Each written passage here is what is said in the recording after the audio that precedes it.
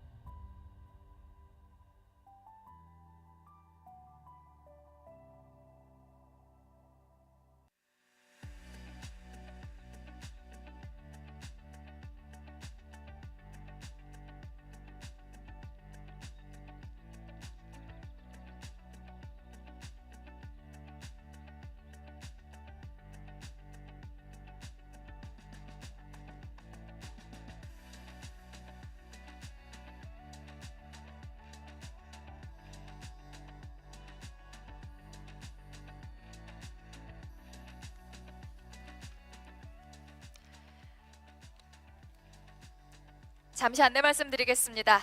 잠시 후 2025 지식재산 국제포럼이 시작될 예정입니다. 참석하신 모든 분들께서는 행사장 안으로 입장하셔서 자리에 앉아주시기 바랍니다. 오늘 포럼에서는 동시통역 서비스가 제공됩니다. 테이블 위에 있는 수신기 활용해 주시고요. 채널 1번이 한국어, 2번이 영어입니다. 그리고 오늘 행사의 원활한 진행을 위해서 휴대전화는 잠시 꺼주시거나 진동 모드로 변환해 주시길 부탁드리겠습니다. 또한 오늘 행사는 온라인으로 생중계됩니다. 지식재산위원회 유튜브 채널에서 시청이 가능하십니다. May I have your attention, please? We'll shortly begin the 2025 International Forum on Intellectual Property. Please come inside a conference room and take your seats. And today's simultaneous interpretation will be provided You can use the receivables on the tables, and channel 1 is for Korean and channel 2 for English. And we kindly ask you to turn your cell phones off or change them to silent mode. And this event is being streamed live on the YouTube channel of the Presidential Council on Intellectual Property. We'll start in a few minutes. Thank you very much.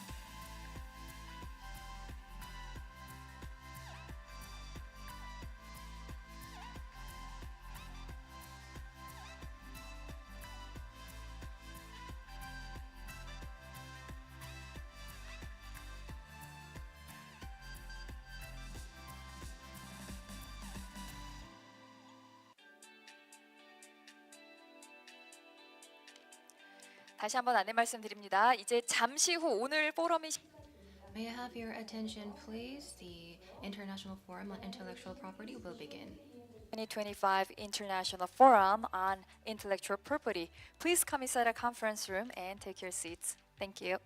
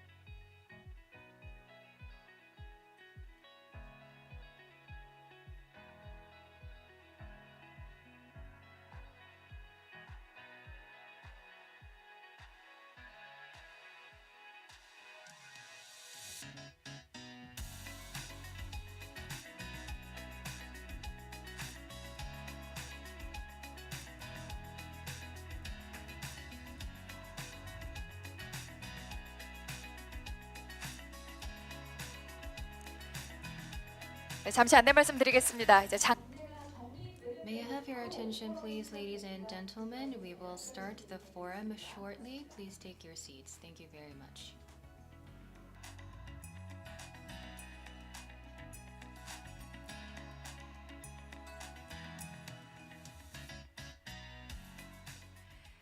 여러분 Ladies and gentlemen, it's really nice to meet you. Thank you very much for coming to the 2025 International Forum on Intellectual Property. My name is Park Se-jung, and I will be your host today.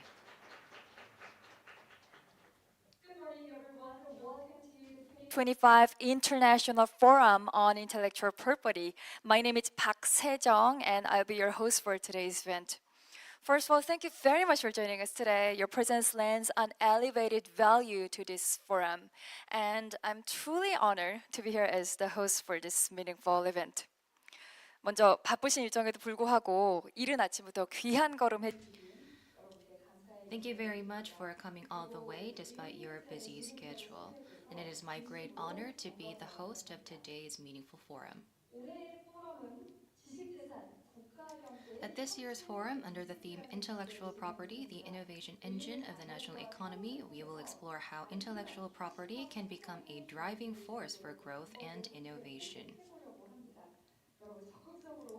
So I would like to ask for your cooperation and participation, and I hope that you can gain a lot of insights through today's forum. And as I've mentioned before, today's forum is being broadcast live online with simultaneous interpretation, and I hope that you can keep your interest and participation. Now, starting from this time, we would like to open the 2025 International Forum on Intellectual Property. Let me introduce the distinguished guests who are joining us today.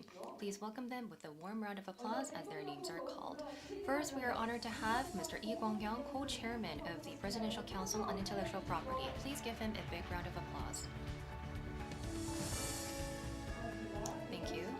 We are also joined by Mr. Chung Dae-up, Minister of the National Court Administration. Please give him another round of applause. We are also joined by Mr. Kim Jong-gyun, Director General of Intellectual Property Policy at the Ministry of Intellectual Property. And we're especially honored to welcome Mr. Shulpan Abdureva, Chairman of the Committee of Intellectual Property Rights of the Ministry of Justice of the Republic of Kazakhstan.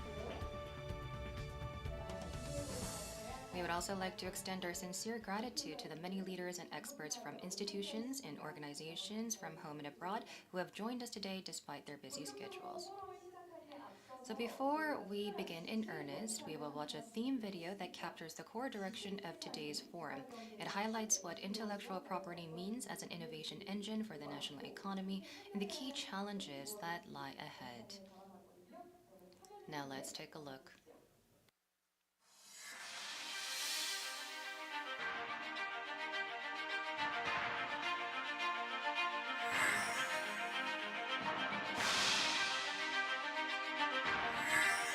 우리는 지금 문명사적 대전환의 경랑 속에 있습니다. 기술 경쟁과 불안정한 공급망과 복합 위기 속에서 새로운 성장 동력을 찾는 것은 산업계와 국가 경제 모두 절실한 과제입니다. 이 거대한 도전을 기회로 바꾸고 대한민국을 선도국가로 이끌 유일한 해법은 바로 지식재산입니다. 대한민국은 지식재산을 국정의 핵심 과제로 삼고 미래 산업의 기반을 다지고자 합니다. 이는 단순한 투자를 넘어 국가 성장의 새로운 공식을 세우는 일입니다. 바이오 산업과 제조업 혁신, 문화 산업 육성에도 힘을 기울여서 세계를 선도하는 대한민국을 만들어야 합니다. 오늘의 기업 가치 대부분은 지식 재산을 포함한 무형 자산에서 비롯됩니다.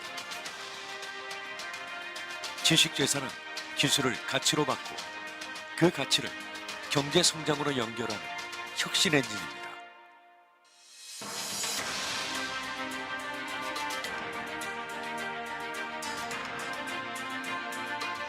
지식재산은 21세기의 서구입니다. 지식재산권의 보호는 기술 개발과 국가 경쟁력에 결정적입니다. 이번 포럼에서는 세계적인 권위자들이 함께 지식재산이 주도하는 혁신 경제의 글로벌 스탠다드를 수립하며 지속 가능한 성장의 새로운 지도를 그려나갈 것입니다. 경제 성장의 상관관계부터 K 콘텐츠 성장 동력, 그리고 글로벌 정책 및 사법 현황까지 국제적인 통찰을 모색합니다. 국가 경제를 움직이는 혁신의 인지, 지식재산. 오늘 이 자리에서 함께 새로운 가능성을 열어갑니다.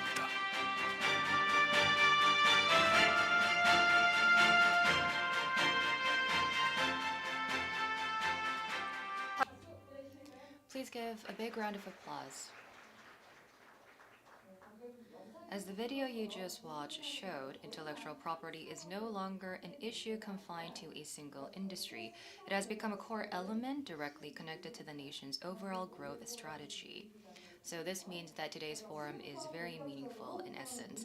Now let us officially begin today's forum. First, we would like to invite Mr. Lee Kwang-hyung, co-chairperson of the Presidential Council on Intellectual Property, for opening remarks. Please give him a big round of applause.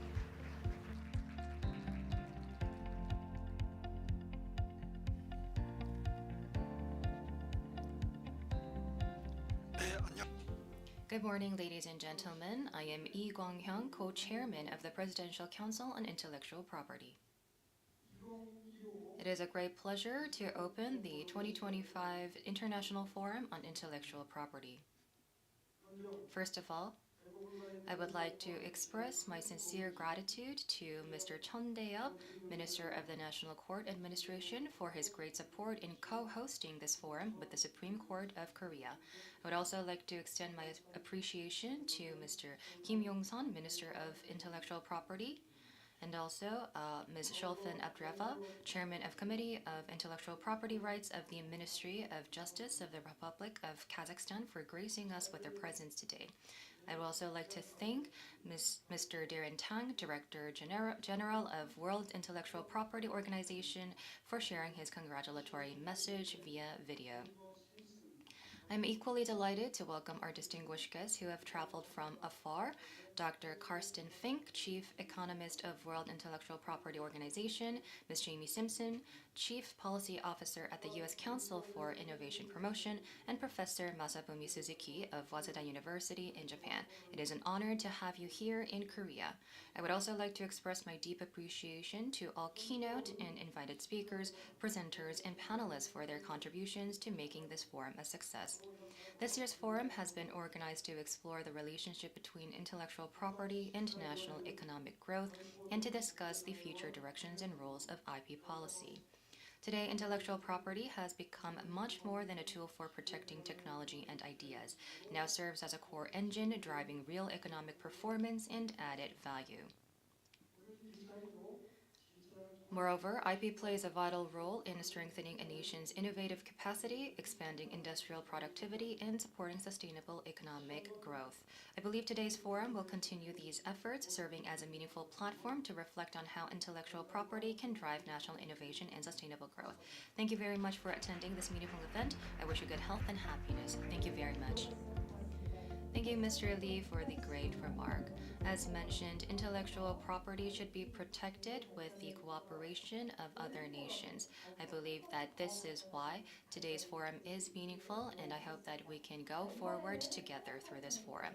Now, I would like to invite Mr. Chun Dae-up, the Minister of the National Court Administration, for welcoming remarks. Please give him a warm round of applause as he comes up to the podium.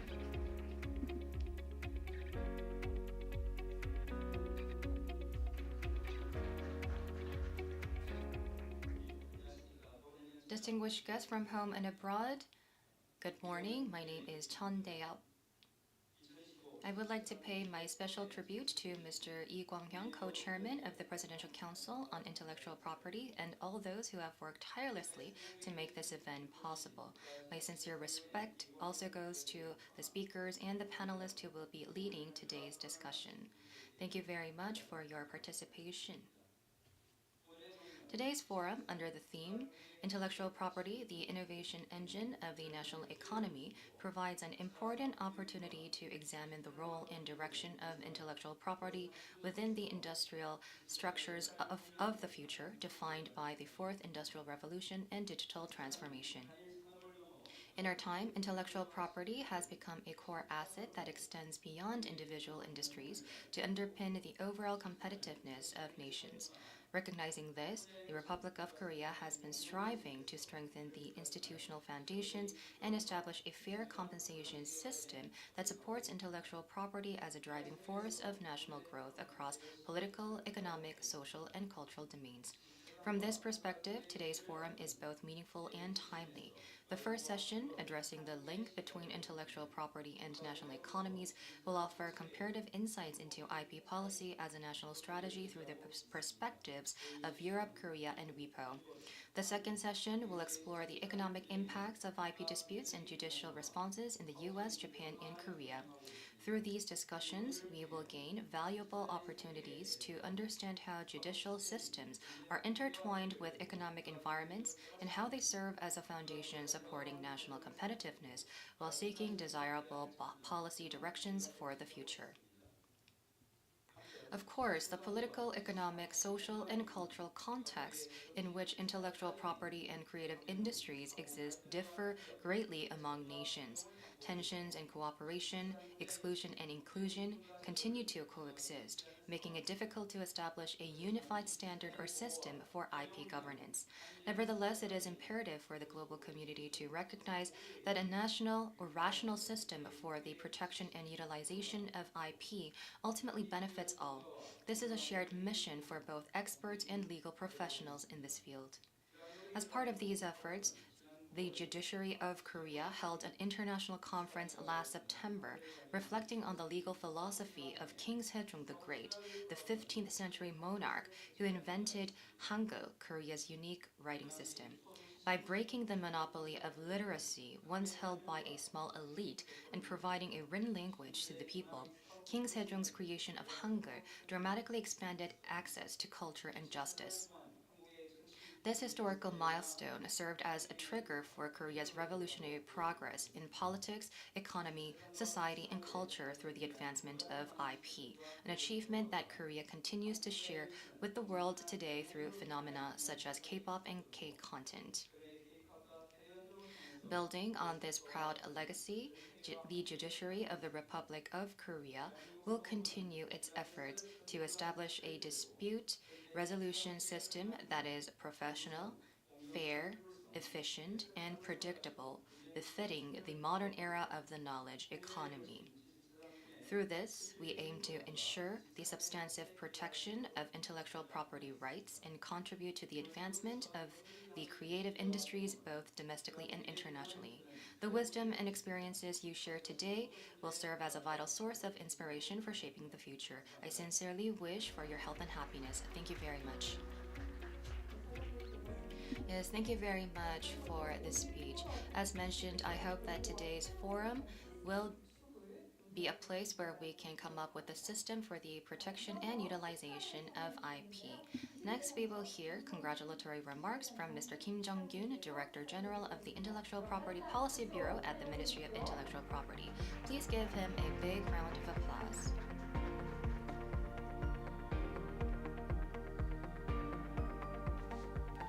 안녕하십니까.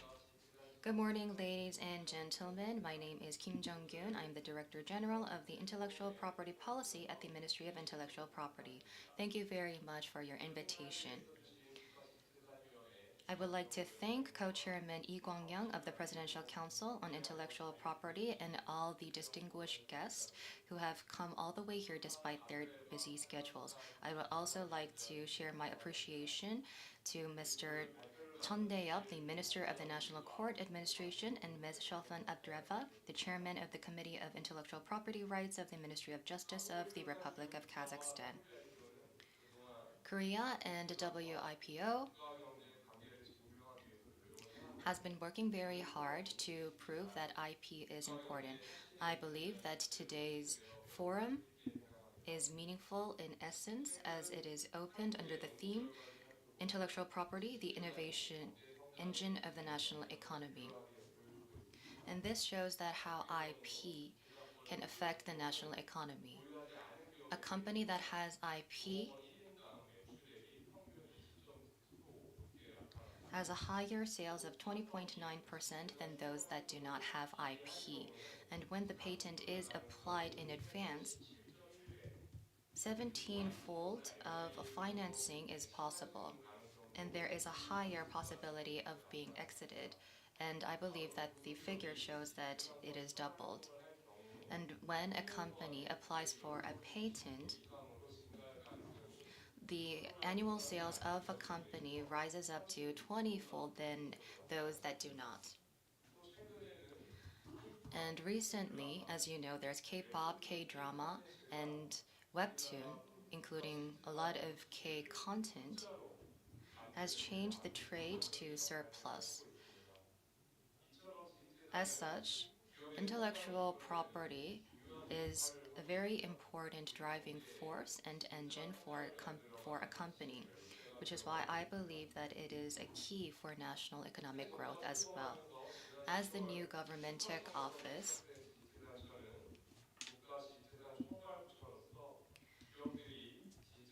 the Ministry of Intellectual Property has become a ministry, and it is now an engine force where IP related rights and policies are being established.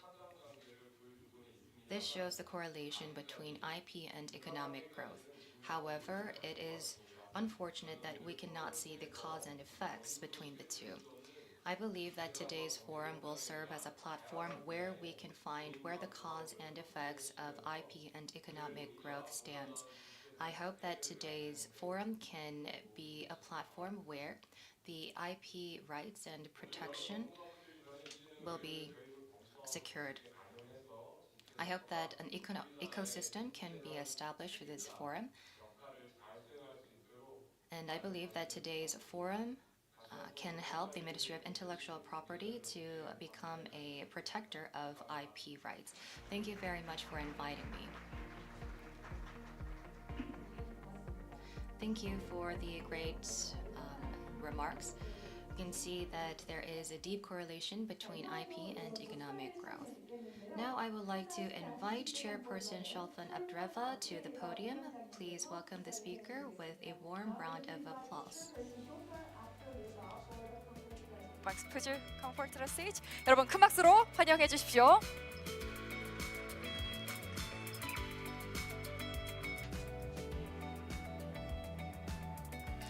안녕하십니까? Good morning, ladies and gentlemen. Distinguished participants of the forum, first of all, allow me to express my sincere gratitude to the organizers for the invitation and the opportunity to speak at this important international event. On behalf of the Intellectual Property Rights Committee of the Ministry of Justice of the Republic of Kazakhstan, I warmly welcome all participants of the forum. Kazakhstan places particular importance on the development of intellectual property, viewing it as one of the key instruments for fostering innovation, strengthening competitiveness, and expanding international cooperation. In 2025, significant work was carried out between our institutions to strengthen cooperation in the field of intellectual property protection and enforcement. As a result of this collaboration, a draft MOU between the Ministry of Justice of the Republic of Kazakhstan and MOIP has been prepared for signing in 2026.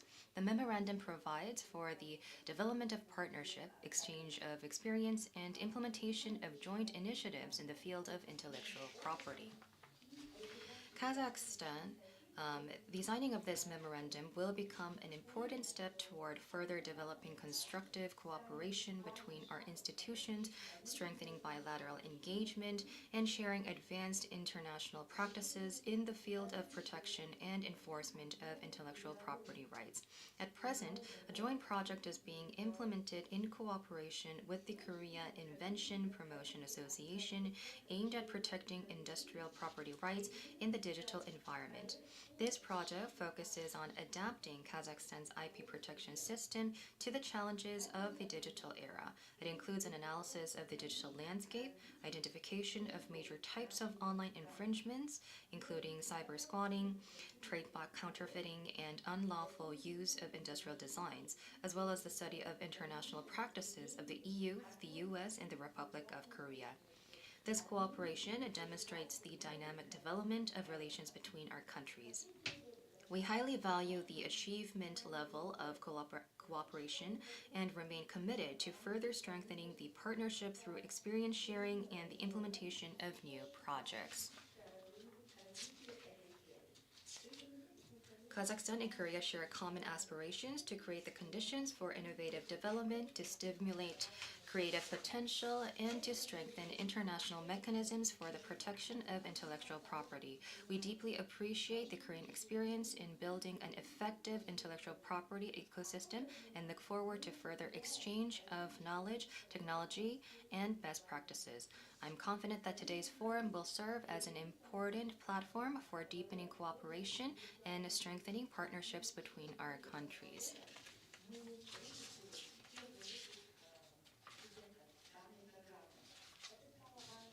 This cooperation demonstrates the dynamic development of relations between our countries. And in recent years, Kazakhstan has undertaken important institutional reforms.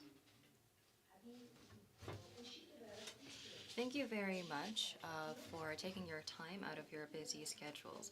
Because Kazakhstan pays special attention to developing human capital in the field of intellectual property. Together with the World Intellectual Property Organization, an LLM program in intellectual property has been launched. The first cohort graduated in July 2025, marking an important milestone in training highly qualified specialists capable of working effectively at both the national and international levels. Korean companies receive direct support in protecting their rights and interests. And in this context, in July 2025, our committee signed a memorandum of understanding in cooperation with one of the major companies, KT&G Global, which became an important step in strengthening bilateral interaction and developing partnerships in the field of intellectual property. A MOU with LG is also planned. Given the growing economic and technological partnerships between our countries, Kazakhstan reaffirms its readiness to expand cooperation with the Republic of Korea in the field of intellectual property. We remain open to sharing expertise on the digitalization of patent systems, cooperation in combating the circulation of counterfeit goods, implementing joint educational and research programs, strengthening the legal protection of brands and technologies of Korean companies in Kazakhstan, introducing best international practices into the work of expert and enforcement bodies. We view the respect and protection of intellectual property rights as key factors for building trust, fostering innovation, and increasing mutual investment. Kazakhstan highly values the contribution of Korean companies to the technological modernization of our economy and is committed to ensuring favorable conditions for further cooperation.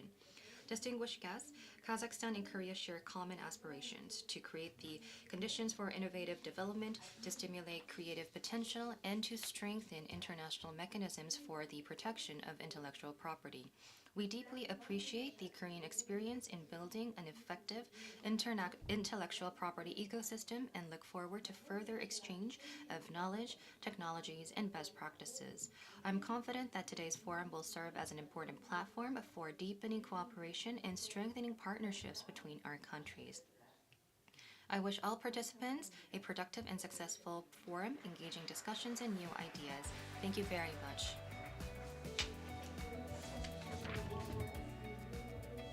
Thank you. 자, And next, Mr. Darren Tang, Director General of the World Intellectual Property Organization, has sent us a congratulatory video message. Let us now watch the screen for the video. Chairperson of the Presidential Council on Intellectual Property, Mr. Chun Dae-yap, Minister of the National Court Administration, distinguished speakers, ladies and gentlemen, it is my great pleasure to join this forum once again and to address on the timely theme of IP and economic growth.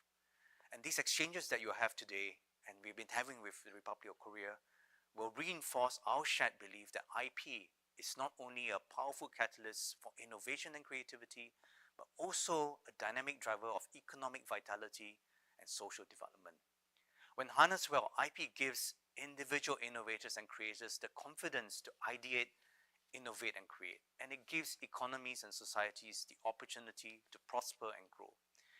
And South Korea is a powerful example of this transformation. In just a few decades, by prioritizing education, technology, entrepreneurship, innovation, and creativity, the Korean people and industry have built a global powerhouse in areas like semiconductors, electronics, automobiles, and batteries, and not to mention one of the most dynamic and forward-looking creative economies in the world. In the WIPO Global Innovation Index, Korea is ranked 4th in the world and number 1 in Asia, leading the world in research talent, corporate R&D investment, and patent applications per head of the population. These sterling achievements have propelled Korea into the very front of the world's innovation engines. But Korea does not stand still. Just last month, Korea's innovation journey entered into a new and exciting chapter when it elevated the Korean IP office to the Ministry of Intellectual Property. This step, the first of its kind for a developed country, sends a signal to the whole world that Korea is placing IP at the very heart of its national policy. I was incredibly honored to be in Seoul on the very same day that this took effect. And as the first foreign visitor to the new Ministry of IP, I was inspired and energized to meet many ministry officials and other government agencies, and of course those in the IP community, and to offer WIPO support for your work, including in areas of common interest such as AI and IP financing evaluation, IP enforcement, and how to bring IP closer to startups and small and medium enterprises. Along with this major milestone, my visit highlighted another very valuable part of Korea's IP landscape, that Korea's industrial innovation is increasingly matched, complemented, and driven by one of the world's most vibrant and valuable creative economies in the form of the Hallyu wave of K-pop, K-drama, K-food, and K-beauty. Now, all of this did not happen just by chance. The strategic decision to develop the creative industries began in earnest after the 1997 financial crisis. And today, they generate over $12 billion per year for the economy, more than the export of home appliances and electric vehicles. And in a world where technology, media, culture, and content are merging in new and dynamic ways, Korea is well placed to continue being one of the front runners in the global innovation race. Traditional myths and fables already inspire K-dramas like The Tale of the Nine-Tailed and The Legend of the Blue Sea, enjoyed by audiences around the world. K-beauty houses like Amore Pacific and tech giants like Samsung leverage K-pop and K-dramas in their marketing and promotional campaigns. And the Hallyu wave continues to elevate Korean culture, the Korean language, and the national brand, helping to make the Republic of Korea the fastest growing travel destination in the world. Now, many countries are interested in learning from the approach and learning from the lessons that Korea has done in its last few decades, which makes it all the more valuable that Korea continues to want to share its experiences and support other countries through its very generous Funds in Trust program or FIT program at WIPO. And this has provided nearly 30 million Swiss francs in support for other countries, for 140 countries in fact, across more than 20 years. This year, we have worked together to strengthen the capacity of national IP officers around the world, including areas like AI, and to build the skills of professionals in tech transfer, IP enforcement, and mediation. We're also working with South Korea to bring IP to the grassroots. The IP education programs we support have reached master's students from nearly 40 countries, business professionals from over 20 countries, and women scientists from over 15 countries just this year alone. We're also working together to help musicians make effective use of copyright and to add value to community-based brands in places like Laos and Mongolia. Through these efforts, we want to demonstrate around the world, together with you, what is possible when a country puts IP at the center of its economy, its society, and its culture. So I congratulate Korea for its amazing achievements and successful innovation and creative journey, and I'm excited for what the future will bring for Korea and what Korea will also bring to the world. WIPO stands ready to work closely with Korean innovators and creators, Korean government agencies, and the Korean IP community to promote the use of IP as a catalyst for growth and development, and and to make sure that IP supports and makes the world a better place. Thank you very much. 감사합니다. 네, 사무처 That was Darren Tang, a Director General of WIPO. Thank you very much. Before we dive into this session, we would like to invite the VIPs for the commemorative photos. President Lee Kwang-young, Mr. Chun Dae-yup, Kim Jong-un, and Soba Abdurrahman from Kazakhstan. Please come to the stage. And we would like to invite 4 distinguished guests first. Please come up to the stage. 네, 중앙에 있는 카메라 봐주시고요. Please look at the camera.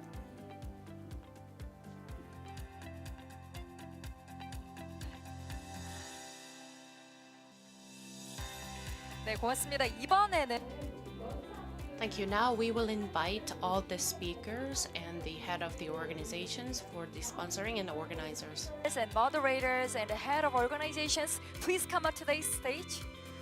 We're going to take a photo shoot. 연사분들 그리고 기조 발표자분 그리고 기관장님까지 All the speakers, panelists, and the head of the organizations. Please make 2 rows for a better photo. 네, 모든 분들의 얼굴이 잘 보일 수 있도록 Make sure we have everyone's face on the angle.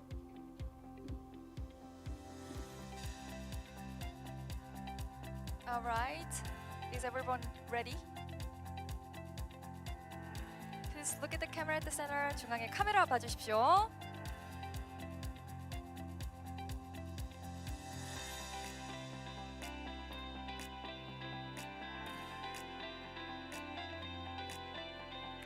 네, 고맙습니다. 여러분 큰 박수. Thank you. Let's give them another big round of applause. You may return to your seats. 네, 기념 사진 촬영에 Thank you very much for your cooperation for the commemorative photo. That includes all our distinguished guests, speakers, and the head of the organizations. Thank you. Right away, we will dive into the forum today. First is a keynote speech. It will be delivered by Professor Lee Keun, Distinguished Professor at Chung-Hang University and Professor Emeritus at Seoul National University. He's a president of the Korean Economic Association and represents the domestic economic communities and has provided insights. And today he will talk about various forms of intellectual property rights by development stage, innovation and economic performance. For a very long time, as an economist, he has studied Korea's intellectual industrial development and technology catch-up processes, analyzed how 4 types of intellectual property rights play different roles at each stage of a national development. Let's welcome him with a big round of applause.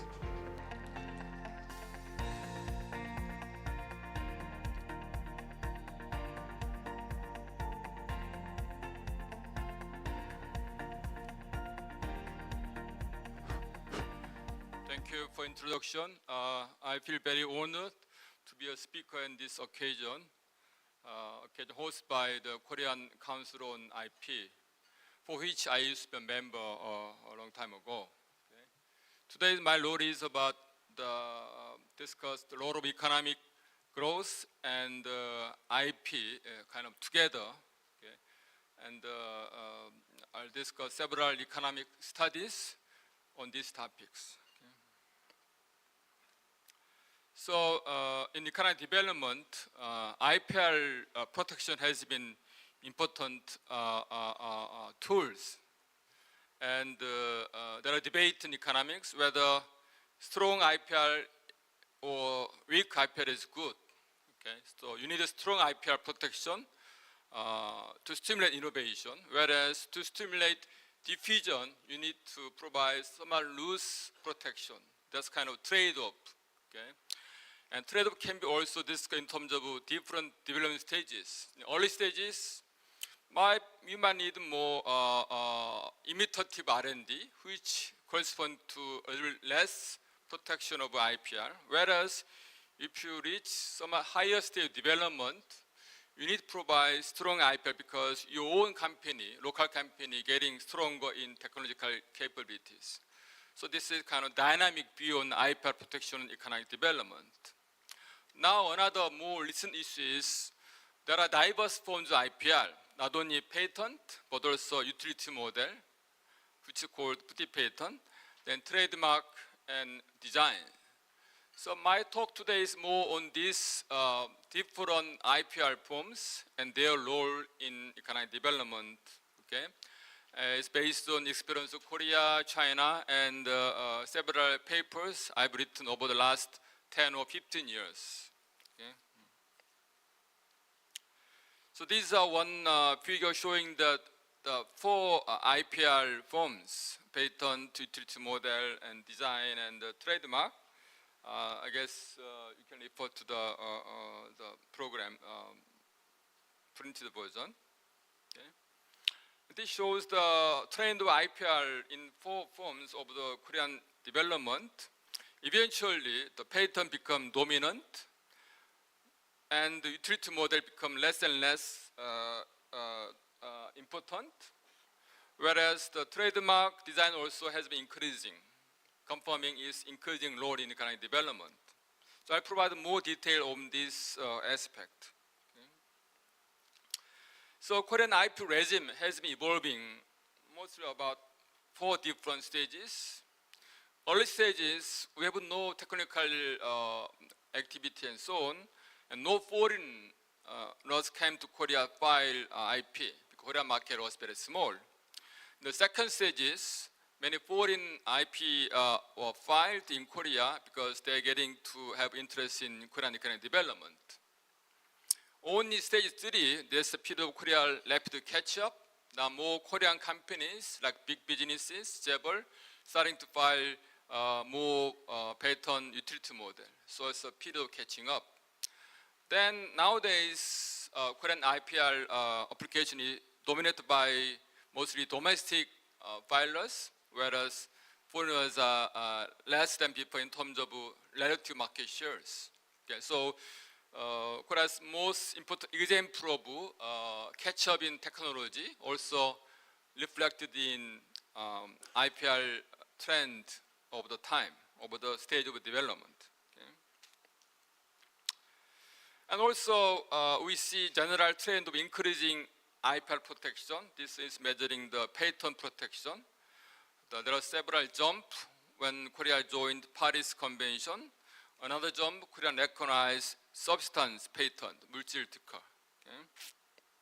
So in Korean cases, IPR protection level went together with more IPR application and Korean companies increased level of technical capabilities. Okay.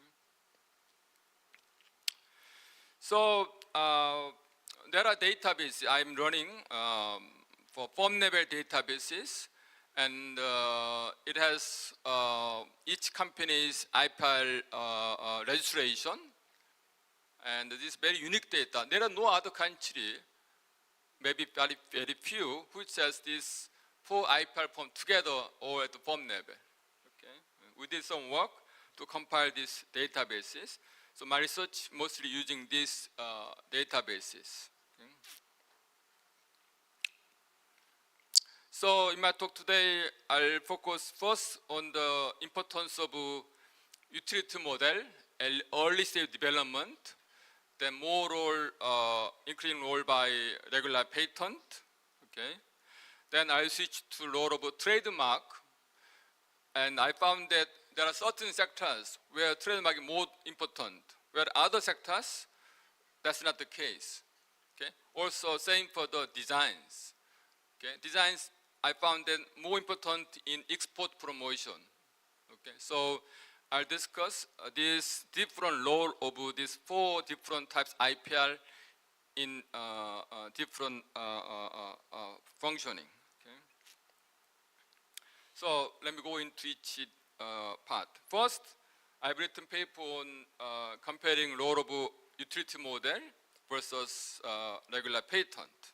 Okay, this is one of highly cited paper in IPR researches. Okay, because it shows not only importance of IP protection but also different roles of utility model versus patent. Okay, and as you know, utility model is providing recognition to minor inventions, kind of a second-tier protection. Okay, so it turned out to be very useful for economy at early stage development. Okay, it is actually invention by Germany as a outcome against UK. So Germany want to recognize their own minor invention, which is different from frontier country like UK. So nowadays still, country with continental legal tradition recognize utility model, whereas country based on Anglo-American legal tradition does not recognize utility model. For example, India don't have utility model system. Okay, Korea followed Japan followed German legal tradition, so we provide protection of utility model, which turned out very useful device for early stage economic development. So in my econometric study, I found that utility model was important at low income, low middle income stages, whereas patent are very significant for innovation, upper middle income, and high income stages.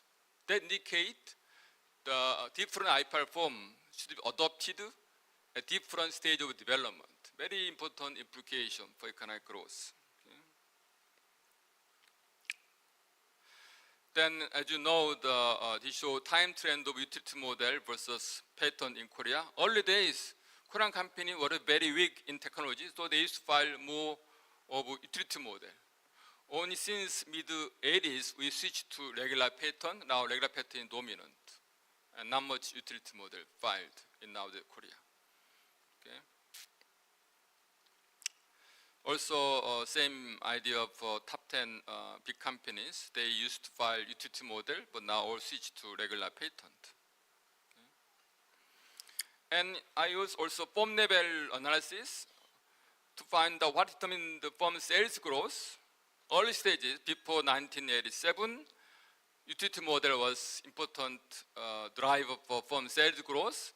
But after that, regular patent become significant for firm sales growth. So this is what happened in Korea over the several last decade. Okay. Oops. Okay. Then let's turn to issue of role of trademark. Okay. And I found that there are two different sectors: trademark dominant sectors, whereas patent dominant sectors. Okay. So this shows the sector with patent dominant, not much trademark filed. That include chemicals, metals, computer, typically IT sectors, where knowledge is more codifiable or explicit, 형식지. Okay. Then the other sectors, trademark is quite dominant. A lot of files done trademark. These are sectors I see knowledge are more tacit, 안 묵지. So we don't easily file patent. So your tacit knowledge tend to be protected by in terms of trademark. There are the certain sectors like food, beverage, textile, apparel, and so on. Okay. So the quite different nature of sectors, their knowledge correspond to different IP, patent versus trademark. Okay. So I confirm this idea by some econometrics. I confirm that when knowledge is more codifiable, that is a sector which is patent dominant. How to measure knowledge codifiableness is measured by sectoral level number of patent divided by R&D. So same R&D generated more patent, that sector like IT with explicit codifiable knowledge. Whereas this ratio low, that means sector does not generate much patent, although they do innovation. That's a tacit knowledge sectors. Okay? So I confirm this by some econometrics. Okay. Then we also confirm impact of trademark on economic firm growth. Okay. So I use sales growth, and it is determined by trademark in trademark sectors, but less so in patent-dominated sectors. So basically, I'm confirming importance of filing patent or transition to OBM. You know, Korean companies do OEM without brand, but we now switch to own brand-based manufacturing. I confirm this idea by econometric data, which confirm importance of filing trademark on firm performances. Okay, so trademark is kind of a proxy variable for representing OBM. I think there are no study confirming importance of OBM in firm's performances. Okay. So I found that this is the regression result in patent sectors. Trademark was not that important in period 1, period 2, 70s and 80s. But same results are different in terms of this is result for trademark sectors. Trademark important from 70s, 80s. So different importance trademark depending upon sectors, depending upon nature of the knowledge in the sectors. Okay. Then finally, let's turn to role of industrial designs. Okay. This is most recent papers. Okay. So design is less studied in economics, although very important in legal issues. Design is also important, and early stage company just try to produce product, but only later they tend to pay attention to how to make it look nice, design. Okay, so that's what happened to Samsung too. Okay, okay. So there are diverse research on importance design, but not much rigorous firm-level study, especially using data over longer period to see how their role change over time. So Korea is unique in that we have such data for a long period of time, more than 4 decades. Okay, so that's famous example of Samsung Electronics. Lee Gun-hee declared that 1993 new management initiative Samsung. That's when he emphasized a lot of design. He said that Samsung is very weak in design, although we are filing many patents, produce nice goods, but we should turn to emphasize design. Since then, Samsung start filing more design. Samsung product become more fancy or more beautiful than before, rather than just product become design intensive product. So Samsung started getting many prizes in international forum on design award. Okay. Samsung itself changed its logo. The Samsung logo has changed many times. Okay. And in the case of small and middle enterprise too, important example, Lock and Lock, which produce liquid container, which all used in refrigerator. This company IP has more in design and trademark than regular patent. And this company catch up with quote of Tupperware, which is a famous brand from USA. And they got many Red Dot awards. Okay? So I tried to find which sectors are more design intensive using several criteria. Okay? For the number of design per firm, and so on. These yellow mark sectors are design is very intensively filed, where design is more important. Okay? And I checked several variables to find that design is more intensively filed in more export-oriented sectors. That means to export, you got to have a nice design. You got to have your brand powers. Okay? You got to have your the appearance beautiful. Okay? So it's different from trademark intensive sectors. They are not going together. Design intensive sectors different from trademark dominant sectors. This simple comparison table showed that. Okay? So to confirm the idea, I learned some regression to find out which are design intensive sectors. I found that export variable very significant. That means the more world market oriented in the sectors, firm tended to file or rely more on design beyond just regular pattern. Of course, pattern important, but also design important. Okay. So the first two variable, export variable 1 and 2, showing the importance. Also, this sector with the less capital intensive. Okay, that's the where design-oriented sectors. Okay.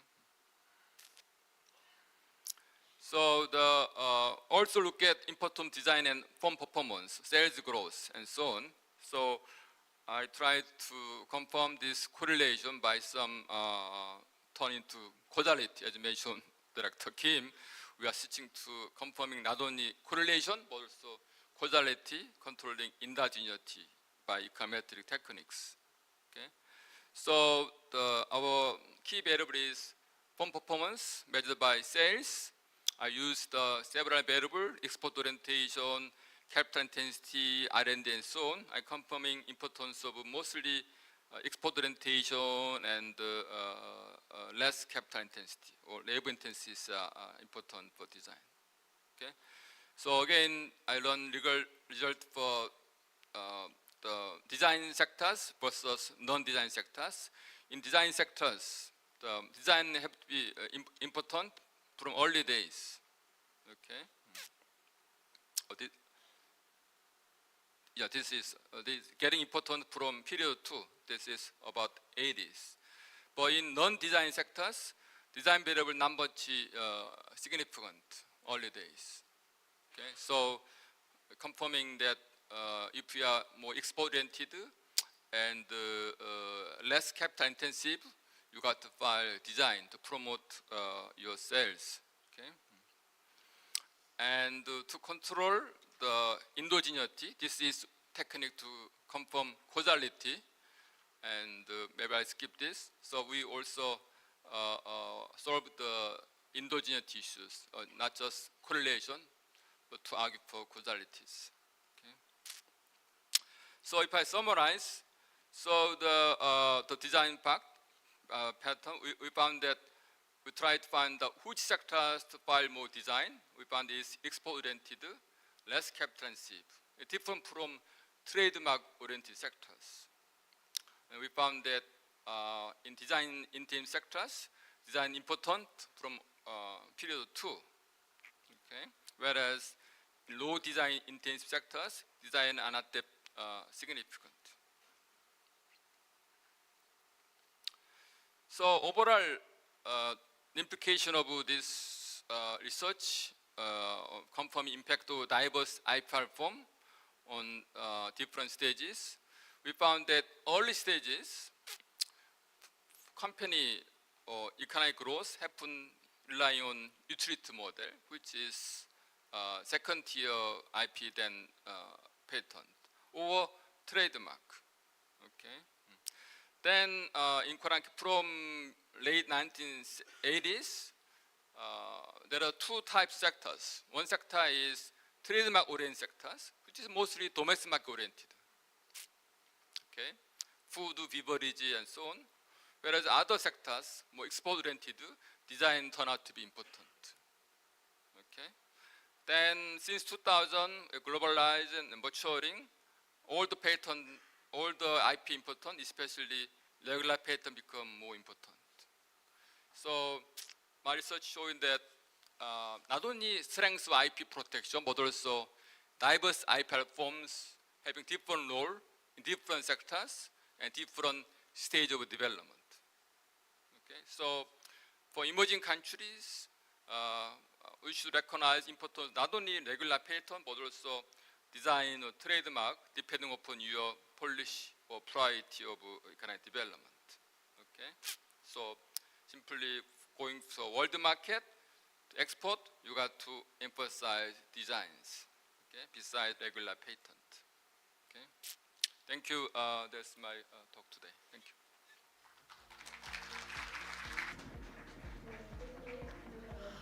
Thank you very much, Professor Lee.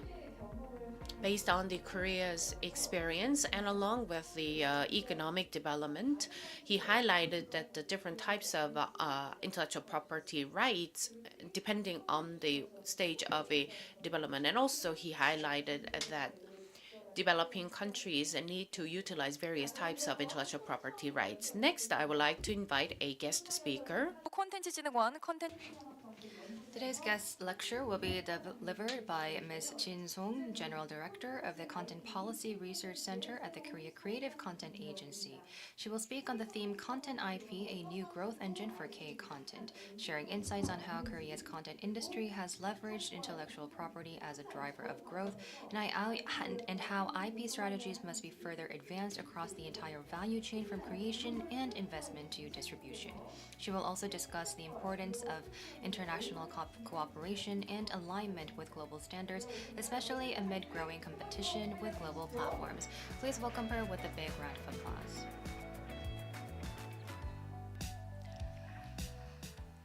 네, Good morning, ladies and gentlemen. My name is Jin Soon. I am from the Content Industry Policy Research Center. It's really nice to meet you.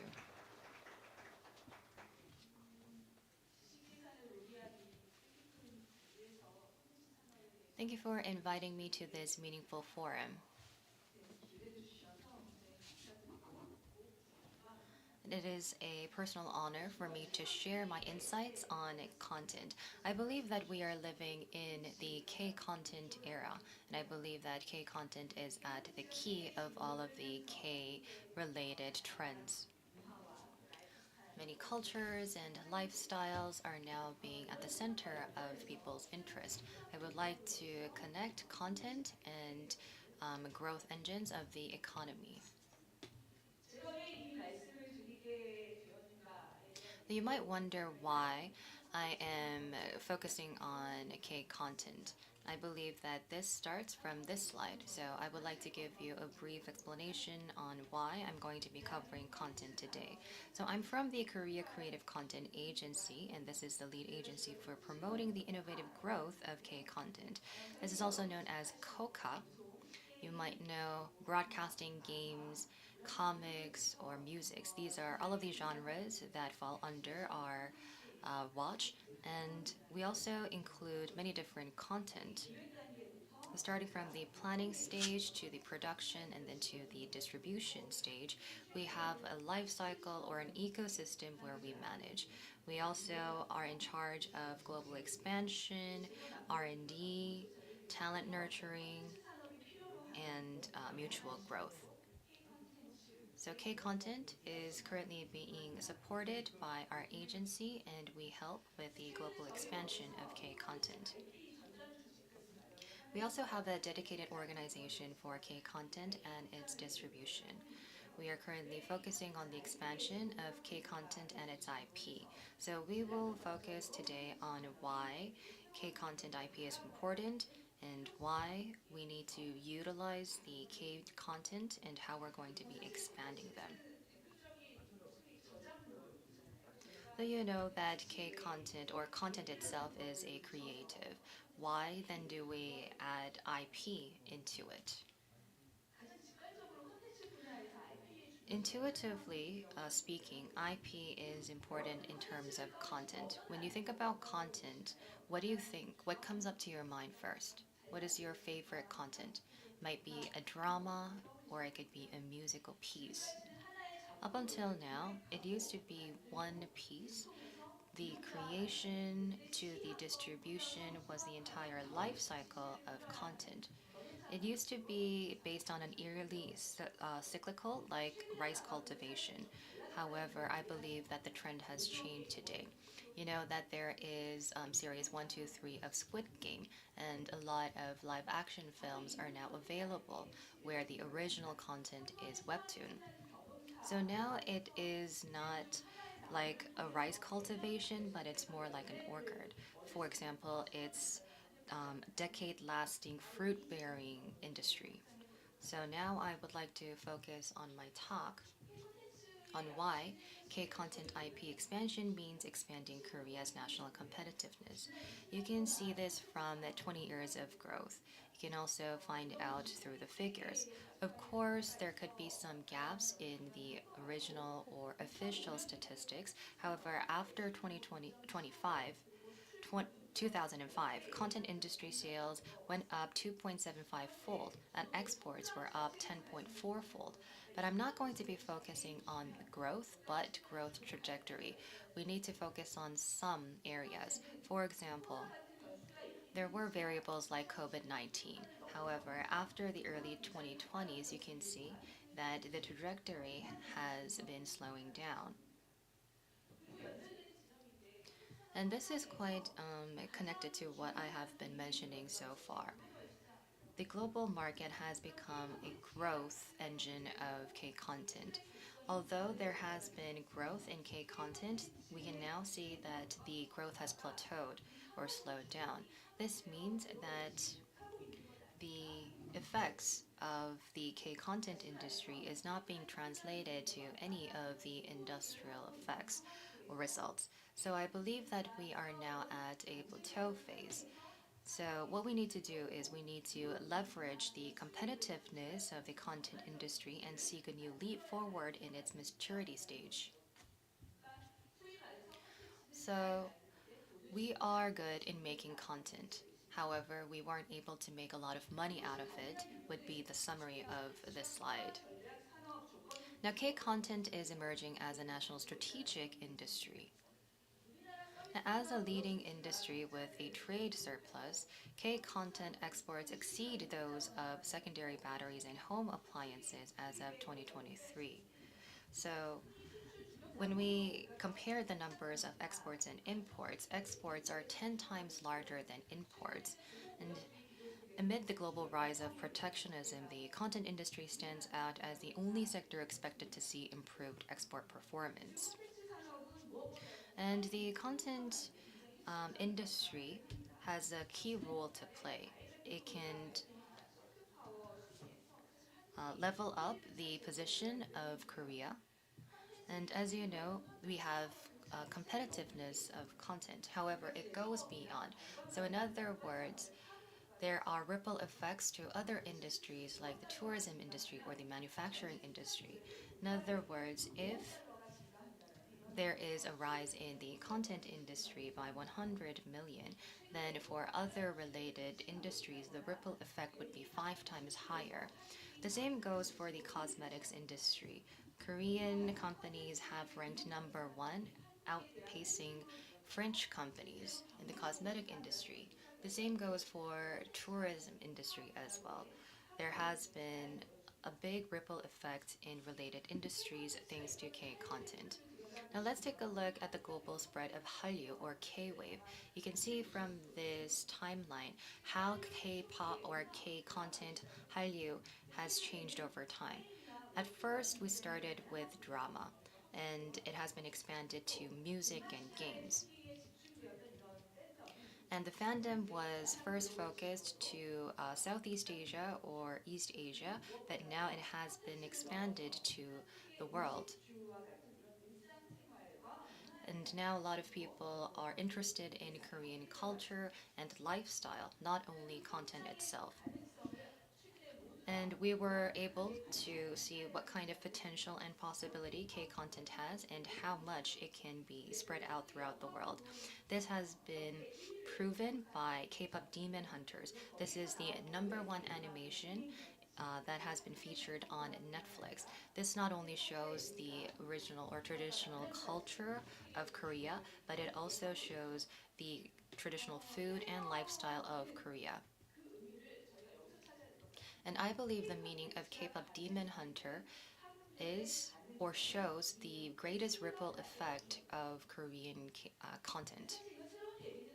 But this is not something new. I believe that a news article from BBC shows how powerful K-content can be. On this article, it said, whether it's watching a show like Squid Game or listening to BTS hits such as Butter or Dynamite, chances are you've had some kind of Korean influence in your life.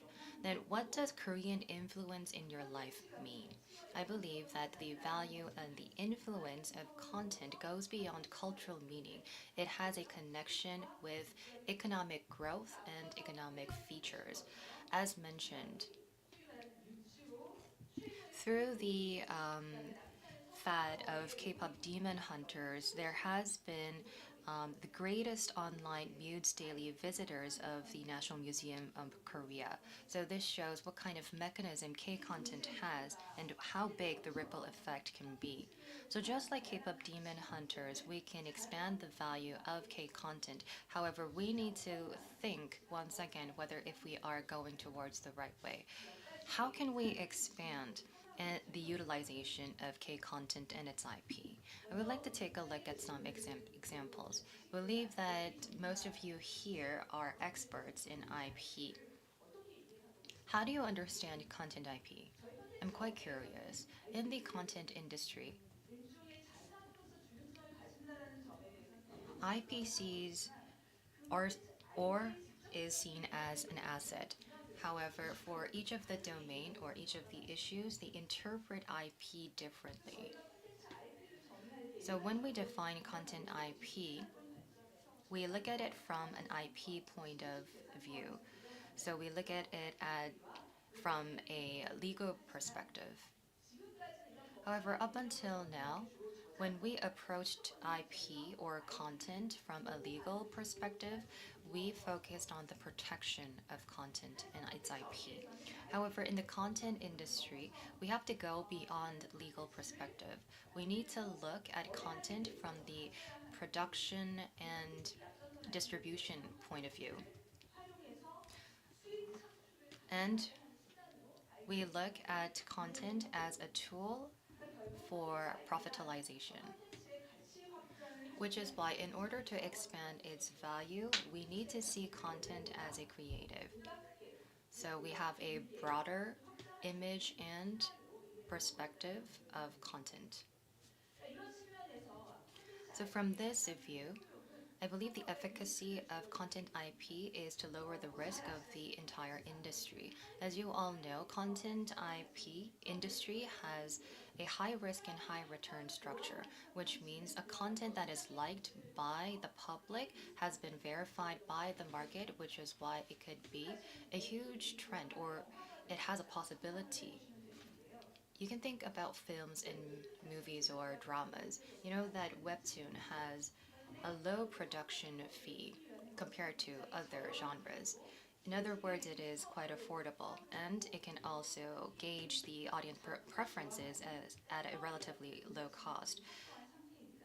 Webtoon or original Webtoon IPs have already secured a fandom base, which is why the risks are low when a live action film or movie or drama is created. However, when it comes to other content, there is a higher risk because we don't know whether if there is going to be audience preferences.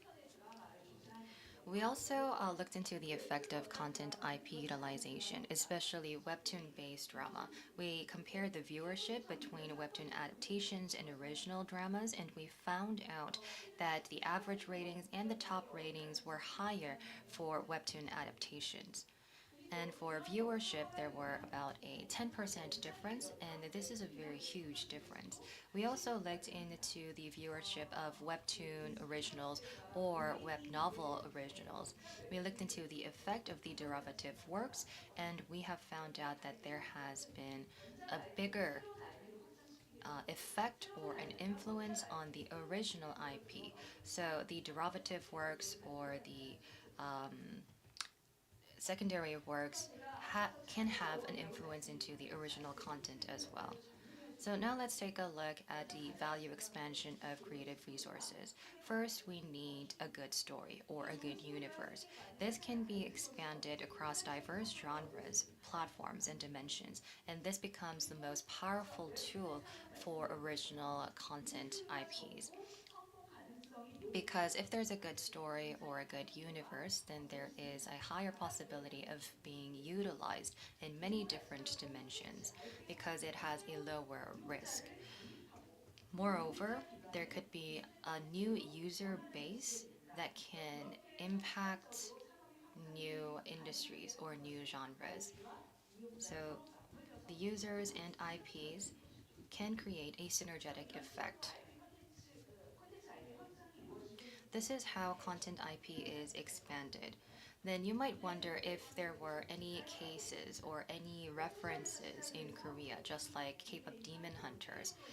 So there were web novels, webtoons, video games, and games. The representative case would be Solo Leveling. This started with a web novel and then it was created into a webtoon.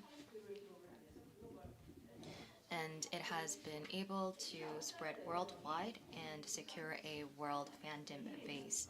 There has been a viewership of 14.3 billion overall. However, in 2024, this has been utilized as for PC and mobile game, and an animation has been also produced through a joint production between Korea and Japan with Japan's A-1 Pictures, with season 1 airing from January 2024. Now, currently, the drama is in production. And you might know that the Korean content were very strong in a certain region. You might think that it would be North America, but it's actually not.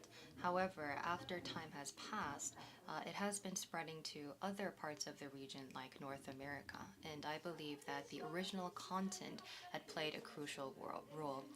Now, I'm going to be diving deeper into content and other industries. There has been an expansion of Korean content through spaces. For example, the Netflix popcorn is one of the merchandises that brought the Netflix experience from theaters to homes. There are also pop-up stores, for example, that provides interaction with the space and users. And this is one of the synergy maps that was drawn by Walt Disney, the founder of Disney, in 1957. So this shows the possibilities and expectations of content-driven IP expansion. This shows how merchandising can be linked into original content. So Disney is a content company that started with this kind of concept. So with this power, we can see how Disney is faring in its sales. We can see that the licensed product sales have reached 62 billion as of 2024. The total sales of Disney was 91.4 billion. However, if we look at the content and its derivative merchandises, you can see that the merchandise market is way more bigger than its content market. This is another case. We have Demon Slayer, which is an original comic of Japan. So if we go back into when it was first released, the merchandising revenue within the total 1 trillion yen revenue was 90%. So it means that the content itself is not the major source of revenue, but the merchandising is. Then now let's look at K content and how it is being utilized. Believe that some parts are lacking when we compare to global cases. If we look at the market size itself, the global content in the global content market, we take the position of number 8. And for licensing business, we are number 17. So in the license business, it does not only include content, but other areas as well. This means that the content itself plays a bigger role and takes up a bigger share. However, because we see that there are better potentials and possibilities, there are definitely room for growth. However, for licensing and merchandising for Demon Slayer, I believe that K content can also share the same DNA. So there is bigger possibilities and expectations for K content merchandising to grow. So we have related industries to the creation, distribution, and utilization of content that generates added economic value or services that deliver such content. If we look into the content industry or the related industry, you can see the size and the characteristics of these industry. So with this question, we have started to look into the transaction market. Of course, there are a lot of complex and complicated concepts, but to give you a brief picture, among the overall economic size of the content IP industry, we can use the IP many different times. For example, there could be a lot of derivative content. We have found out that the entire content industry takes up about 43.7% of the industry, and it shows that it has generated 14.5 trillion won of profit. Of course, when comparing it to Disney or Demon Slayer, there is a long way to go because we lag behind. Then, just like the cases that we've seen from the US and Japan, we can also see that there are opportunities and challenges for K content. Just like we have been seeing in the case of K-pop Demon Hunter, I believe that we need to change the paradigm of our industry. I believe that we can create a new paradigm, which is why the content IP should become one of our strategic approaches. We have prospects for the content IP industry. 67.4% of companies view the content IP industry positively. They see that there would be a rapid growth in the industry, which is why the content IP business should be expanded. 75.6% of the companies answered that they plan to expand their content IP business. However, there are definitely some challenges in the content IP industry, as mentioned. I did say that there is a complicated concept or a definition when it comes to content IP, which is why I believe that we need to first define what content IP means. In the industry, we do recognize this as IP. However, it does not really fall under the scope of the legal arena, which is why we need to come up with a structure or a system so that we can use IP or content IP from a legal perspective. There are some areas that are not being protected by law, which is why how we're going to be combining them would be our prioritization. So from the content perspective, we need to categorize and also classify the types of content IP. First of all, we can look into universe, human IPs, or story IPs, or game IPs. So we believe that these are very important IPs, but in a practical sense, these are not being subject to legal protection, which is why when it comes to, for example, choreography, this is being protected by law. However, from the industry, it's not really applied well, or it's not being recognized as an IP that can be protected by law. Therefore, all of these IPs need to be protected and utilized at the same time so that it could be served as a link or a bridge between different industries. Next, I believe that we need to hear the voices from the industry. We need to communicate well between industry insiders. What we need to expand the content IP business is, first of all, we need budget. However, the main obstacle to business expansion is lack of budget, according to the survey. And a lot of people answered that the top priority for support is financial assistance, but people don't really know how to get financial assistance. So this was the first challenge, and the second challenge is supporting policies. If there is a content IP that is competitive, then it should be continuing on with its production and distribution. There needs to be a supporting policy for this as well, and there also needs to be an IP business skilled workforce along with some legal structures.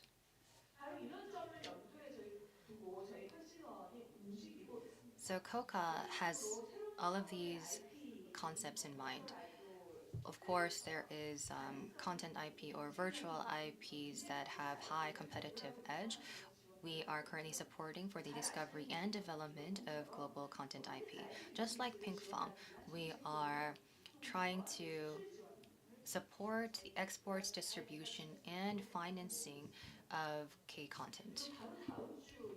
And we're also going to be opening a content IP market next week in COEX Seoul. In order to expand content IP, we need a venue where the industry insiders can come together and communicate and network. So this is an event for business. But it's not just the content itself, but I believe that the content industry can become an anchor industry where it could drive the growth of not only manufacturing but tourism as well. So when it comes to the core export items like seaweed, kim, we can also connect this to movies or dramas by providing them as PPLs. And this will help drive up the export sales. Which is why it's not just these collaborative projects that we need to connect them with content IP so that we can make these strategies more sophisticated. And besides these public efforts, there are definitely a lot of challenges from the private sector. For example, businesses, companies are currently focusing their strategy centered on content IP value creation. How they're going to be building the network and also managing the risk would be at the top of their mind. And they would also be considering how they're going to be securing the economies of scale or what kind of pathways they can select in order to discover new content IP would be one of the considerations or challenges that are being faced by the companies. I believe that a lot of experience and knowledge should be collected at this point, and in this regard, we need to strengthen strategies for content IP utilization and expansion.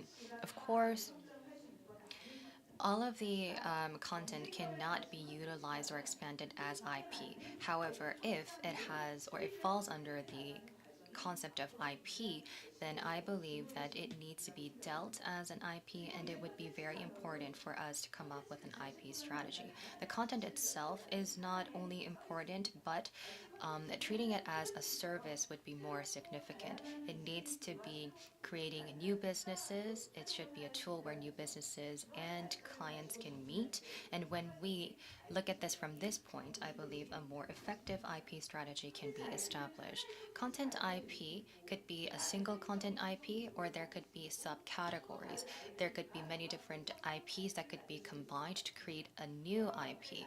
So we need to look at this from a multidimensional point. So I hope that we can come up with an approach where we can utilize and expand content IP going forward. The new government is focusing on culture. They want to create new culture and a new trend. And they have come up with a slogan that K content will be raising the sales to up to 300 trillion won. I hope that it's now a golden time for K content's new rise. For a content powerhouse to IP powerhouse would be our goal and slogan. And Coca will be definitely being with you on this journey. Thank you very much. Yes, thank you very much, Ms. Song. As being highlighted through her presentation, we were able to see how content IP goes beyond the success of individual works and now serves as a global engine or growth engine that expands the entire value chain of the K-content industry. So thank you very much for your remarks, and we would now like to conclude our morning program. We will now like to have a break for lunch. We are going to start our next session, session 1, at 12:30 p.m. And if you plan to participate in this session, please return to your seats on time. So I hope that you enjoy lunch. I hope that you can use this opportunity as a networking session, and please come back by 12:30 p.m. Thank you very much.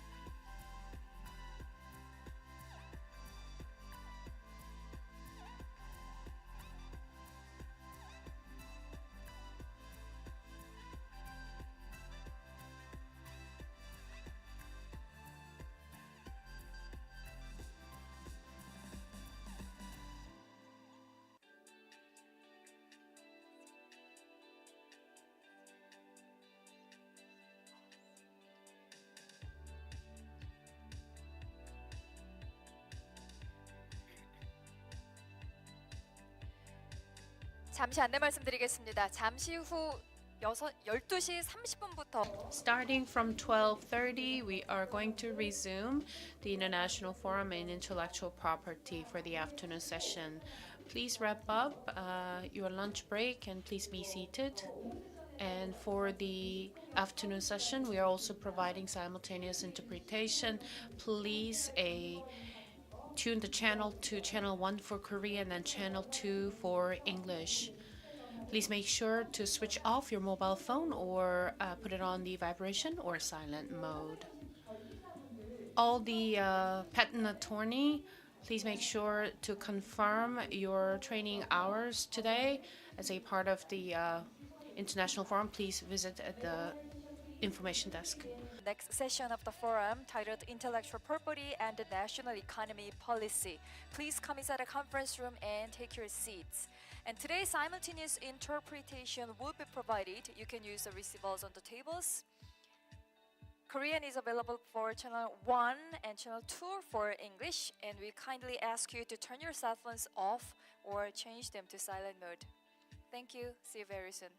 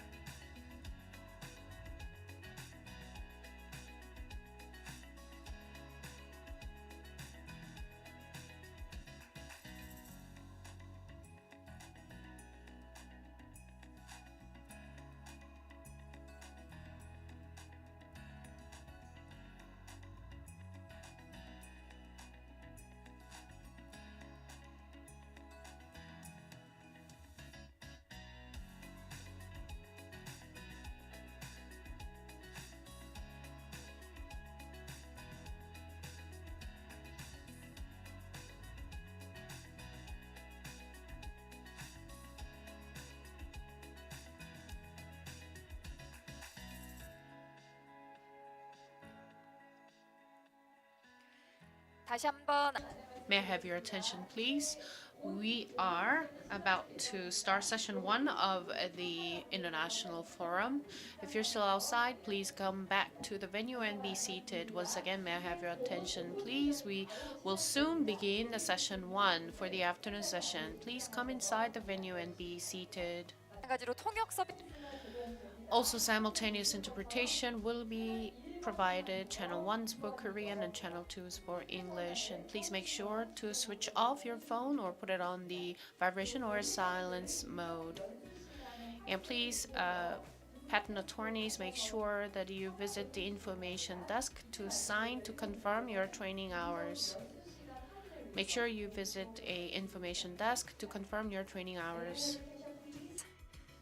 We'll shortly begin the next session of the forum. Please come inside the conference room and take your seats. And today's simultaneous interpretation will be provided. You can use the receivers on the tables.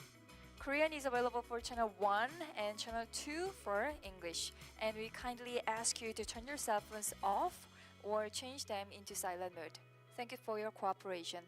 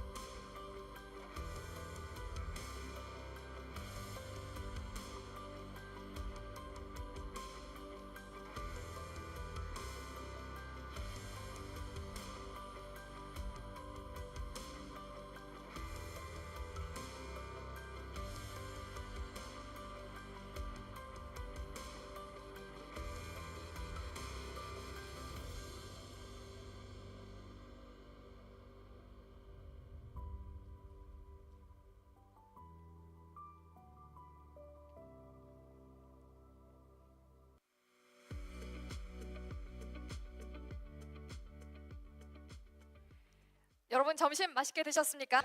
I hope you enjoy lunch. I also had a great lunch, and I've been to a lot of different venues, and this hotel has excellent lunch, just for your information.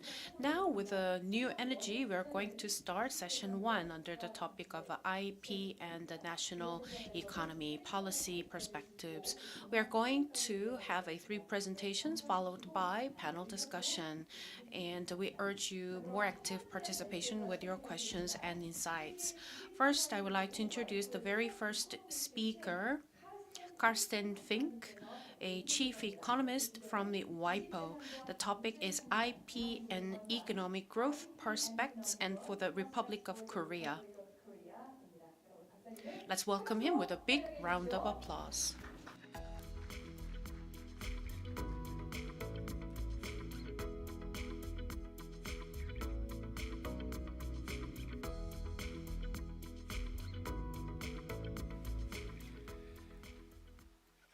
Good afternoon to you all, and let me start by thanking the organizers of this International Forum on Intellectual Property for having invited me to Seoul. It's a great pleasure to be here, and I think for anyone who works on intellectual property, and I think I will go into that in my presentation, Korea is such a dynamic place that it's always fascinating to visit Korea and to interact with the intellectual property community.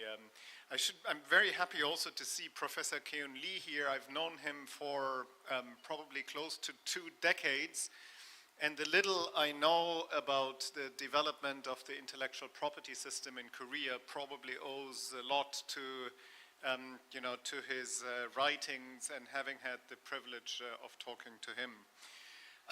I'm just as an overview of my presentation, I'm going to start off, more generally and talk a little bit about, how economists tend to think these days about the economic growth process and some of the challenges that economies around the world face in driving economic growth. And then I'll talk a little bit about Korea in WIPO's Global Innovation Index, how Korea performs there, and compare Korea's patent landscape to, in a sense, its peers in the international landscape. Talk a little bit about new work we're doing on measuring innovation complexity and how the Republic of Korea is performing there. And I will end with a few concluding thoughts. Now, let me start with an equation. And I know this is not an economics conference, and I don't want to, sort of shock you with formalities. But this is actually a really famous equation. This is the equation that is at the basis, I would say, of the neoclassical model developed by Robert Solow that explains the economic growth process. And of course, it's, there are many theories that are derived from that. But the basic story behind that equation is to say that economic output is a function of capital, which is the K here, and labor, so of capital inputs and labor inputs. And then there is this factor A, which in a sense, is the productivity factor. And what Robert Solow, who won the Nobel Prize in economics, showed in his work is to essentially demonstrate that for having sustained economic growth, it's not enough just to, in a sense, have a growth in the labor force and, to have the continued accumulation of capital. You need to have technological progress. And, this is, in a sense, characterized by this parameter A. Now, of course, what exactly drives what drives productivity growth? That in the neoclassical growth theory has always been, a black box. It wasn't really explained. It just happened. And since that work, a lot of economists have sort of tried to look inside that black box and, have tried to better understand what is it really that is driving productivity growth. There are these so-called endogenous growth models that gave a lot of emphasis on the accumulation of human capital. But of course, innovation and intellectual property are really at the forefront of what drives productivity growth in the long term. Now, this is in a sense a theory that was developed more than 50 years ago. If you look at that in today's context, and I think this is the main point I want to make at the outset, there is a bit of a paradox. And the paradox is the following, that if one looks at how economies around the world are investing in innovation, it's probably fair to say that they're putting more resources into innovation than ever. So if you measure that, for example, by the ratio of research and development spending to gross domestic product, that ratio has increased from around 2% in 1996 to 2.67% in 2022. It's not such a huge increase, but still, it's a significant increase. And I would also say, at WIPO, we have the privilege of talking a lot to universities, to scientists, and so on. And one gets a true sense of optimism about technological progress and about technological opportunities out there. And of course, purely at an anecdotal level, you see rapidly advancing digital technologies.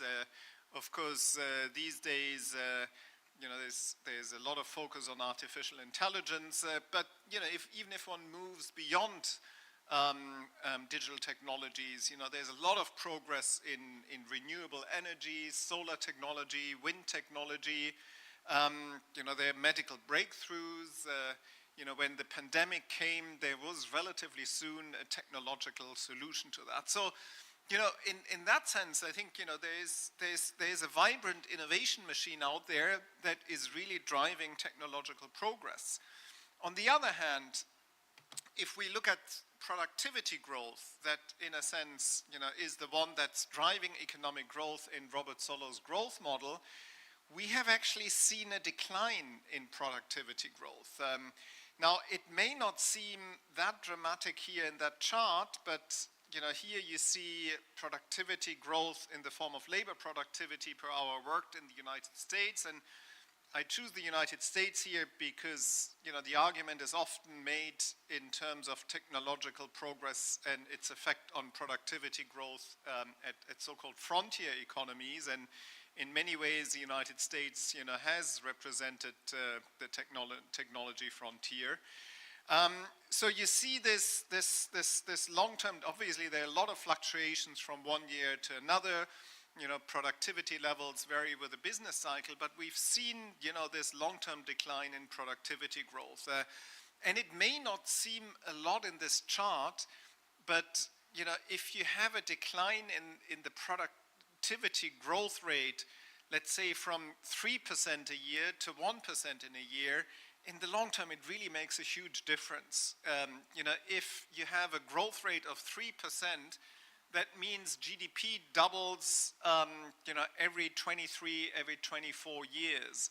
In a sense, you have a doubling of living standards in a generation. If you have productivity growth of only 1%, the doubling of GDP growth takes 60 or 70 years.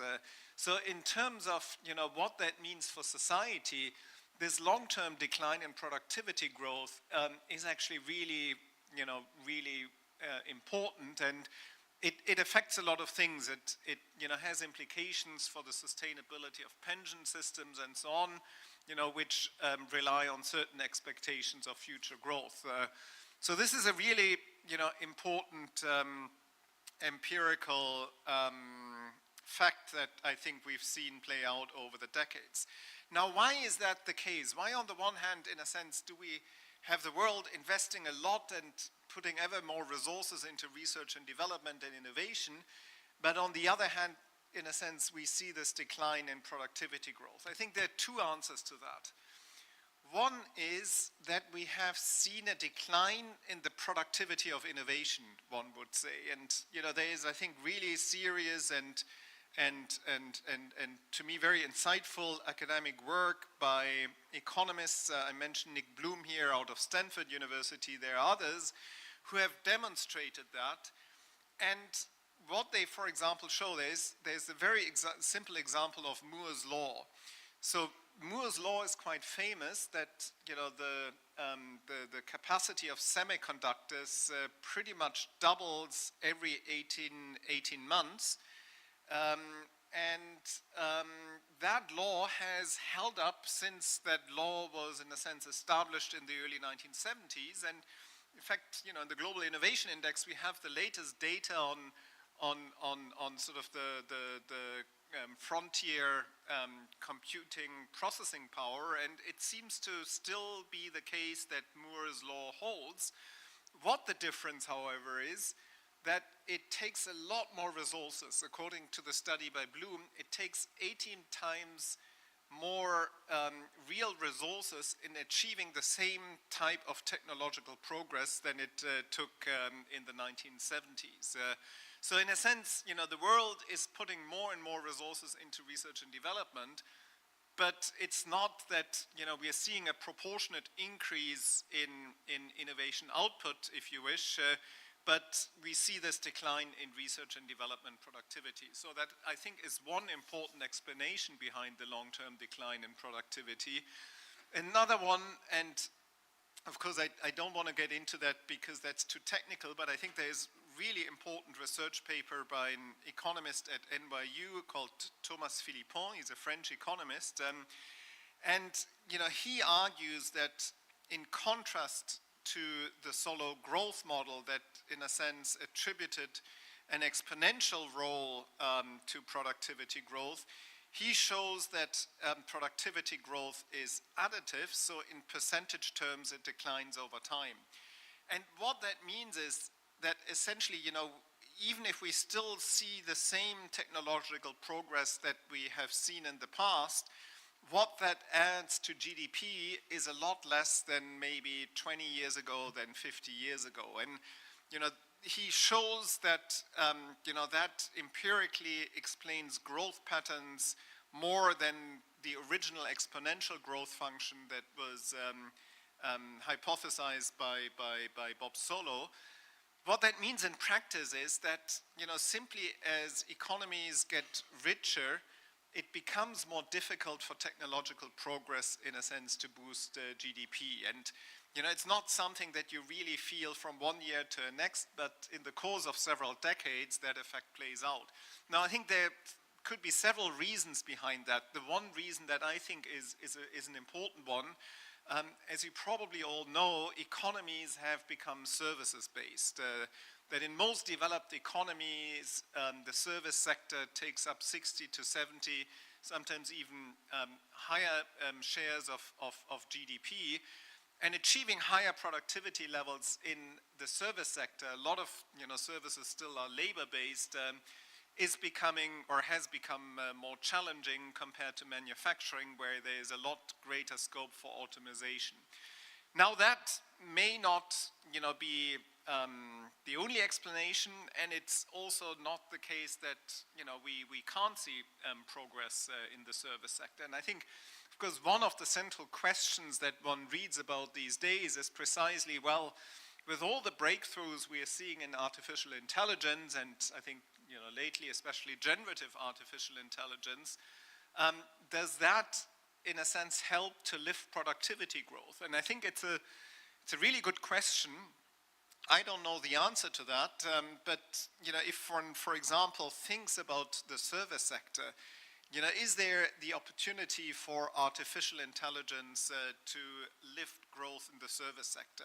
If you think of something like autonomous driving, the idea that that can tremendously lift productivity growth in the service sector, I personally think is quite plausible.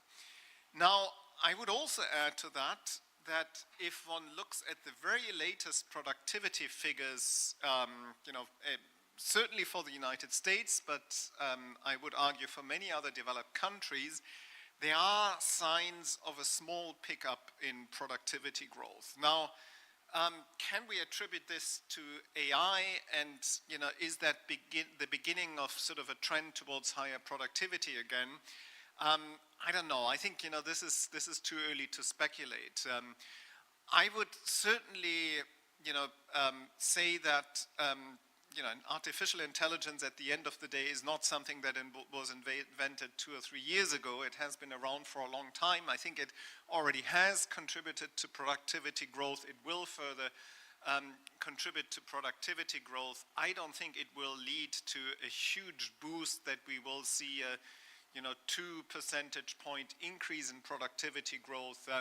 But I think in the course of a decade it may well make a significant contribution, and in that sense may challenge a little bit this notion of the long-term decline in productivity growth. But to be frank, this is speculation, and we just have to see what the numbers in the next 5 to 10 years will tell us on that.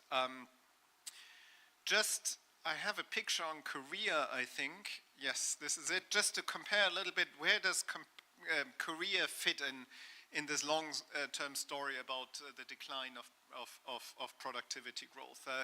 Well, you do see that in Korea as well. Now, of course, Korea is still an economy which has a growth rate that is higher than the rest of the world. And of course, if one looks at the history of economic growth in Korea, the way that Professor Lee has outlined it,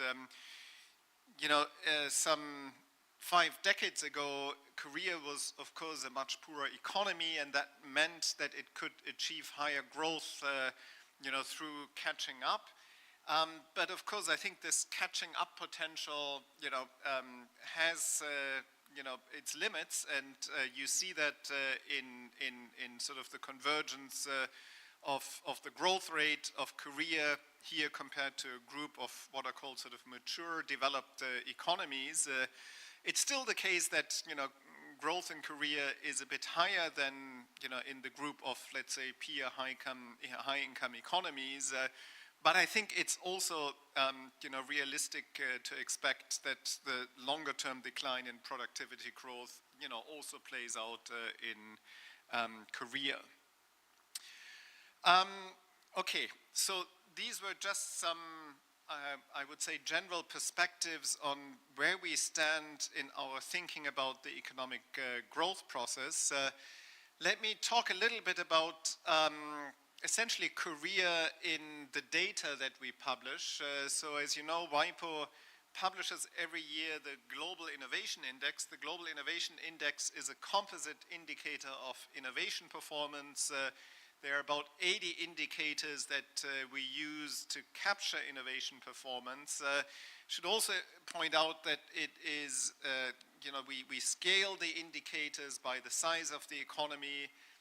Many indicators are scaled by population size or gross domestic product, and that way we can establish a ranking. Otherwise it wouldn't make sense to compare, let's say, China to Luxembourg, which of course are economies of very different size. Now, if one looks at the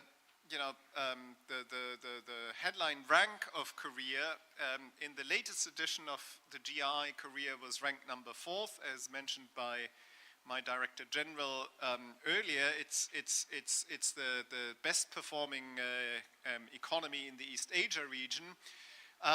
It ranks 4th on innovation inputs and 6th on innovation outputs. I think quite notably, it is the top performer in the pillar on human capital and research. And I think, this is where Korea really shows excellence throughout, regardless of whether, it's essentially the education system, the kinds of graduates we see coming out of universities and scientific organizations, or whether it's investment in research and development. Should also say that Korea's rank has fluctuated a little bit over the last few years. Some of that had to do with some methodological changes that invariably occur with the GRI. I wouldn't put too much sort of reading into the year-on-year changes in Korea, but I think there is no doubt that Korea is really a top performer in the GRI. I think very interesting, and again, this is quite remarkable if one compares research and development spending across countries. So what you see here is the ratio of R&D to GDP. You see Korea as showing the second largest share after Israel, but quite ahead of peer economies such as Japan, the United States, Germany, many of the European economies. And I think this is remarkable about Korea, sort of the dedicated investments by both the public sector and the private sector in research and development. Interestingly, and that to me is always something that I found remarkable. And Korea, if one looks at the number of resident patent applications, and resident patent applications in a sense are a proxy for new inventions that are presented to the patent office, and divides that by population. The Republic of Korea, with some distance, has the highest number of resident patent applications per millions of population. To some extent, I think that reflects the really high investments in research and development that the Korean economy undertakes. I also think it reflects to some degree the industrial specialization of the Korean economy, in a sense that if one looks at the research and development intensive industries in Korea, and I'll show that in a chart a bit later, these relate to technologies that simply where there is a lot of patenting. These are semiconductors, computer technology, digital technologies. These are sectors, where companies accumulate large patent portfolios, and these are the kinds of sectors where Korea has developed a lot of strength. So I think that these are key explanations for why we see such strong patenting performance per capita in Korea. Quite interestingly, so this chart here, the blue line shows you the growth in the number of patent applications, and you see really consistent growth since the 1980s. Mindful, of course, what Professor Lee said, that there was first a lot of focus on utility models and later on invention patents, but regardless, you see this strong growth on invention patents. What the dotted line shows you, and that I find quite interesting, that essentially is what we call the patent yield. This is the number of patent applications divided by research and development expenditure, which first saw a marked increase in the Republic of Korea, but it has since decreased. And the reason for that is quite straightforward. It simply says that research and development spending in Korea has grown faster than patenting. And that relates a little bit, and I think, this is sort of a question that I would leave open. Is that, in a sense, to some extent, also an indicator of falling research and development productivity, the way it has been outlined in the studies that I mentioned? Not entirely sure, because in a sense patent per se are not sort of a measure of technological progress. There's, I would call patents as sort of an intermediate research and development output. Many patents don't necessarily see commercialization, which is not a bad thing. But of course, patents are not yet, sort of commercialized innovations. But still, it's interesting in a sense to see that research and development expenditure is rising faster than patenting in Korea. Now, it's very interesting to look at the breakdown of different technology fields in Korea's patenting landscapes. I do this in this chart, and for international comparisons, that's quite helpful for international patents that are filed under the Patent Cooperation Treaty. And we essentially look at the share of international patent filings in different, at least aggregate fields of technology. So you have electrical engineering, instruments, chemistry, pharmaceuticals, process engineering, mechanical engineering, and other categories. And you know, it's interesting, I gave a talk some time ago in Germany, and you know, I'm going to do the same thing here. In Germany, I contrasted Germany to the Republic of Korea. Here I'm going to contrast the Republic of Korea to Germany. So what of course is striking, and that's what I mentioned by industrial composition, that almost half of the international patent applications of Korean origin are in electrical engineering. And that more precisely relates to digital communications, computer technology, audiovisual technology. You know, these are the areas where Korea has seen a lot of investments in research and development, technological progress. But I would also argue that, and in that sense, I think, you know, this is more of a positive story for Korea than it is for Germany, because these are the technology fields that essentially, you know, probably have seen the greatest technological opportunities. And I think if one were to extrapolate this in the future, you know, this bodes well for, you know, the prospects of Korea to sort of be at the forefront of technology.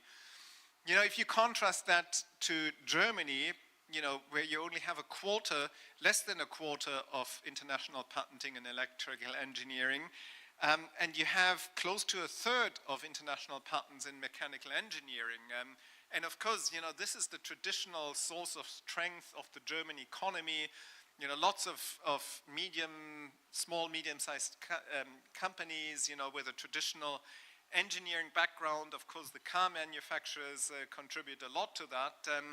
And that's precisely, you know, the concern of the German economy these days. Are we essentially specialized in technology, you know, where the technological opportunities maybe are coming to an end, and we are missing the boat on, you know, especially digital technologies, where, you know, there are lots more technological opportunities. Now, I wouldn't immediately jump to that conclusion, and I would, you know, still argue that, in a sense, being specialized in certain technology fields, you know, for which there is global demand, and I think there will continue to be global demand for lots of mechanical engineering technologies, is not by, you know, in and of itself a bad thing. But of course, there is the risk that, you know, you're missing out on broader technological progress that is happening in the world. And I think in that regard, of course, I think Korea seems to be in a much stronger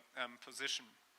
I want to end with some newer research work that we have embarked on at the World Intellectual Property Organization.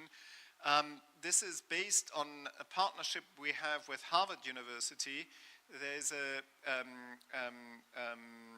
an outfit called the Harvard Growth Lab, and they have pioneered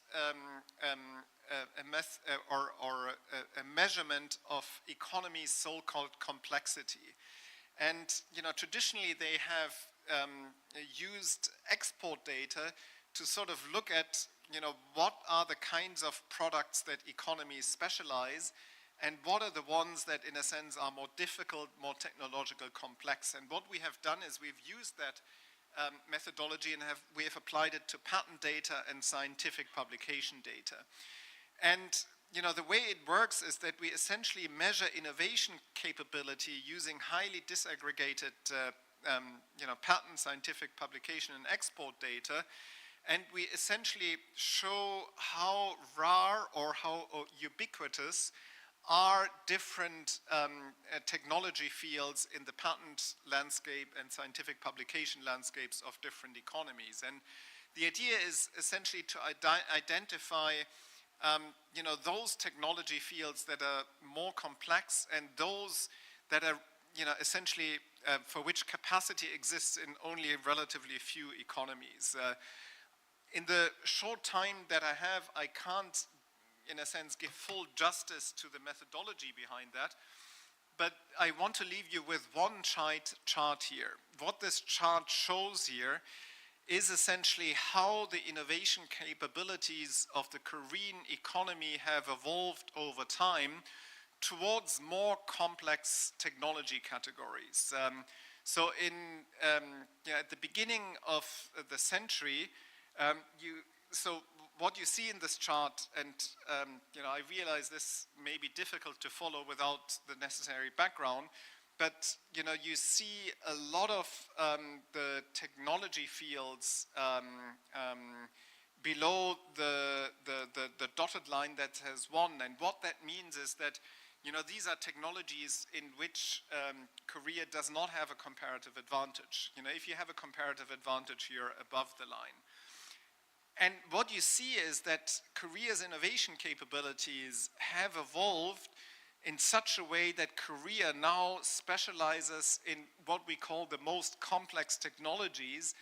And the most complex technologies are, in a sense, the ones where we believe they are most rewarding in terms of their growth potential. And these are also technology fields for which only relatively few economies have technological capacity on a global basis. I don't have the time to go into that now, but I hope at some point we can. In fact, we are planning to publish a report on this in January, and I hope this can give interesting new insights into how the innovation capabilities of economies are declining. I'm already over time, but I want to leave you just with a summary, concluding thoughts. As I mentioned, what we've seen empirically is a long-term decline in productivity growth, which I think leaves us with diminished economic growth expectations. I think Korea's innovation and patent indicators show strong performance in what I would call a mixed global landscape. I think if one looks at patent filing trends, just last week we published our World Intellectual Property Indicators that has the latest data on IP filings worldwide. And what one sees is that globally it's mainly China and the Republic of Korea that account for still solid growth in patent filings. In Japan, in many European economies, in the United States, patent filings are quite stagnant, if not declining. So in that sense, I think the story of Korea also is a more positive one. And of course, new paradigm, artificial intelligence as a general purpose technology. And I think that holds for every economy around the world. You can't sit on your laurels. You have to see that technology, in a sense, is changing. You have to adapt to it, and in a sense, getting the right policies in place there is an important paradigm for policymakers.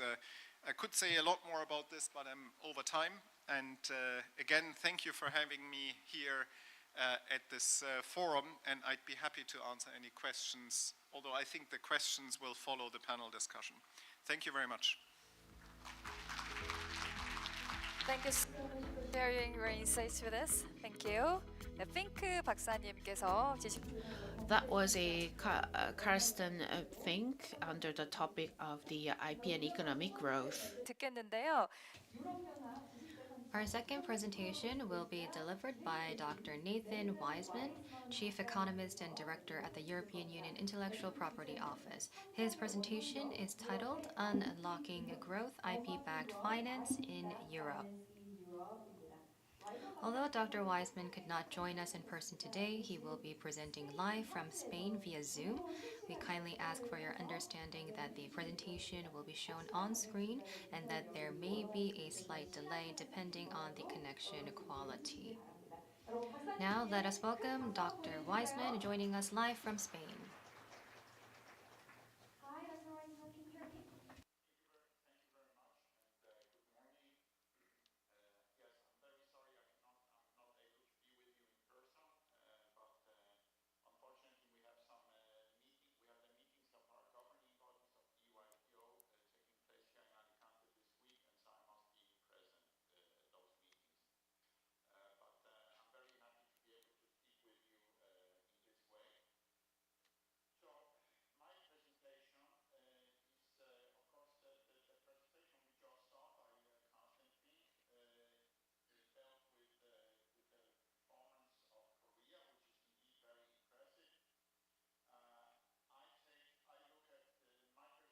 takes more of a European perspective, and the picture is not quite as positive as we just saw in Carsten Fink's presentation. In particular, our focus, or my focus today, is on the role of intellectual property rights in helping companies raise finance so that they can grow and turn their innovation into a viable business, because this is one of the issues that we face in Europe. Next slide, please. So I will start with a bit of the context, so trying to define what the issue is. Next slide. So in Europe, we know that IP, or intangible assets, are the most important kind of assets in a modern economy. There are different figures that have been bandied around. That there is a well-known figure that in a typical company today, 80% of the value of the company is intangible assets as opposed to building and machines. That is, of course, different for different companies, but it certainly is probably even more true for startups, because a typical startup will not have many physical assets. What they have is the ideas, the innovation on which they are trying to build a business. So therefore, if you have a startup that has some innovation, in order for that startup to become a viable business, it needs financing to start production. And why are we worried about this? Well, in the previous presentation we saw there was some discussion about productivity, and from a European perspective, as was identified also in the report by Mario Draghi that was published in September 2024, Europe has been lagging in the past, let's say in this century, when we compare ourselves to the United States. As you can see on the graph, our productivity per worker has been lagging when compared to the US, and also when compared to other regions, but the comparisons here are mainly to the US. So you can see that there is a gap between the productivity growth in Europe compared to the US, and that gap has been increasing in recent years. So this is the fundamental problems that we're trying to solve. And part of the reason for this gap in productivity growth is the fact that there is innovation in Europe, but that innovation is not being converted into business and development as much as it should be. Next slide, please. So then we look at what are the reasons behind this productivity gap. Of course, in order to have innovation, you have to have research and development. And there we also have an issue. And what you see on this chart is that Europe is simply not spending enough on research and development when we compare ourselves to other major countries and regions. So we are as a percentage of GDP, we are quite close to China, although China has recently also surpassed the EU. But we are far behind countries such as the US, Japan, and especially Korea. So of the countries on this chart, in 2024, Korea spent almost 5% of its GDP on R&D, compared to just around 2.5% for Europe. So basically double that of the EU. So that's one fundamental problem, that we simply do not spend enough on R&D. And also, the type of R&D spending that we are doing, and we saw that a little bit in the previous presentation in Carsten's comparison of Korea and Germany, that in Europe a lot of the development is not in the industries of the future, but rather in the industries of the past. And so this is another part of the problem. Next slide, please.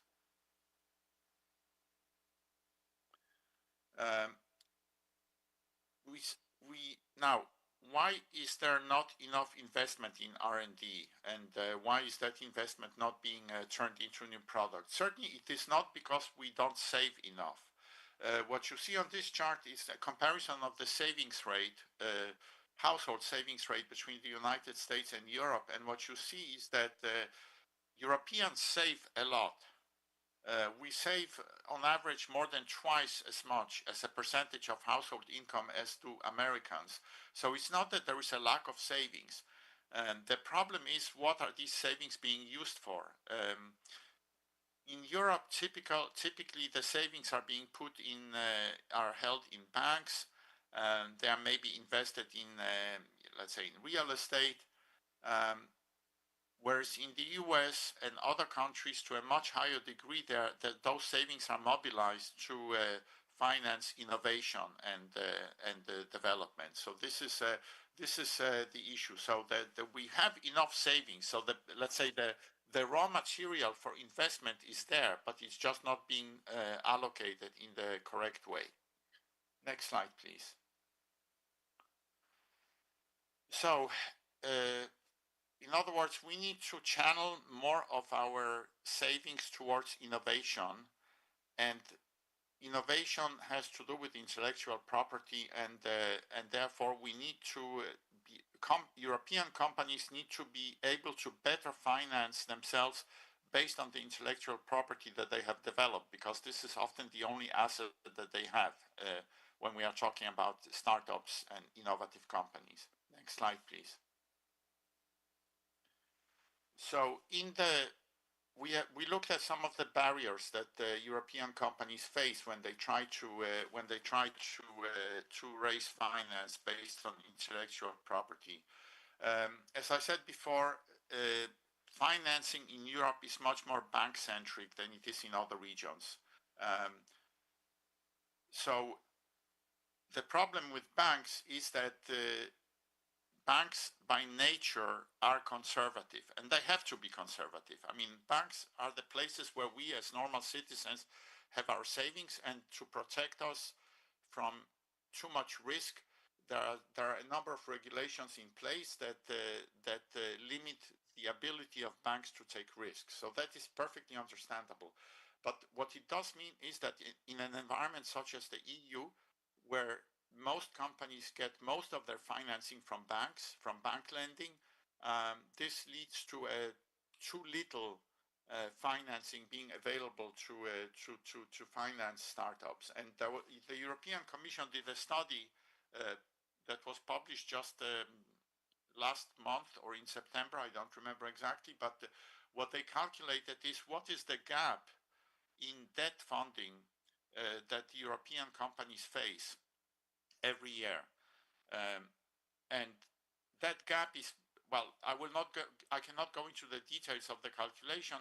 We don't have enough time for that. But basically, the idea is that they look at companies that could have serviced the loans that they would have received. In other words, they could have paid back the loans and interest, but they simply were not able to obtain bank financing, and they calculated that gap to be 37 billion euros a year in the EU. So for most companies, for this in other parts of the world, these kind of companies go to the capital market. They are able to raise venture capital from business angels, and of course that exists in Europe as well, but just not enough of it. Next slide, please. Okay, so why we discussed some of the barriers or some of the reasons why IP is difficult to use as collateral when you're trying to for example, to get a bank loan. One is what economists call the market for lemons, or the lemon problem, the information asymmetry.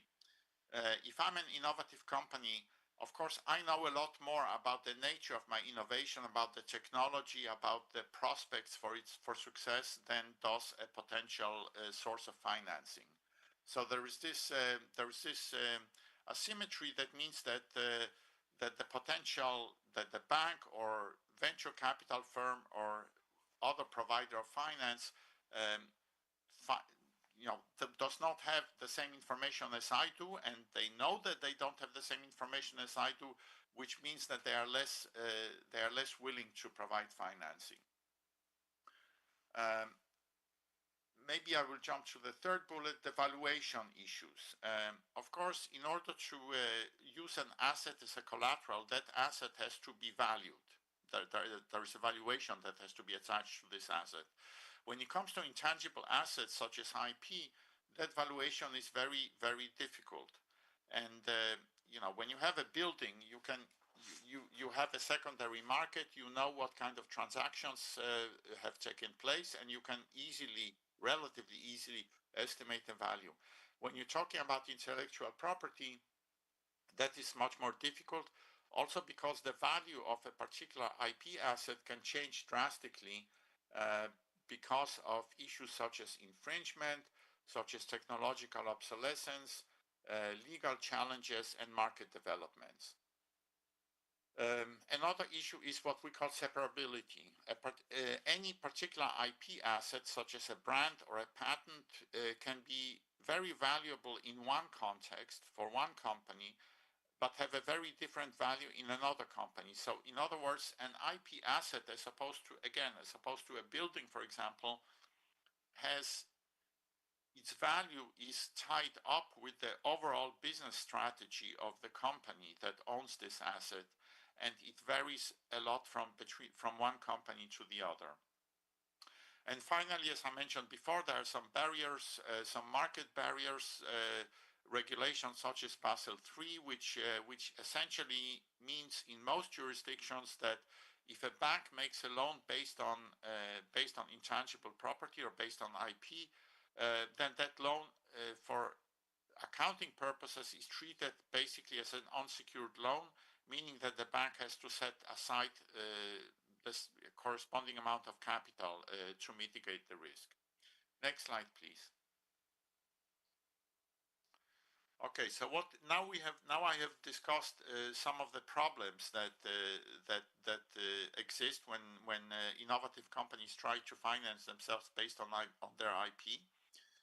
So what are some of the solutions that have been tried in Europe and around the world? Next slide, please. Next slide. Thank you. So the solutions come in separate groups, but one of them has to do with finding additional sources of funding and also trying to helping reduce the risk from a bank and other financing sources point of view. So one policy instrument that exists is simply public grants, okay? Because there, of course, the idea is that if the private sector is not providing sufficient finance to support innovation, then the public sector must step in. And that is something that, of course, we have in the European Union. We have programs such as Horizon Europe and other programs that provide financing to startups. Trying to stimulate venture capital and venture debt. This is, of course, easier said than done, but again, there are different actions that are being taken or to try to increase the availability of risk capital. Trying to mitigate the risks for banks when they loan based on IP, for example, by providing guarantees, backstops, and I know this is something that has been tried in various countries, not so much in the EU yet, but for example in South Korea, as far as I know, where there is a body that basically steps in and buys the IP from banks in cases where a company has gone bankrupt or cannot service its loan, and therefore the bank ends up being the owner of a particular piece of intellectual property.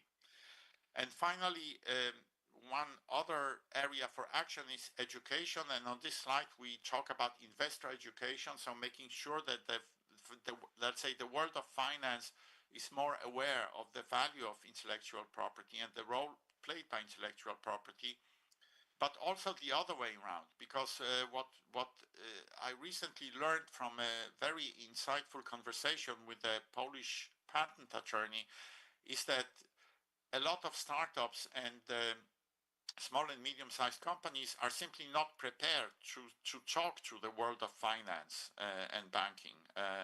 They are simply not, they don't have the structures in place, they don't have proper business plans, they don't have, they don't speak the language that they need to speak in order to address the financial world. Next slide, please. So again, some more concrete actions. So public loan programs that are secured by IP to help reduce the issues of information asymmetry and limit bank risk. This is something that has been tried in Japan and in South Korea. Various credit guarantee schemes, for example, the Invest EU scheme, where the public sector steps in and guarantees part of the loan. This is something that obviously reduces the risk for a bank and therefore increases the willingness of the bank to provide financing. IP insurance market, of course, if an IP asset can be insured, for example, against infringement, that will make that asset more valuable. This has again been tried. It has not been sufficiently developed yet, but it has been tried in markets such as the United States or Singapore with some level of success. And the last point on this slide is data repositories, because one of the problems with IP is that there is not a transparent secondary market, and what transactions do take place are not sufficiently documented and are not available. Again, I contrast it with the market for real estate. If I want to know what is the average price of a house that's been sold in the area of Alicante where I live, that is quite easy to find out. But if I want to find out what are the average, let's say, licensing term for a patent or a trademark that has been licensed by one company to another, this is something that is very, very difficult to find out. And so if we can build some publicly accessible repositories of such data that can improve market transparency, that would also be very useful. Next slide, please. Okay, IP valuation. Again, as I said before, if an asset is going to be used as a basis for financing, there has to be a way to value that asset. When it comes to IP, valuation is a big problem for the reasons I mentioned earlier. There is, in fact, a standard for IP valuation. I forgot which. It's an ISO standard, but it's being used very little. So what we are going to try to do between the EU IPO and the European Commission is to promote, let's say, promote good practices when it comes to valuing IP asset by creating some certification schemes and certify experts on IP valuation, making those experts available to small and medium-sized companies, basically by subsidizing their services, because one of the issues is that IP valuation services that exist are quite expensive. So for a small company, it's very costly to access this kind of expertise. We also hope to develop some automated tools using AI. I know everybody talks about using AI for various things, but this is certainly an area where AI could play a role. And we don't have any illusion that we can just create an automated tool where you can plug in some data and get the value of a particular patent or trademark or design, but at least give some idea to a prospective financier and to the company itself is what is the value of its assets. And again, as I said, in the EU, we have something called the SME program. SME Fund, which is a support scheme for small and medium-sized companies that is run jointly by the European Commission and by the EU IPO. And in that program, in the future, also services such as IP valuation will be included to make them more accessible to SMEs. So, in conclusion, next slide, please. In conclusion, what we're trying to do is to promote, we are an IP office, so of course we want to make IP more useful to the companies that register trademarks, designs and patents in Europe. we want to make it more useful as a tool for growth, because IP in itself has no value. IP becomes valuable because it is part of the infrastructure of a modern economy, and it's something that is part of that can be used to support innovation and growth. And to do that, we want to address the barriers that exist, as I outlined in the presentation, to help Europe close the gap that I showed in the beginning. This is the fundamental objective, that we need to, if we are going to maintain the standard of living that we have in Europe, if we are going to maintain the welfare state that we love so much, then we have to have a more productive economy that can compete with the rest of the world. And the IP is not the only solution, but it is definitely part of the solution. Thank you very much. Thank you, Dr. Wiseman, for your impressive presentation. 네, 고맙습니다. Y점. Thank you very much, Dr. Wiseman. So he will also be joining our panel discussion. 세 번째 Let me move on to the third presenter from the KEEP.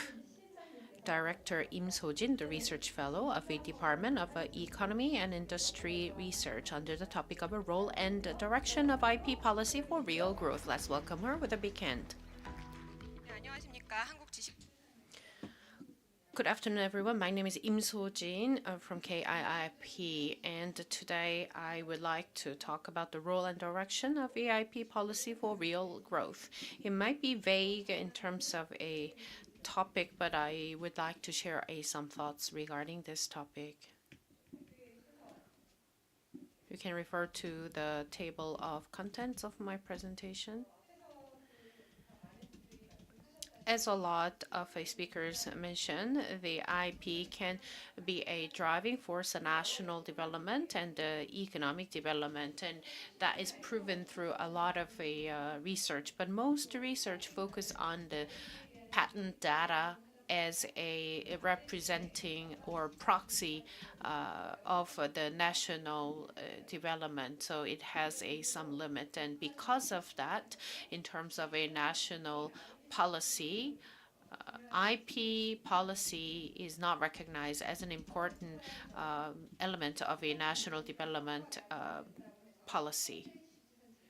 So if you think of the current system, it can't contribute to the balanced development of policy. So regarding that, in 2012, one research said that a optimal implementation of the IP policy can help the national development in economy, but that will depend on the situation of the economy, and that was suggested with a economic research model.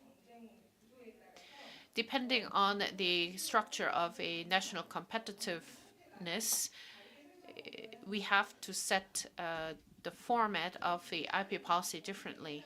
So the key here is that rather than finding a all-in-one or fit-for-all solution, we have to consider various conditions. But realistically, it's very hard to find an ideal system because the technological environment evolves and changes every day, and then we have complex issues ahead of us.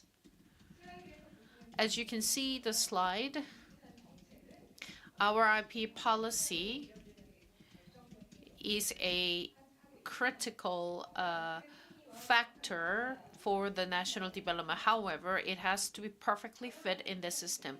Arara in 2008 once mentioned that IP has a great impact on the national economy. According to the research, you could see different implications, and people have a different interpretation of that implications.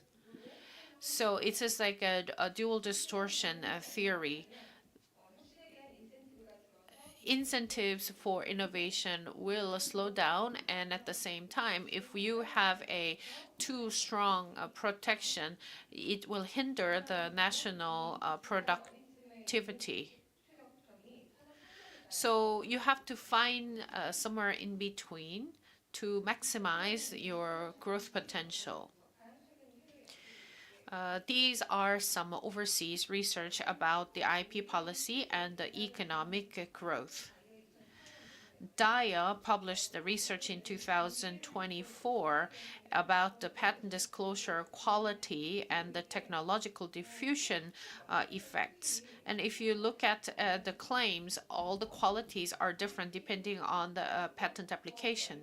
So the claims actually have a more impact on the patent grant. Obviously, this is partially true for the cross-disciplinary innovations and innovations by small business and individuals. This can decide the entire industrial structure. There are a lot of research recently about the patent examination policy. Both in the US and China, they believe that examiners will be under big pressure, then there will be higher chance of a deterioration of the national development of the IP. In terms of the US, we have to assign more tasks on more skilled examiners. And also in 2022, there was a research about the examination delays and the corporation performance. Especially 1 year delay in the examination of a startup first patent, which is about 13.2 decrease in venture capital funding after 3 years. And 4.4 decrease in the survival rate was proved. So the quality of the technology disclose and other details about the policy implementation will have a big impact on the overall IP policies. Next, I would like to touch upon the recent policy of Korea's economy in IP data. This is the trend of the IP application in Korea. Overall, we have a healthy growth in the patent application. 4 to 5% can be captured in China and Japan.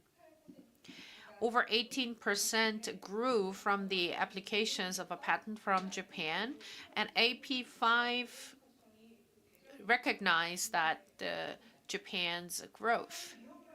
If you look at the type of the applicants, small and medium-sized businesses are the biggest group.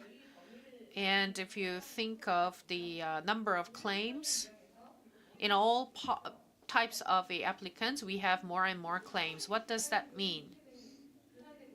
Well, slow growth in patent filings, but at the same time, we see the continued expansion of a patent scope. And in 2024, we could see a lot of surge in patent filings as well as the industrial growth. And in terms of individuals, recently AI and the information and technology services are having more patent. In terms of a trademark, it's more sensitive to the economic growth. In 2022, it drastically dropped and then rebounded in 2023. And after 2025, January, it surged, and then it now is stable. Chinese applicants are the increase of a 13%, which is a big growth. Sorry, 15.3%. That is due to the trade war between the US and China, and the Chinese applicants of trademark seek more opportunities in Korea.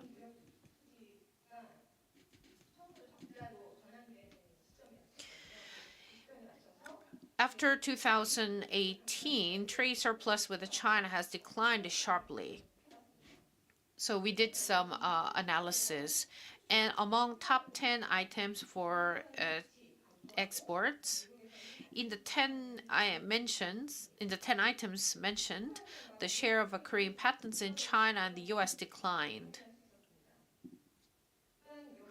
Also, among these items, between Korea and China.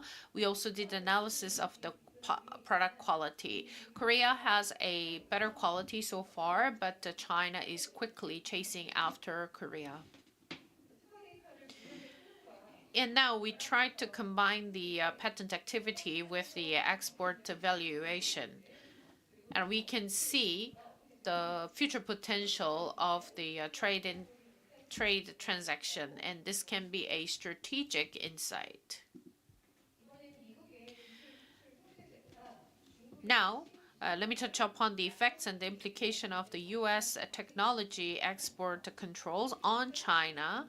So how does it realistically influence China, and what kind of a ripple effect Korea can have was our main interest. Analysis of the effectiveness of the U.S. technology export controls on China's core technological capabilities and resulting indirect technological impact on Korea. And between companies, we have some technological transfer network, and it was only a few joining that initiative. But after that technology export controls, it is more like a nation-to-nation type of network. And for your information, we could detect similar signs from overseas research. There are a lot of semiconductor-related patent applications from China, and it has been the case for the last couple of years. So basically, the U.S. technological export control somehow ironically boosts the China's vibrant application of a patent. And now I want to talk about the difference between a industrial innovation and IP. We calculated this scheme with the number of registrations and the number of employees. And you can see there is a big discrepancy. So sometimes the customers select some services and the products depending on the brand name.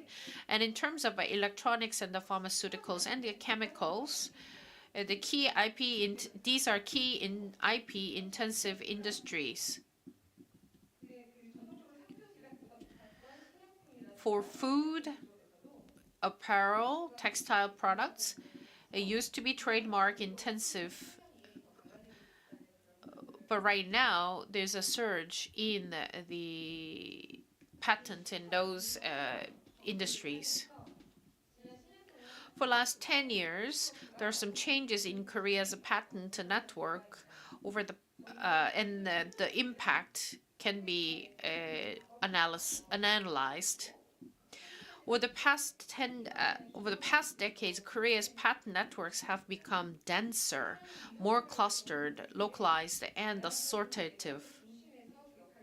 And universities act as a hub within the Korea's patent networks. However, small and medium-sized businesses are at the network periphery of a less network accessibility. And now we talk about changes in this industrial innovation. In terms of electrical machinery, you can see the red dot, which is a large companies. And it's surrounded by small and medium-sized businesses and the universities. So basically, large corporations, universities, medium-sized businesses, and small companies are ranged from core to periphery. But biotechnologies, for example, it is expanded coming from the small and medium-sized businesses. In terms of transportation and automotive, you can see the structure of the industry directly influencing this IP, and it's more like a hierarchical characteristics. For semiconductors, network dominated by large companies and the universities. Only a few small and medium-sized companies positioned at the network periphery. And there was an insufficient diffusion. Next, regarding entrepreneurship and the startups and IP, and for our analysis, we looked at the personal information of the patent applicants. For individuals, when they first file a trademark and the patent, followed by starting their businesses as a startup, we pay attention to the duration between the filing and the starting of the business.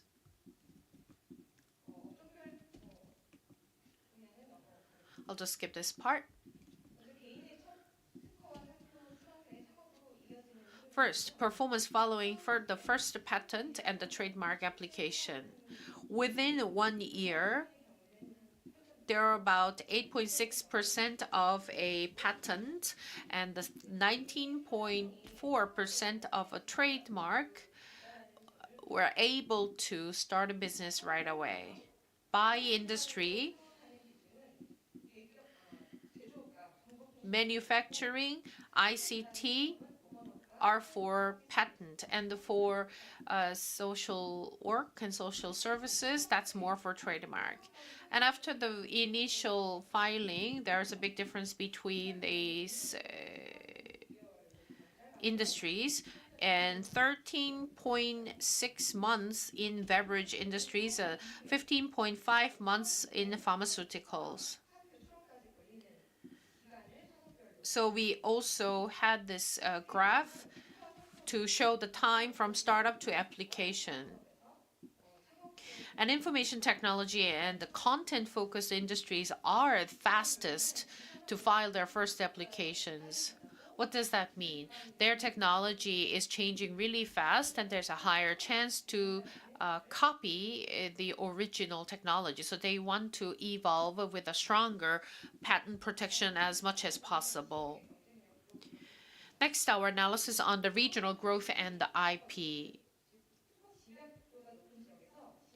In more of the patent intensity, you can see more value-added benefits. And if you look at by industry, you can see what kind of promising industries there are in the region. And here we took reference of the number of a patent file and the number of employees. And we didn't include the companies that are large or conglomerates because there might be a data deterioration depending on where their headquarters are. As a result, in Daejeon and Gyeonggi, the patent intensity was the highest, especially in Daejeon, the figure is growing faster. And in Seoul, the trademark intensity is much higher than any other region. Next one is the regional growth and the IP analysis. Based on this, we tried to pull out some policy to nurture industry. Just for your reference, you can read it later. Next, our analysis on corporate growth and IP.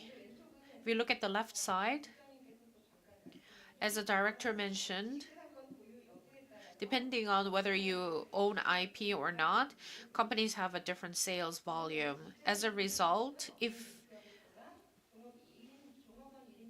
the sales per employee is about 2.1% higher, and also 33% higher if any companies have a IP. On the right side, you can see high growth companies are listed as a result of the development of a IP. If you have a small and medium-sized companies with 10 employees, and if they can pull out 20% of the sales, this is the definition of a high growth. And as a result, within 3 years, and if you have a IP rights, your company will have a 36% higher chance of a more sales growth. For your information, we can find a similar pattern in the EU. And for the lower level of technologies, they don't have as much patent as bigger companies, but that still influences their sales.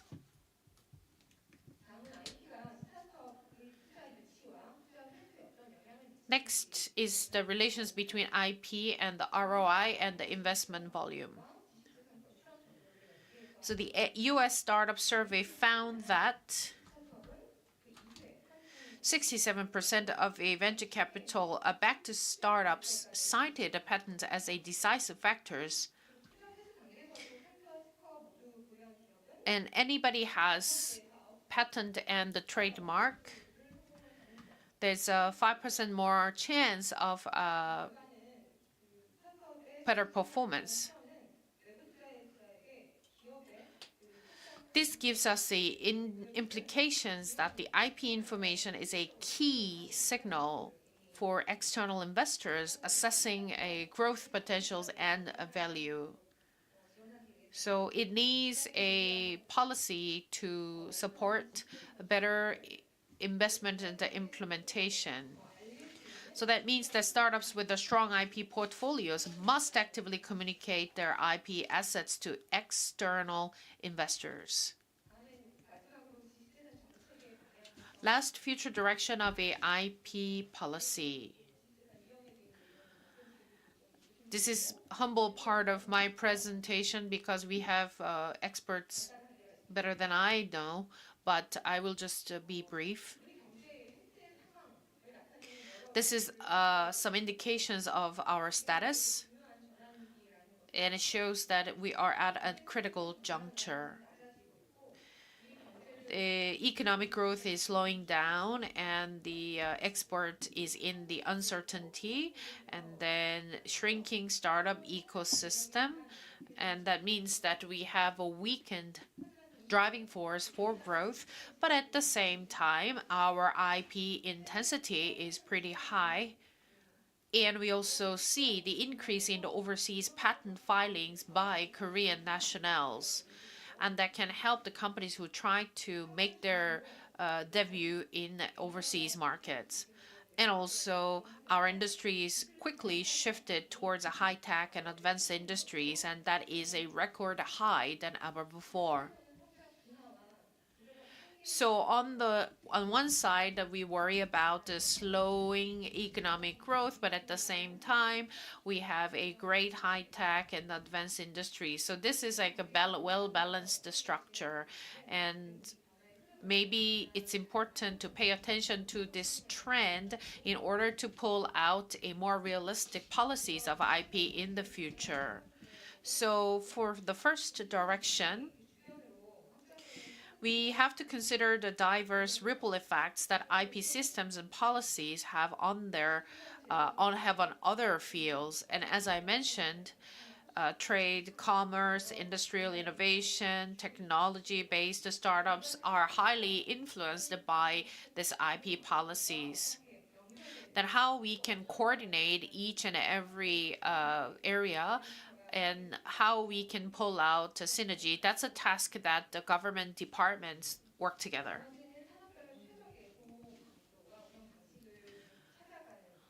Second, we have to find a way to fine-tune industry-tailored IP policies.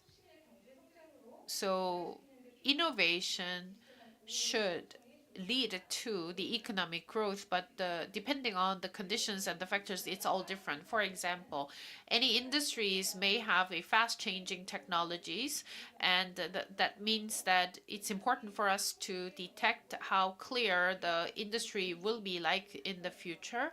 And in different areas of industries, maybe we have to limit or restrict the scope of the patent and rather try to promote the existing scope of the patent that is already disclosed. And third, our policy need to be agile and flexible in order to adopt a new environment. So we have a technological paradigm changing and accelerated with changes. So sometimes systems can't catch up the pace of the technology development, and there is a latent time. And in this great digital transformation era, we have to be more agile and flexible ever before. And that wraps up my presentation. Thank you. That was Director Im Sojin from KIIP. And that wraps up all the three presentations in session 1.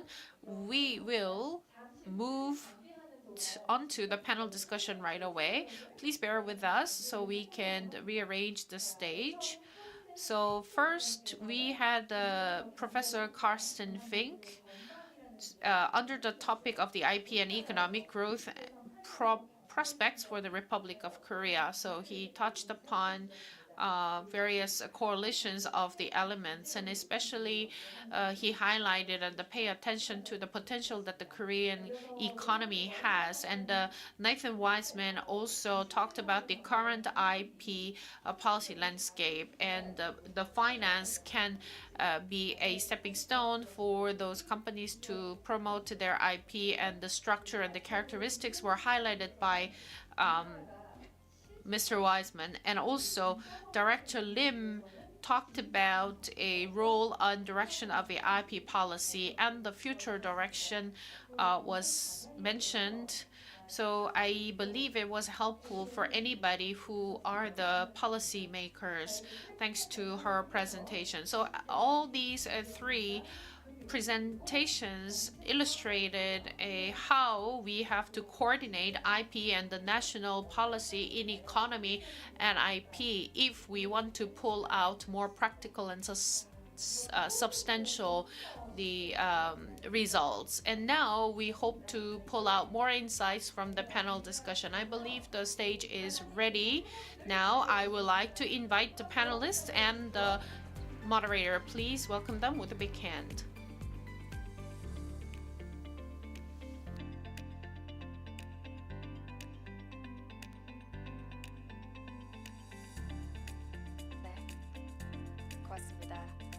Yes, thank you. So please take a look at the screen and take seats according to your nameplates and the pictures that are on the screen. So I would like to invite the moderator first for the panel discussion. The panel discussion will be chaired by Professor Chechar from Hankuk University. We have three presenters who will be joining the discussion, along with Professor Park Yu-sung of Kangwon National University. We have Vice President Shin Jong-hyuk at the Technology Commercialization Division at ETRI. So I would like to now pass the microphone to the moderator and start the panel discussion. It's really nice to meet you. I am Chechar, the Professor of Law at Hankuk University of Foreign Studies. So I am teaching law and international relations. So I am more focused on IPs. And as you know, today's forum is held under the theme Intellectual Property, the Innovation Engine of the National Economy. I believe that IP finance would be the key of becoming an innovation engine of the national economy. We had many different perspectives that were shared by our three presenters. However, in the panel discussion, I believe that we have room for further discussion and more in-depth discussion. We have Professor Park Yu-sung from Kangwon National University and Mr. Shin Jong-hyuk from ETRI. So I hope that you will be sharing your insights and opinions about IP and the national economy from the policy perspective, and we would also like to ask some questions to the three presenters of today's session 1. So we have a lot of audiences on site, and we would also like to get some questions from the floor if time permits. So please, Professor Park, start with your presentation and questions. I know that AI is a very important tool. It has become a very important inflection point today, which is why I would like to ask you your opinion on AI and IP. I don't know how to actually flip the pages. So earlier, IP policies and productivity have been covered during previous presentations, which is why I would like to add a little bit of more information into intellectual property and economic growth in the era of AI. Would you be flipping the pages for me, or should I be flipping them? Okay, next page. Thank you. So, as Director Lim mentioned during her presentation, well, we all know that economic growth and IP and patents have a deep correlation. I know that there are many different opinions and interpretations which are quite difficult to understand. However, as Mr. Park mentioned, that there is a correlation, but there is a difficulty in explaining about the cause and effects of IP, patent, and economic growth. Of course, there is a correlation between IP and economic growth, but as Ms. Lim mentioned, it is different by industry and by country. And based on the nature and characteristics of the industry, we need to establish an IP policy. So as our presenters mentioned, the state-dependent IP policy or optimal IP policy should be state-independent. I believe that it is very significant, and it is so today, and it is very important that we should be establishing the state-dependent IP policy today. So if you look at the transformation of the industrial structure in Korea, we have started our industrialization in the 1960s, and ever since, there has been a shift of strategic industries from heavy and chemical industries to petrochemicals, technology-intensive sectors, emerging industries, and ultimately to knowledge-intensive industries. However, with the fourth industrial revolution, we have seen a new variable, which is artificial intelligence. This could be a driving force to the economy. However, this could also become a variable to the economy of Korea, and this could also have a huge influence on the Korean economy. As Dr. Fink mentioned, the industry is rapidly changing due to AI. Although this is the expectation, but the productivity paradox is now being lifted. So when we look into the productivity paradox, this means that compared to the input, there is more output. The technological development and the advent of AI has led to fast and rapid productivity growth. However, on the flip side, when compared to the 1960s, just like the industrial changes, since machines started to replace humans, there has been a shift in labor from manufacturing to service industry. So the productivity paradox shows that there could also be a shift in industry and labor as well. As Dr. Fink mentioned about the productivity paradox, he also asked a huge question, which is if AI is going to be pushing forward with the productivity growth. In regards to this question, I just want to touch upon some of the challenges that we face in the era of AI.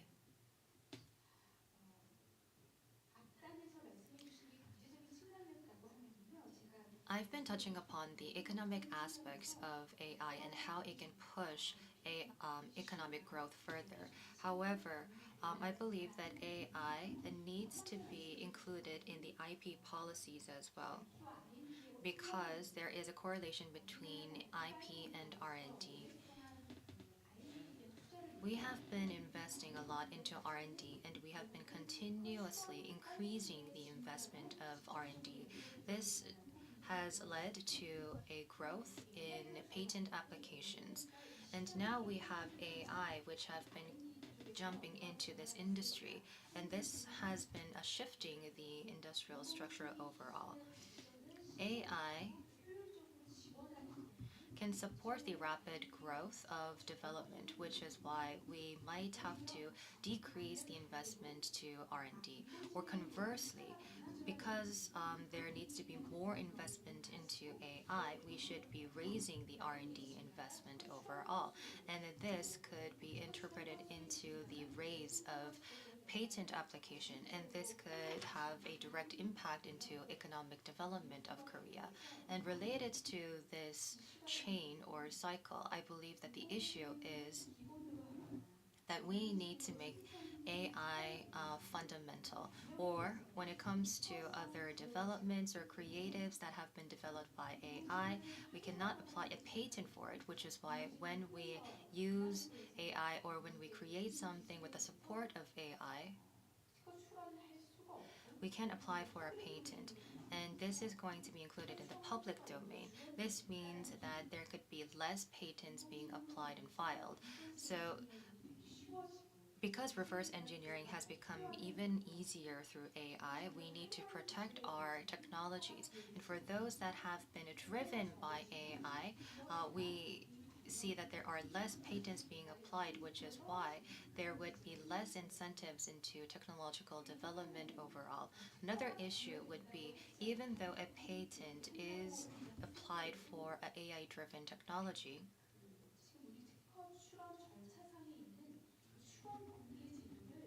the disclosure system in our patent system cannot be followed by the speed of AI development, because when we apply for a patent, the technology will be released in the market, and it will be promoting technological development in other domains. This is why we are securing and granting patents for certain technologies. However, we don't think that the AI will be able to meet the requirements of patent application, which is why there is an issue with R&D investment, and there is also a deep relationship with patent as well.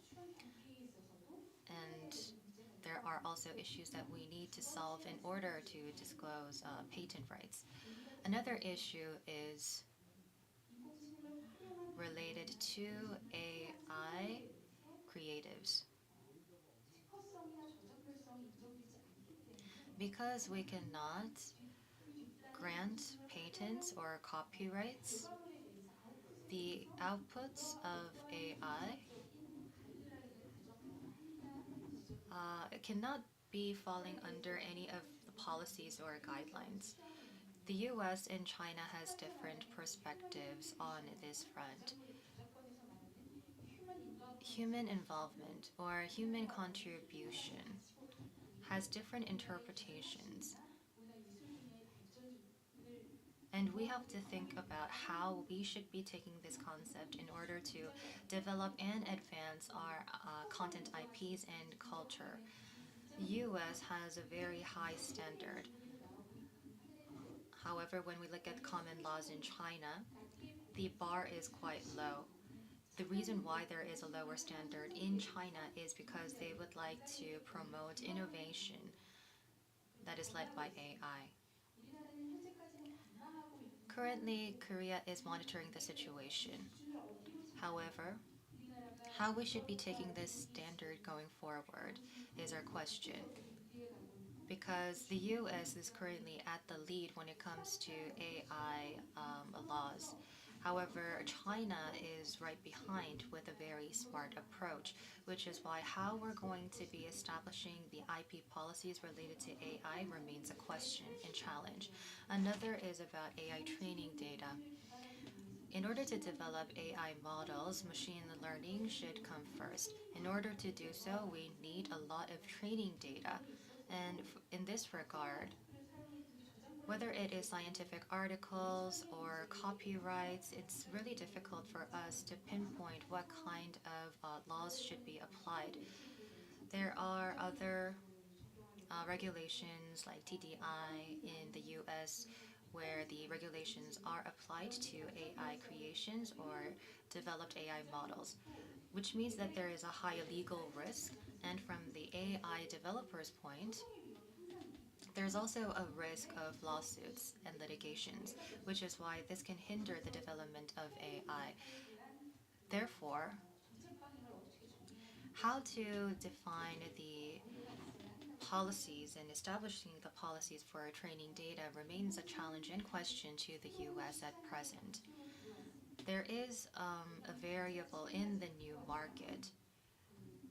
And when we think about this variable, the patents, technological developments, economic advancements have a correlation when we think about the past. We need to think whether if AI can accelerate the development of all three domains or whether if it's going to be hindering them. So we'll have to think whether if we can have or hold a stronger position in the global market, especially in the IP field, which is why there needs to be a policy support from the government, which has been quite strong until now. And as I've mentioned, all of the points need to be considered when establishing an IP policy. So there needs to be political and policy considerations on this front. Thank you very much. 네, Thank you. As Professor Park mentioned, I think we can think about this context like Dr. Fink talked about IP and the national economic development and the productivity, and he touched upon the paradox, but the AI is somehow destructive element and now changed the whole landscape of the IP. So I output any creation based on IP should have some level of a guaranteed protection. So we have some protection issues, and how can we relate that to the national economic growth? We can think of one thing, and I believe we have some questions. But after listening to all the panelists, we can cover those questions in the presentation. Next, Mr. Shin Jung-hyuk, he's been working on the commercialization and an IP and the technology from ETRI. Now let me give a microphone to Mr. Shin. Hello, I am from ETRI. I'm in charge of the technological commercialization. My name is Shin Jung-hyuk, and thank you very much for the wonderful presentation. And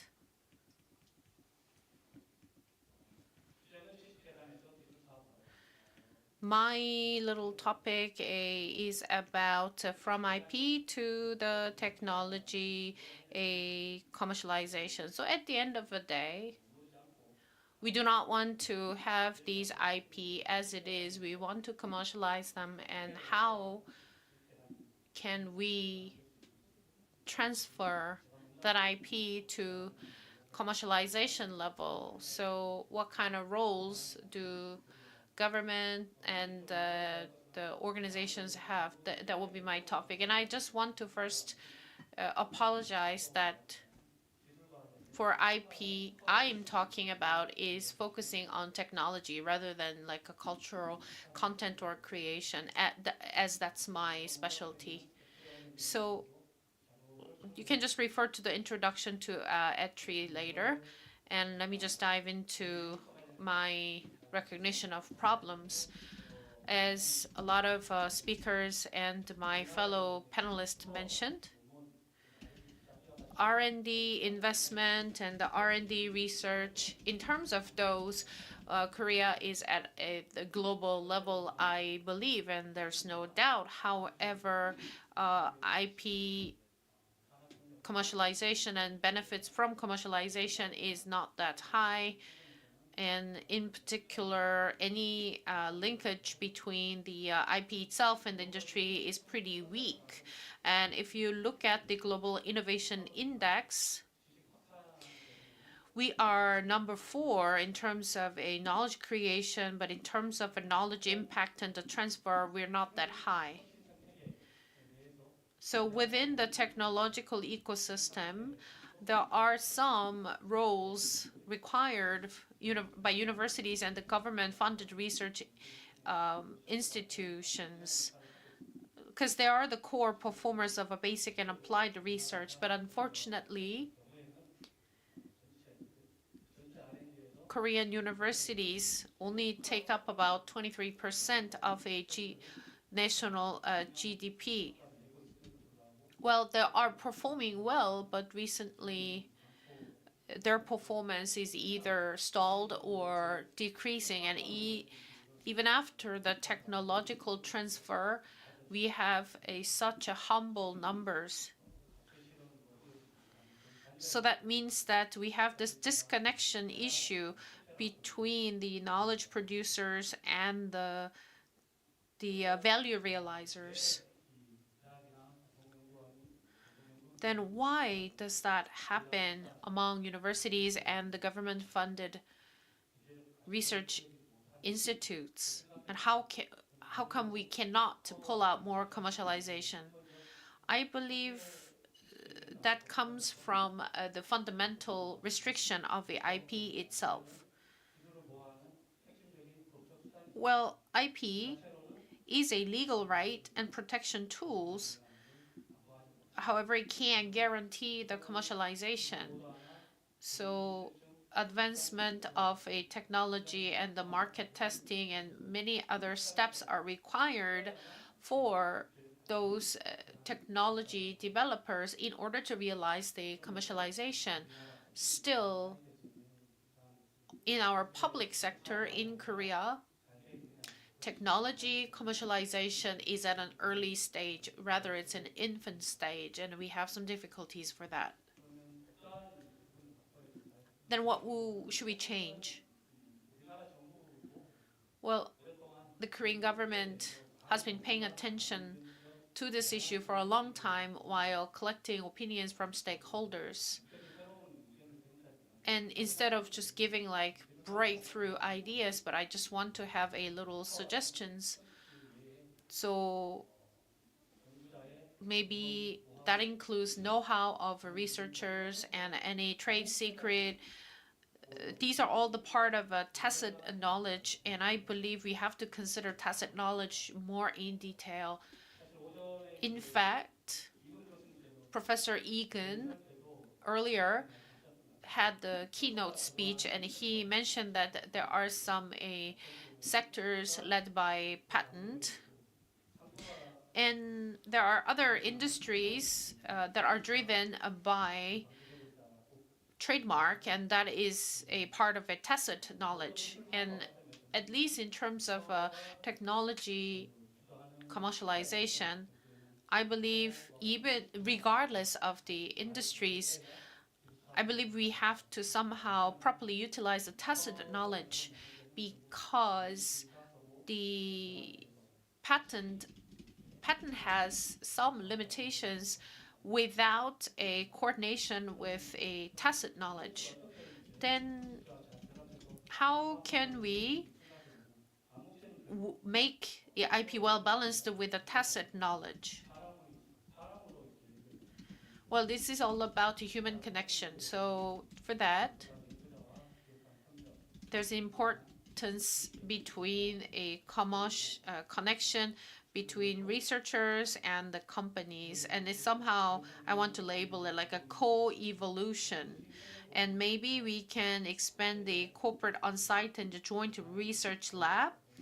And we do have some benchmarking target like Taiwan's ITRI and Germany's Fraunhofer, where their programs and the infrastructure are well operated, in which researchers jointly support.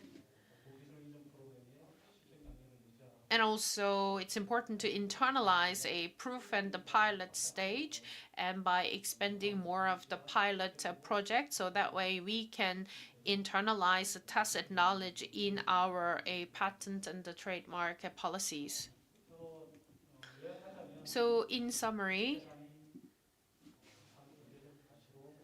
IP ideally leads to technology commercialization. To that end, we need to coordinate a tacit knowledge in the course of that transformation, and that way we can well establish the policy and the supporting schemes for the technology commercialization. With that, I would like to conclude my remarks. Thank you. Thank you, Mr. Shin. He highlighted that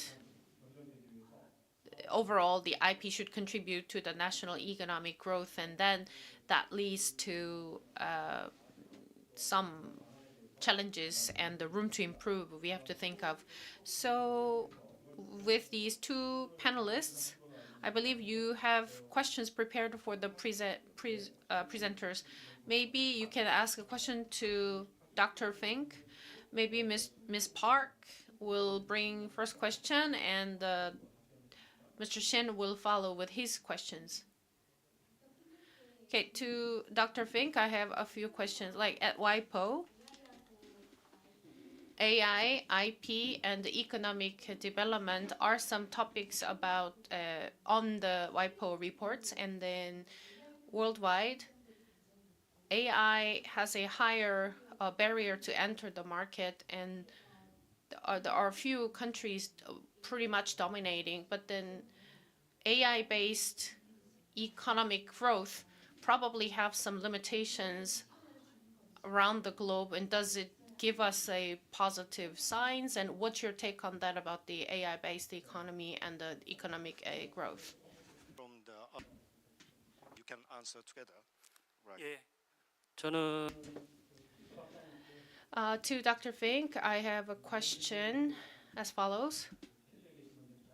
I'm sure many of you know we have new governments since last June, and one of the core national policy is to expand the R&D budget, and by securing various technologies, we want to become a top 5 a science and technology powerhouse.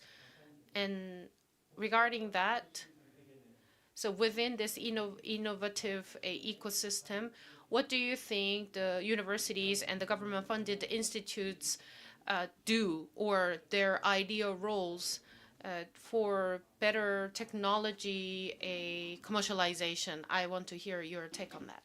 Please. All right. Thank you very much for these questions, and I very much enjoyed your presentations, and I think you raised a really good point. Let me maybe start with artificial intelligence. As you may know, WIPO has a dialogue on artificial intelligence and intellectual property. And the idea of the dialogue, which my esteemed colleague Ulrike Till leads, is essentially to share information, share insights of different experiences that different actors have on the IP interface, and also amongst the WIPO member states to exchange insights on different policy approaches. And I think I've had the privilege to participate in a number of these conversations, and I think they're really helpful, really useful. I think this is a field, where there is a lot happening, where I think there are also important court decisions that clarify the role of existing IP laws, and where also a number of governments are essentially rethinking their policy approach, and you've already seen some legislative changes, and others are in the pipeline.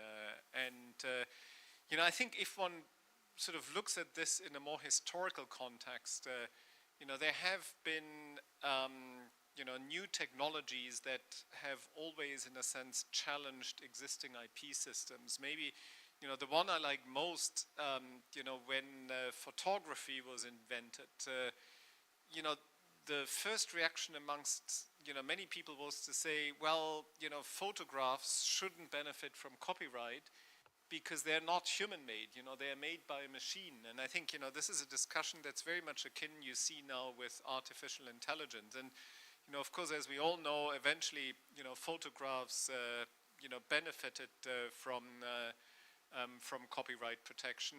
And I think, in the case of copyright, it's, the key question here is, and I think, for a country like Korea, which has a very vibrant creative economy, I think it's of course a really important question, is, what level of human contribution, in a sense, is sufficient for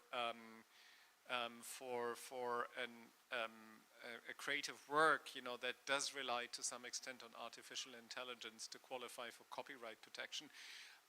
I personally think that, of course, it is possible to generate, music with artificial intelligence with very little human input. But I do believe that the way that we will see AI used, especially in the creative industries, is more that it is an empowering tool for human creators, and that in a sense it amplifies what humans would do. And in that sense, I don't think, in a sense, the human input will go to zero, if you wish. So I very much encourage everyone to follow the conversations that are taking place at WIPO on artificial intelligence and intellectual property. These are not normative discussions. They're mainly meant to share insights and to make sure that those stakeholders who take decisions have the best information available. I think you also raise an important point on, if one sort of looks at the current AI landscape, what this will do for access to key AI technologies, I think there is a valid concern in a sense that you have huge amounts of money invested in data centers that eventually, a few companies will dominate the AI space, and that this may actually become inimical to innovation. I think that's probably more a concern of the future. I think right now, maybe I don't want to say we have the opposite concern, but I think the competition essentially to be at the frontier of AI is driving all these investments, that there are concerns, well, there may be overinvestment and there may be a bit of a bubble going on as far as the development of AI tools goes. But I think in the future, and this is not unlike what we saw with, what happened in the internet in the 1990s, where I think there was a phase of excitement, a phase where stock markets, reached exuberant heights, and at some point there was, there obviously was consolidation, but you still then had certain players emerge, and some of these players obviously emerged with quite strong positions. So I think that's something that's, I think, going to be important to monitor and to see how policymakers should respond to that. On the role of, in a sense, research institutes in the innovation process and the mediating role, if you wish, on intellectual property, I think it's important to recall, sort of what is the basic mandate of university and research institute. And I think it's, in a sense, to engage in research for which the prospects of commercial products or technologies is rather remote, or is so risky that private companies, would not engage in this type of research and development. And I think a lot of, the role, of course, of universities, of research institutes, is to do basic research, to publish scientific articles, that contribute to the general knowledge base, that does enhance innovation. Of course, universities and research institutes also have an important role in what I would call the transformation of basic knowledge to more commercializable applications. And I think it's of course naive to argue that companies would just in a sense read scientific journals and that would inspire them to lead new technologies. It takes a lot more than that. And it essentially takes institutions to find promising technologies, and then the incentive mechanisms have to be right. They have to be right, at the level of research institutes and scientific organizations. They also have to be right, that in a sense risky new technologies receives IPs so that there are incentives to finance promising technologies that come out of universities but are still relatively far from commercialization. Let me just end on one thought. 2 weeks ago I was in Canada, which was quite interesting, and Canadian policymakers, I think they're probably even more concerned than you are here. Canada has really excellent universities, and if you look at their university performance, it ranks among the best in the world on university rankings, H-index of scientific publications. They have also some startups, but a lot of startups end up being bought by US companies. And if you look at their patent landscape, it is I would say a lot thinner than what you would see here in Korea.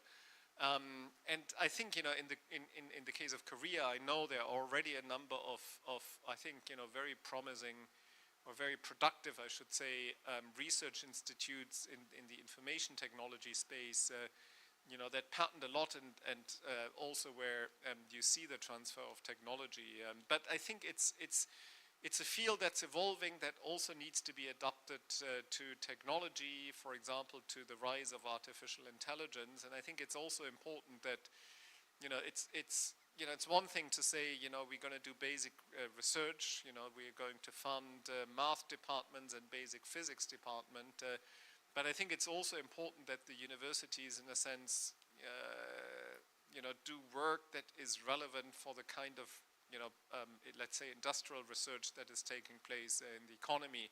And I think in too many economies, the two are too detached. You have many middle-income economies that actually, do well when it comes to their scientific performance, but it's an isolated performance that then feeds little into, commercial research and development that is taking place in those economies. Let me stop here, but thank you again for your really interesting presentations. Right. Thank you very much for your answer. Yeah, if there's any follow-up question, probably if time allows, we will ask later on. 두 번째 발제자이신 그 닥터 와이즈만께서 지금 Okay, so we have Dr. Wiseman here with us today. I heard that you started at 5 a.m. in Spain. Thank you very much for joining us at a very early hour. I would like to ask a question and then I would like to hand over the mic to Lim. I understand it's very early morning in Europe, isn't it? Yeah, thank you so much for your very excellent and interesting presentation. And I have a question on that IP finance, because I myself has been involved in this area more than around 20 years. So it is very interesting to see that European perspective in this area. One of the key concerns from the banks in regarding this IP-backed financing is that if the IP-backed loan, IP collateralized loan is in default, I think you have already mentioned some point of it, but it is quite difficult to enforce the IP security, i.e. to liquidate the IP collateral to recover these defaulted debts. In Korea, we have got this recovery support scheme to address that kind of concern. You mentioned this IP insurance market in Europe or in the United States. Is there any possibility that IP insurance will address this concern regarding the recovery risk or the liquidating the IP collateral? Well, thank you. The scheme that you mentioned that you have in Korea is actually one that we have noted, and in the report that we are working on which my presentation was based, that scheme is actually mentioned favorably because we think it's quite important precisely because it provides a level of security to the banks in case things go wrong. And of course, when a bank makes a decision about granting a loan, a big parameter in that decision is, okay, what do we do if things don't work out? And so I think this kind of recovery institute that you have in Korea is quite important. The IP insurance that we mentioned does not quite address that. The IP insurance deals more with is more designed to address what happens if somebody infringes my IP right, or what happens if I inadvertently infringe somebody else's IP right. So this is more, so IP insurance, as I understand it, has had more to do with the risk of infringement, which of course is also a relevant risk when evaluating IP assets as a collateral, that what happens if that asset is infringed. So in that sense, if an insurance can be created to mitigate that risk, that is also helpful. But it's not designed to mitigate the kind of bankruptcy risk that you just mentioned. Right. Thank you very much for your answer. Yeah, I do understand that insurance is to cover some other type of risk rather than this IP recovery risk regarding this collateral debt. Thank you so much for your answer, and thank you very much for staying with us for such a long time, even it's a very early It's been morning. a pleasure. It's been very interesting to listen to the presentations. It's great. Thank you. Yeah. 아마 우리가 지금 테이블상으로는 8분 정도 시간. Okay, so we have about 8 minutes left. So I would like to hand over the microphone to Director Lim.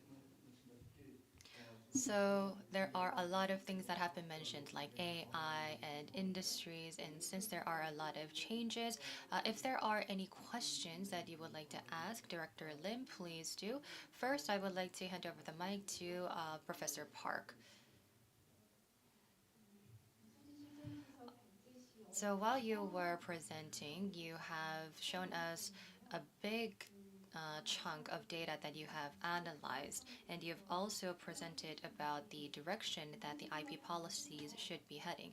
In relation to AI and IP policy, do you think that it is important for us to establish an IP policy, including AI? And if you think that it is important, then what kind of direction should the policymakers take or have? 그리고 And I would also like to ask Mr. Shin to ask his question. Yes, I would like to ask a question to Director Lim. While you were at the later slides, you've talked about some of the policies and the policy directions, and you said that there should be a strengthening of IP policies. And in order to do so, R&D and industry-related policies should be coordinated with IP policies. I believe that this is also necessary in Korea, and I'm definitely on the same page. However, in Korea, there are different departments that are involved in the legislation and policy making. I know that you could be very cautious about this, but what do you think should be changed? If you can tell us a detailed explanation on the changes, that would really help.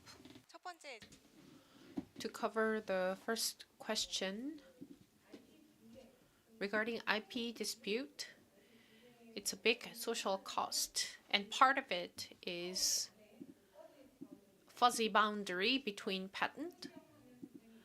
If it's not clear, there is always a dispute. Regarding AI, obviously, a lot of people invest a lot in their AI technologies, and they want to be regarded with their invention and technology regarding AI. So in terms of that, we should not take too much time until we finalize the clear message of what a certain patent intends. That way we can reduce the uncertainty. But regarding infringement risks, it's very not clear these days, and I believe we have to accelerate in order to settle down these disputes by get rid of the vague part of or ambiguity of a patent.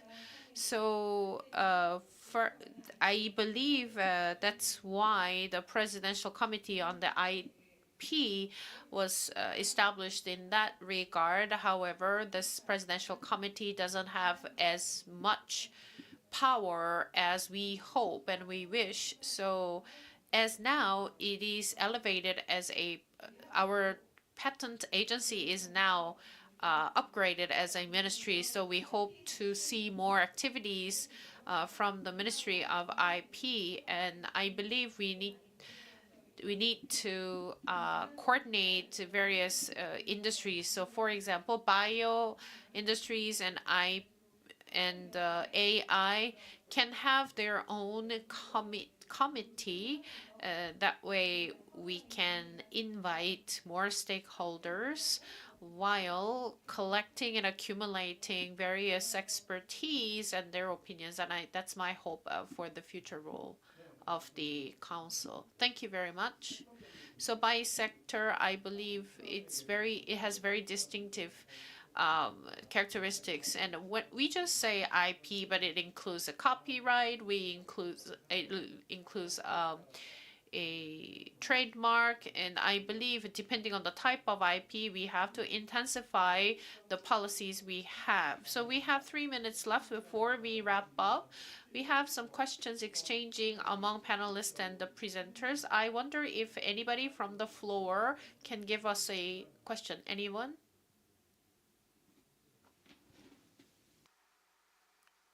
네.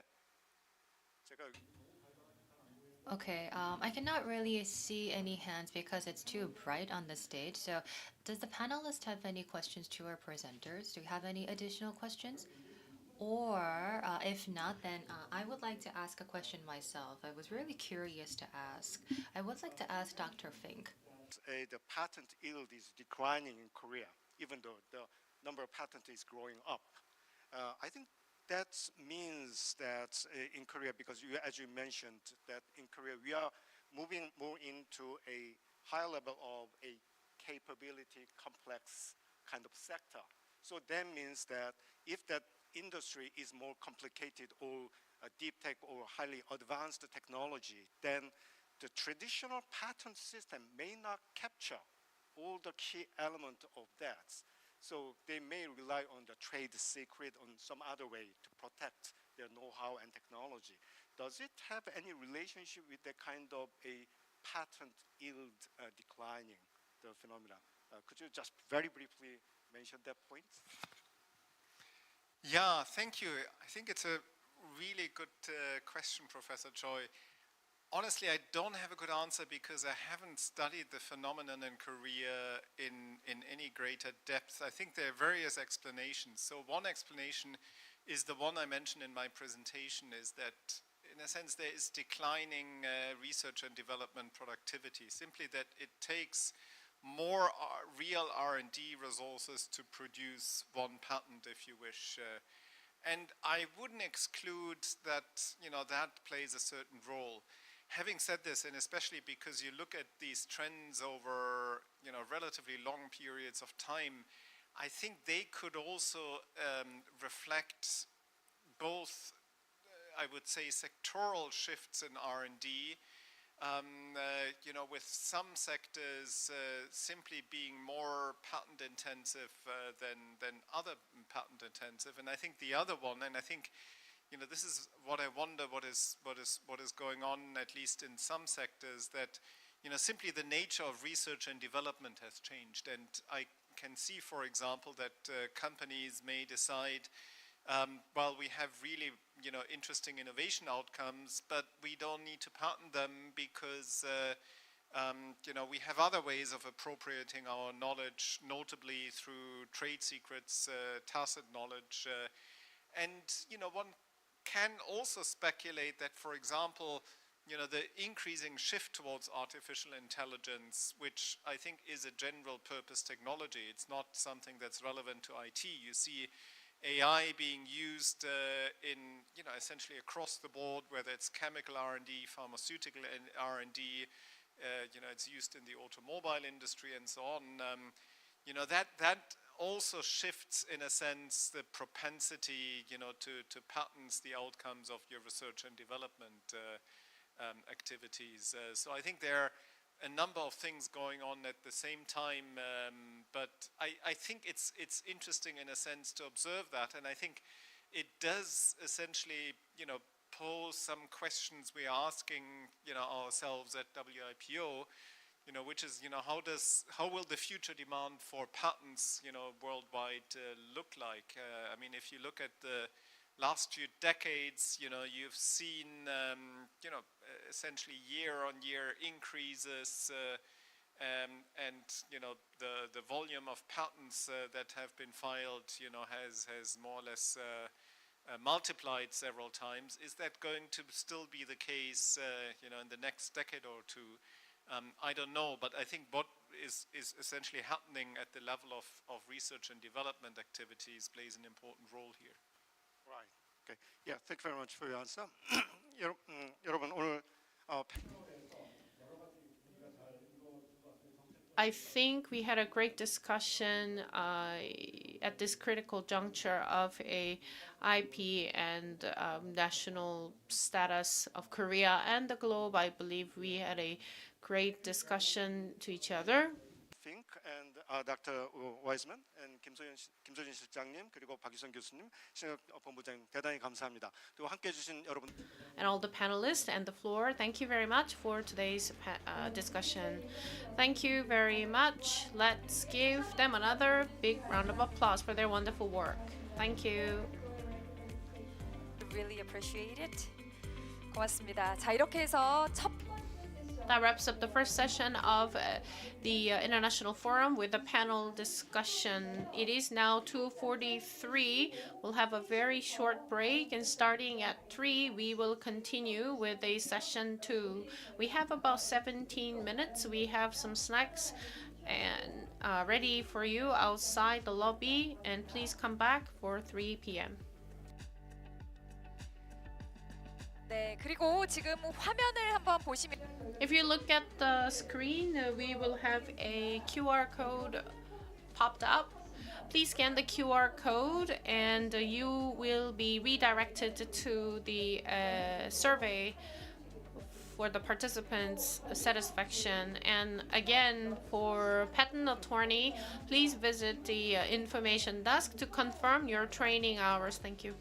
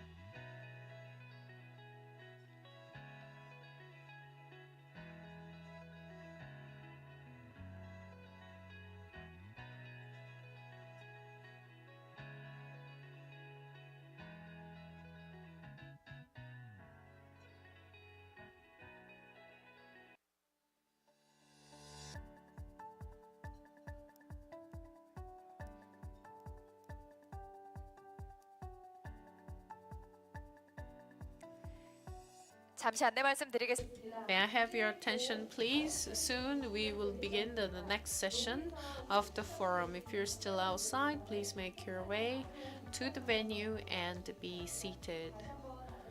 Once again, may I have your attention, please? Momentarily, we'll begin the next session. Please come inside and be seated. Also, please be noted the simultaneous interpretation is being provided. Channel 1 is for Korean, Channel 2 is for English. For the event, make sure you turn off the phone or put it on the vibration or silent mode. Your attention, please. We'll shortly move on to the next session of today's forum. Please come inside the conference room and take your seats. And today's simultaneous interpretation will be provided. You can use the receivers on the tables, and please adjust the settings to the language that you need. Korean is available for channel 1 and English is available for channel 2. And if you have your cell phones, please turn them off or change them to silent mode. Thank you so much for your cooperation. 잠시 후 뵙겠습니다. 고맙습니다.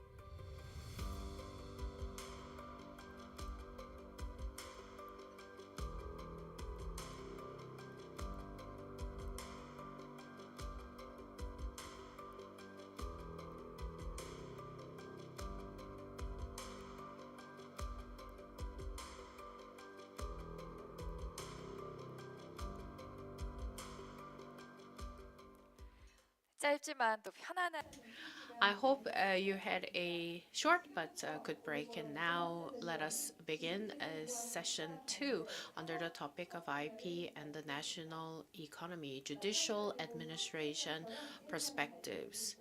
Same as the session 1, we will have 3 presentations followed by panel discussion. Let me introduce Ms.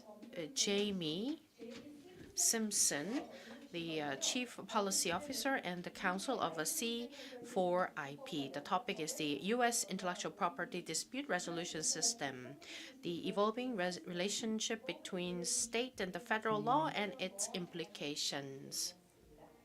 Let's welcome her with a big round of applause.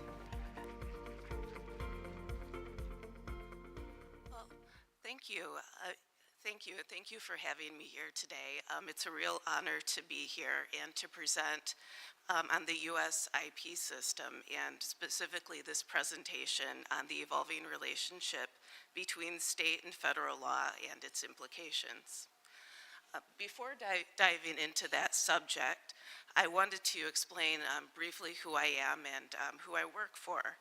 So I work for the Council for Innovation Promotion, which is a nonprofit organization operating in Washington, D.C. that was founded by two former U.S. Patent and Trademark Office directors, Andre Iancu and Dave Kapos. And they decided that the United States really needed an independent organization to look at IP policy and make recommendations to policymakers. And as you can see from the mission statement that I've put on this slide, I think this organization shares a lot of the same goals as have been discussed here today. And we really share a strong belief that innovation fuels, or intellectual property fuels innovation and can make the world a better and more prosperous place. So I am really grateful to have the chance to be here with you today and share my thoughts on these topics. So to help with the theme of the conference, I wanted to present on how intellectual property law has evolved in the United States. I think it's an interesting story that shows how different policy concerns have played out over time, as I will discuss more. To begin with, though, I wanted to set the framework a little bit about the U.S. Legal system, which I'm sure many of you are already familiar with, so I won't spend too much time on it. But just to put everything in context, really the way it works in the United States is that the default is that the states, not the federal government, are in charge of the law. Under the U.S. Constitution, the federal law is only allowed to have a jurisdiction over certain limited things. So it's not necessarily a given that IP law would be national.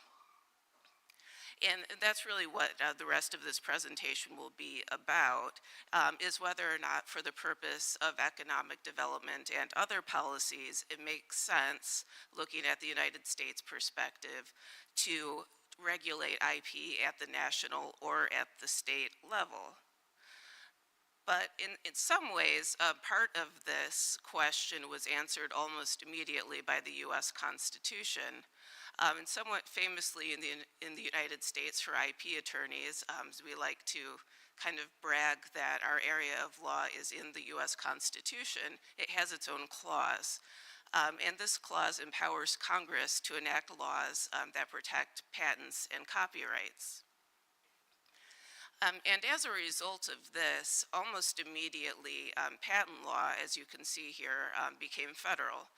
It was actually done on a state, or I guess it was a colony by colony basis before the U.S. became a nation. And the first patent law was actually passed before all the states had ratified the U.S. Constitution. So it happened very quickly, and patent law has been federal ever since then. And the same is basically true for copyrights.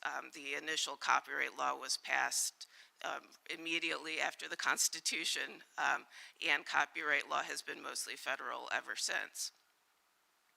And the story gets a little bit more complicated when you look at trademarks. So trademarks started out on a more slow process, starting out as common law, having state protection, and then there were early attempts to pass federal trademark laws.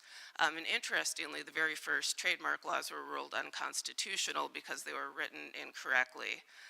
That was ultimately fixed, and there you have the current national law that was passed in 1946, the Lanham Act, and that has created a federal regime, but it never fully replaced the state regime, and they operate in parallel to this day. Finally, we come to trade secrets.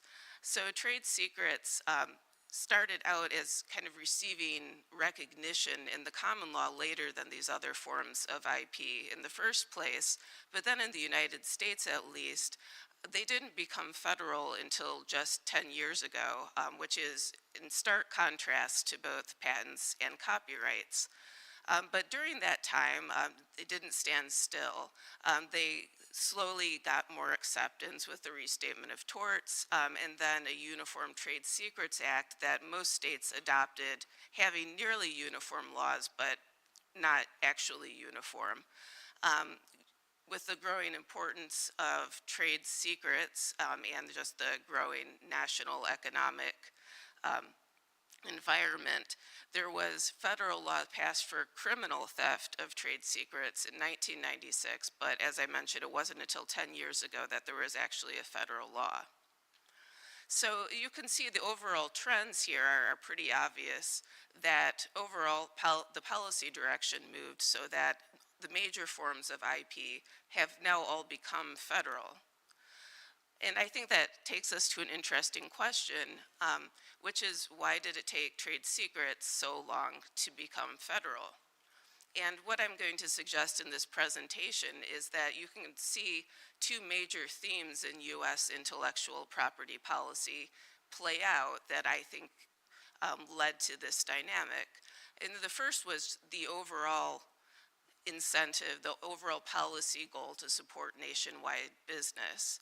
And then the second one is the policy of promoting patenting over other related forms of IP, here trade secrets, because of the public disclosure function of patents. I'll talk more about both of these in a minute. So turning to policy goal number one, supporting nationwide growth and prosperity. I would say in the beginning, it might have made more sense to even consider having some of these laws handled at a more local level. But as businesses became increasingly national in scope, trying to comply with various state laws becomes ever more cumbersome.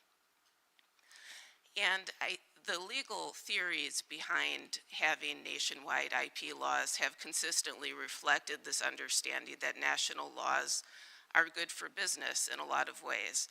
The quotation in the box is from one of the founding fathers who wrote the Constitution, kind of explaining why copyrights and patents were mentioned in the Constitution, and it was just kind of their basic understanding that national uniformity is good to promote business and to promote innovation. And it was just such common sense to them that this really didn't have much of any recorded debate at all at the time. And I think that rationale has only grown more prominent as the US grew from 13 states to 50 and states and other territories, where trying to stay abreast of all 50 becomes highly challenging if you're operating a nationwide business or international business. But then there is the other policy goal, encouraging patenting. And it's been mentioned here many times today about the important public disclosure role of patents, as opposed to trade secrets, which by their nature require the knowledge to be kept secret for the IP to have any value. And the justification for giving a temporary exclusive right to something is that you're turning your innovation over to the public. And that in turn also has a number of other important policy benefits. It's, for example, hard to see how university technology transfer would be as successful, notwithstanding some of the difficulties just recently discussed, if you didn't have patents to signal what you were trying to license in the first place. Likewise, with standard development and standard essential patents, having the disclosure and the protection of a patent is really a prerequisite to being able to do that sort of negotiation. It's not clear that trade secrets could actually be a substitute. But nonetheless, as you saw, we did in the United States pass the federal law 10 years ago. And so why is this? Well, I think the reason is that it just became more of a business imperative to not have to deal with 50 state laws, and equally importantly, to be able to go to a federal court and be able to have the procedural benefits that don't limit you to a given U.S. state. And relatedly, a lot of areas of technological development have proven very amenable to trade secret protection. So I've listed two there. So I think just overall trade secrets and trade secret theft was becoming more of a prominent business concern. And related to that, there just developed a very strong body of evidence that this was the case. So even before you had the federal rights, state law cases were increasing, and you had the White House put out reports about the growing problems of trade secret theft. And that led to Senate hearings talking about this law and just saying that everyone they're hearing from says that you just need a uniform national law to help with the protection of this form of IP. And to further underscore this point, I've put out a number of organizations and companies that publicly supported this law, and from working a lot in U.S. policy, I can say that you don't see such a comprehensive list that often. So kind of all the major areas of any sort of innovation were behind this bill. And I think that's reflected in just how overwhelmingly this law passed both the Senate and the House. And indeed, after this law passed, it's proven very successful. The federal cases that have been filed under this have increased tremendously. And in some of the first cases that have been decided under this new law, they've proven that the courts are going to be very willing to vindicate the rights of people who've been able to prove their case with high damages awards and injunctive relief. And also, I think noteworthy is that the law was written in the ways many people thought that it was intended to have an extraterritorial reach, and in fact that has recently been blessed by at least one appellate court, not by the Supreme Court yet, but that also makes this federal cause of action very attractive compared to other forms of IP, which are a lot more strictly national in scope. So I think turning back to the question I posed originally, why did these become so long to be, why did trade secrets take so long to become federal? And I think it was just a momentum that was really dependent on businesses coming forward and asking for this form of protection, and the fact that even though there were maybe a lot of concerns about the impacts that this would have on patents, those didn't arise very much in the public debate. So what about this second goal of encouraging patents? Well, as I mentioned, I think the longstanding U.S. policy has been to favor patents where there is a choice. There's not always a choice, but because of this public disclosure function. But federalizing trade secret protection very much alters the balance between trade secrets and patents.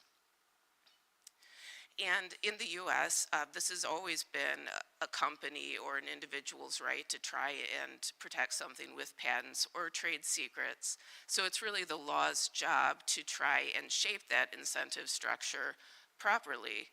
And what I think you saw with the Defend Trade Secrets Act was maybe tipping the scales too much in favor of trade secrets.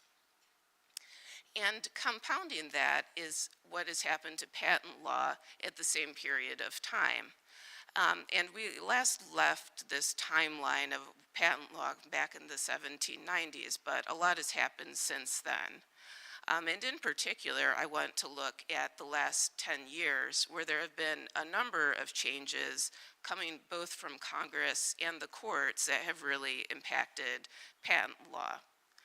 And I've listed just some of them here to give you a sense that it's really been a number of changes. And I think this is part of what maybe wasn't clear to US policymakers, because instead of one just major law, for example, that changed everything, you had one major law and then at least half a dozen major Supreme Court cases, and they all happened over time, and I think it's taken a while for their cumulative impact to be fully appreciated, and I'm not even sure it completely is now, although I think more and more people are realizing it.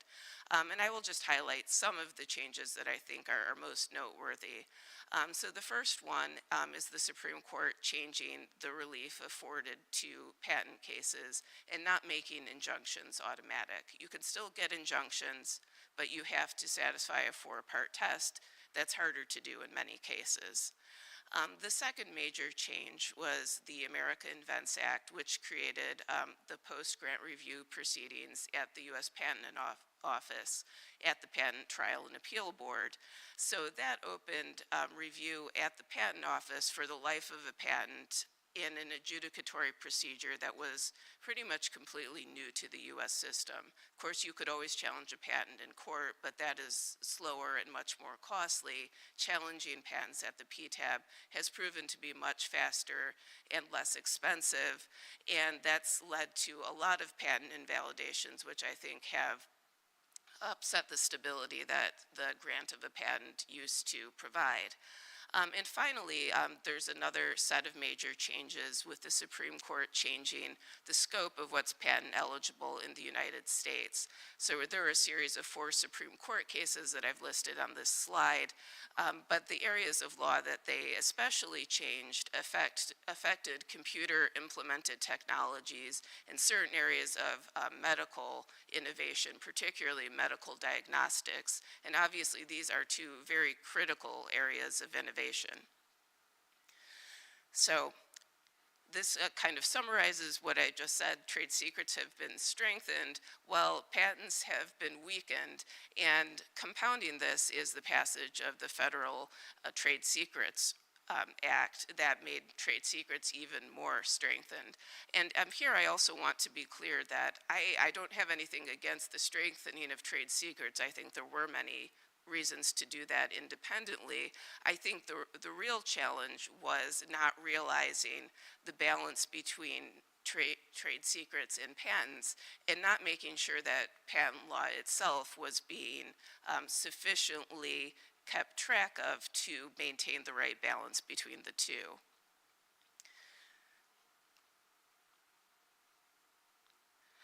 So, coming to the end of this, where I wanted to leave us is that, as I've kind of suggested, I think where the U.S. has landed right now might not be the optimal balance from a public policy perspective between trade secrets and patents. I think we have a regime that has appropriately strengthened trade secrets for where our companies need them to be. And I think there is evidence that that law that was recently passed is operating well. But at the same time, I don't think that the same is true for patents. So I think companies facing the choice between the 2 regimes are going to be incentivized to consider trade secrets more strongly than maybe we would like them to. But the good news is, because I'd like to end on more of a positive note, that I think with all of the IP laws now being focused in the federal government is in charge of making sure that this balance works.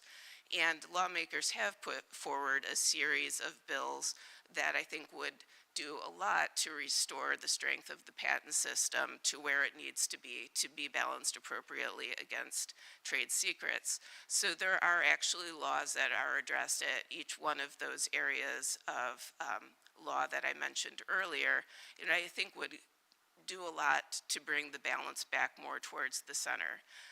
So I hope, even though this issue didn't seem to come up as much during the debate of the Defend Trade Secrets Act, that now that the record is becoming clearer on where patents stand relative to trade secrets, that the federal government and especially Congress will look at these 3 bills and give them careful consideration and hopefully pass them. So thank you for letting me talk through this area of U.S. history and where we are now, and to share my thoughts. And I hope you found it interesting, and I will be happy to answer questions when we get to that part of the presentation. Thank you. Thank you very much for sharing such a valuable presentation. Thank you. 네, 이렇게 고모님의 첫 Thank you very much. And now we would like to move on to the second presentation. 와세다 Professor Suzuki Masabumi from Waseda University will have the second presentation under the topic of the development of intellectual property law and the Japanese economy, the role of the judiciary. Let's welcome him with a big round of applause. Thank you for the introduction. I feel extremely honored to be invited to speak at such a distinguished conference today. And I would like to express my gratitude for this valuable opportunity. As a researcher from Japan, I would like to discuss the relationship between IP law and economic development in Japan, with particular focus on the role of judicial branch. I ask for your understanding in advance that my talk will be limited to anecdotes, citing several facts I consider important, rather than being based on empirical research. I will proceed in this order. First, I would like to briefly review the history of Japanese IP system. This slide lists 6 important events. The first and second, the third and fourth, and the fifth and sixth occurred roughly in the same period, respectively. In other words, there are 3 main periods. The first period is the start of Japan's modernization in the second half of the 19th century. The IP system played an important role in this modernization. Japan established a domestic IP system and joined the Paris Convention and the Berlin Convention at the end of the 19th century. The second period spans the mid-20th century onward, after Japan's defeat in the Pacific War, to the end of the 20th century. Japan's society and legal system, including the IP system, underwent fundamental reforms in this period. The IP law currently in effect in Japan are based on laws revised in the mid-20th century. The third period is the 21st century. Since the beginning of the century, the Japanese government has promoted the policy of becoming a so-called IP-based nation and has been carrying out fundamental reforms to make the IP system more effective. A representative example of this is the establishment of the IP High Court in 2005. Let me touch on the international context. This is not a fact unique to Japan, but a global trend. While efforts to create an international IP framework through multilateral treaties have continued since the 19th century, the 21st century has seen an increase in efforts to strengthen and harmonize IP systems through bilateral or regional economic agreements. In recent years, from the viewpoint of Japan, the CPTPP agreement has had a major impact on our IP system, particularly our copyright system. I also believe that it is important to use the RCEP agreement as a stepping stone to promote cooperation among Asian countries about IP systems. Here, I briefly explain the institutional framework initially created to reform the IP system in the 21st century. In 2002, the Japanese government set a national goal of becoming an IP-based nation. To promote this policy, the following mechanisms were created. First, the IP strategy headquarters was established. This is headed by the Prime Minister and comprised of ministers from the relevant ministries and agencies. A secretariat was created with officials seconded from the relevant ministries and agencies. Secondly, the National Diet enacted the basic law on IP. Third, under the basic law of IP, the IP Strategy Headquarters formulates and publishes an IP strategy every fiscal year. Fourth, in 2005, the IP High Court was established, as mentioned earlier. Next, let's look more specifically at trends in IP law and practice in Japan in the 21st century, focusing on the judiciary. First, regarding IP dispute resolution, the issues recognized in Japan from the end of the 20th century to the beginning of the 21st century can be summarized as follows. Faster resolution of disputes, expert-based dispute resolution, and international cooperation. In response to these challenges, several measures were taken. First, exclusive jurisdiction was established to speed up dispute resolution and utilize specialized knowledge. Second, the creation of the IP High Court also aimed at speeding up dispute resolution and utilizing the expertise of experienced judges.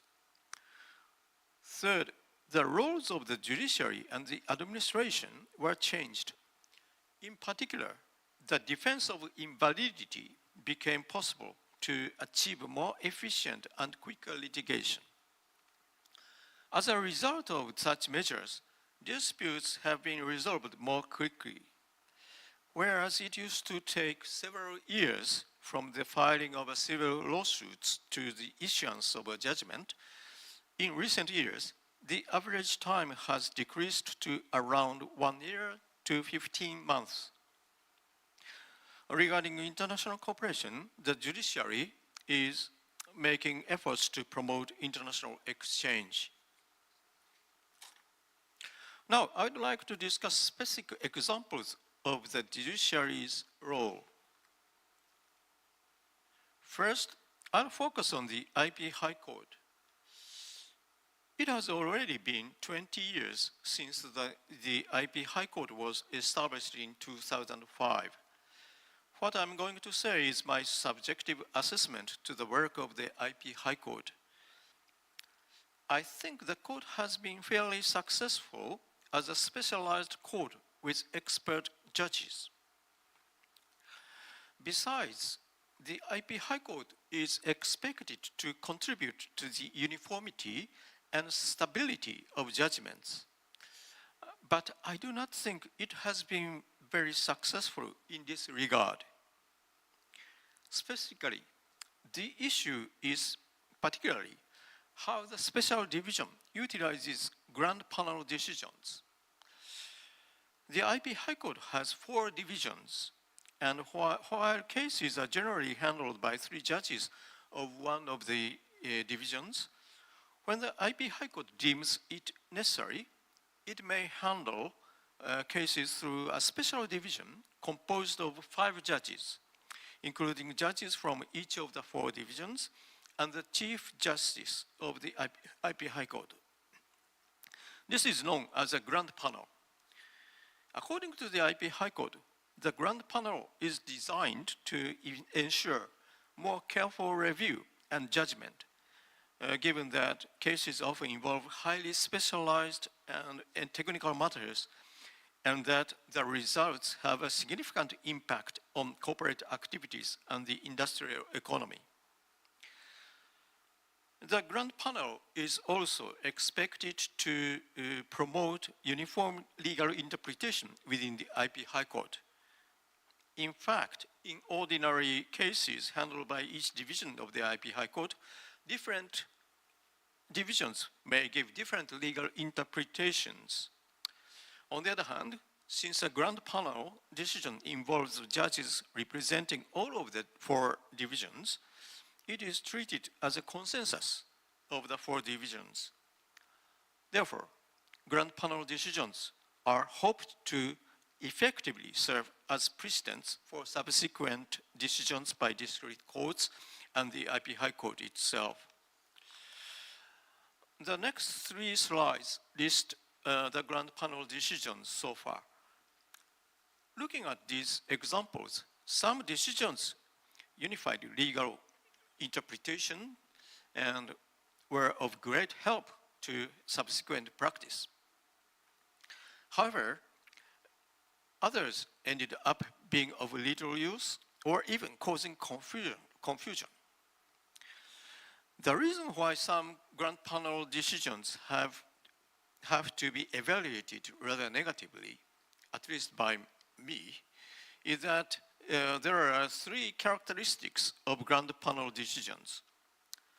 First, Grand Panel often deals with issues that have not yet been fully discussed in court, and in some cases, issues that have not been discussed much in academic circles. And if the Grand Panel suddenly gives a ruling on these issues, it could result in bad law being created. Second, Grand Panel decisions often make judgments that are very broad in scope and general in nature, rather than just making judgments that are specific to the particular case in question. Third, since the IP High Court is ultimately an appellate court, the Grand Panel decision may be appealed to the Supreme Court, which may then issue a different decision. For example, the second case on this list is the recent Duang case, which concerned patent infringement by cross-border activities. Prior to this case, there had been few legal precedents and insufficient academic discussion on cross-border patent infringement. However, in this case, the IP High Court, in its Grand Panel decision, provided general criteria for determining infringement in relation to patents for network-based inventions. These criteria merely listed various factors in parallel and stated that they should be, the court stated that these criteria should be considered comprehensively, leading to criticism from practitioners and researchers that the criteria lacked predictability. The case was then appealed to the Supreme Court, which in this May issued a decision focusing on the facts of the case, avoiding general statements. The Grand Panel decision in this case was not unreasonable, but because it deliberately tried to establish general criteria for an issue where general criteria are very difficult to establish, the decision was of little practical significance. The Supreme Court subsequently revised the criteria in its handling of the case.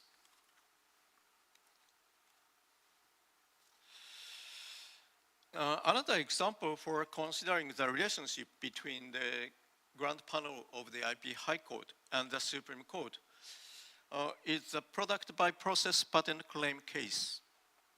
For the sake of time, I refrain from going into detail now, but in short, this is a case where the Grand Panel gave a very reasonable decision, but the Supreme Court gave a troubling decision, causing great confusion in patent practice in Japan. Eventually, the IP High Court saved the situation by interpreting the scope of the Supreme Court's decision very narrowly. So this case seems to offer a lesson about the relationship between the IP High Court, particularly its Grand Panel, and the Supreme Court.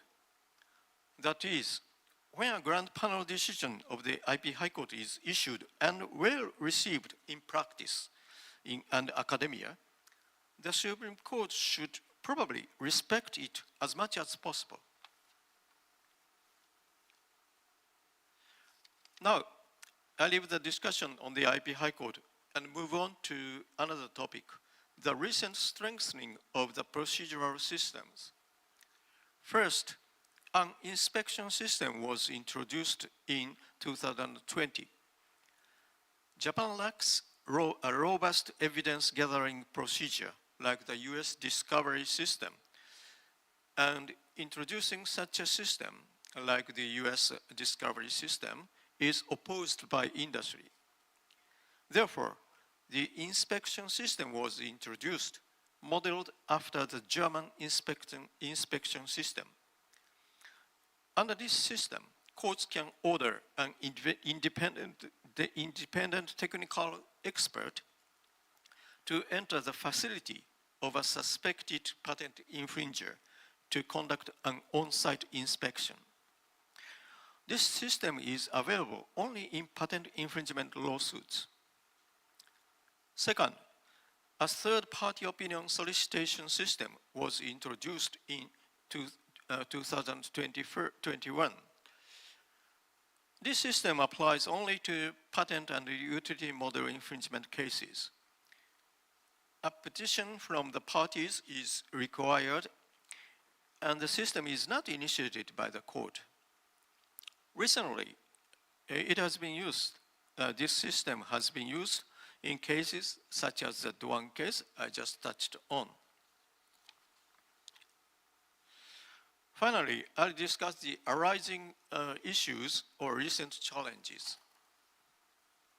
First of all the various efforts have been made, as I have explained so far, I cannot help but feel concerned about the state of innovation in Japan. For example, data suggests that innovative activities are stagnating. This shows trends in the number of patent applications filed at the 5 major patent offices.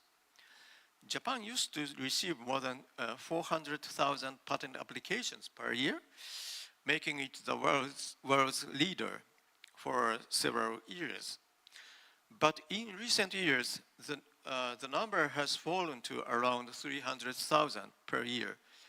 This decline may be partly due to Japanese companies' changes in their patent application policies. So it may not necessarily reflect a decline in innovation.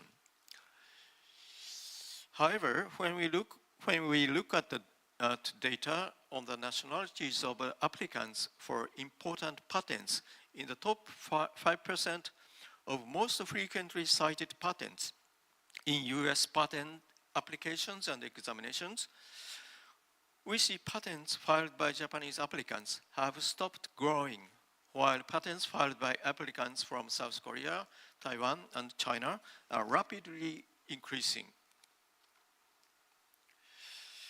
In addition, the ratio of patent applications to GDP is significantly lower than that of South Korea and China.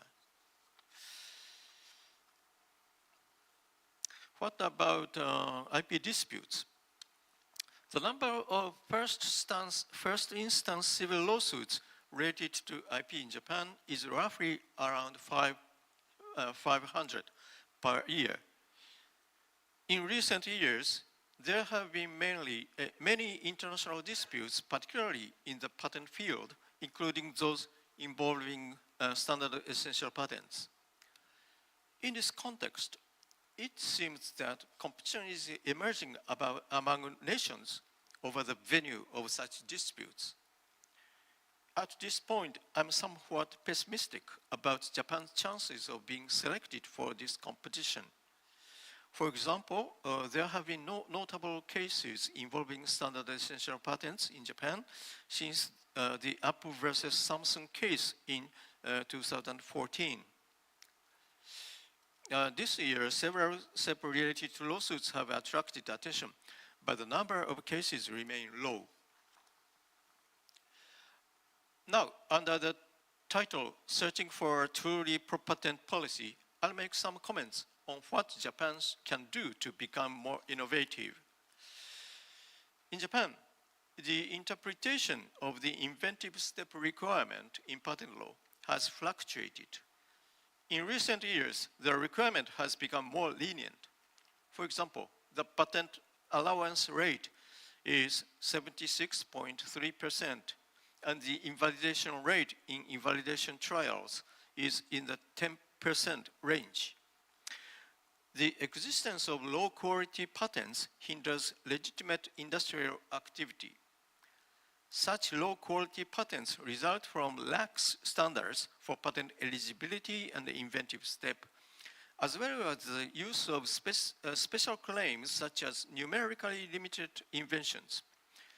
I believe that a review of the way patents are granted is necessary. In Japan, the patent opposition system was abolished in 2003, even though it was used in approximately 6,000 cases per year.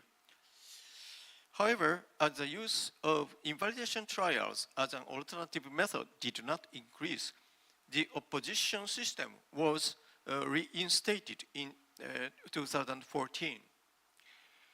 Although the number of opposition proceedings has been rising recently, it remains around 1,000 per year. In addition, the number of invalidation trials has been declining in recent years, falling below 100 per year. The relative low use of invalidation trials and oppositions may be due to the lax requirement for patent grants and the widespread use of invalidity defenses in infringement lawsuits. However, there are also many questionable and bad patents that grant exclusive rights to technologies that do not deserve patents, which may be hindering legitimate industrial activity. I believe that consideration is needed not only for patent grant requirements, but also for post-grant screening. Okay, that concludes my presentation. Thank you for your attention. I look forward to a discussion as a panel later. Thank you very much. Thank you very much for offering meaningful insights. Thank you. 네, 교수님 발표 잘. Thank you very much for your presentation. Let's move on to the very next presentation. 카이스트. The third presentation will be delivered by Professor Park Sung-pil, Chair of the Moonsol Graduate School of Future Strategy at KAIST. His presentation topic is DX-era IP disputes, economic impact, and judicial responses. Please welcome him with a big round of applause.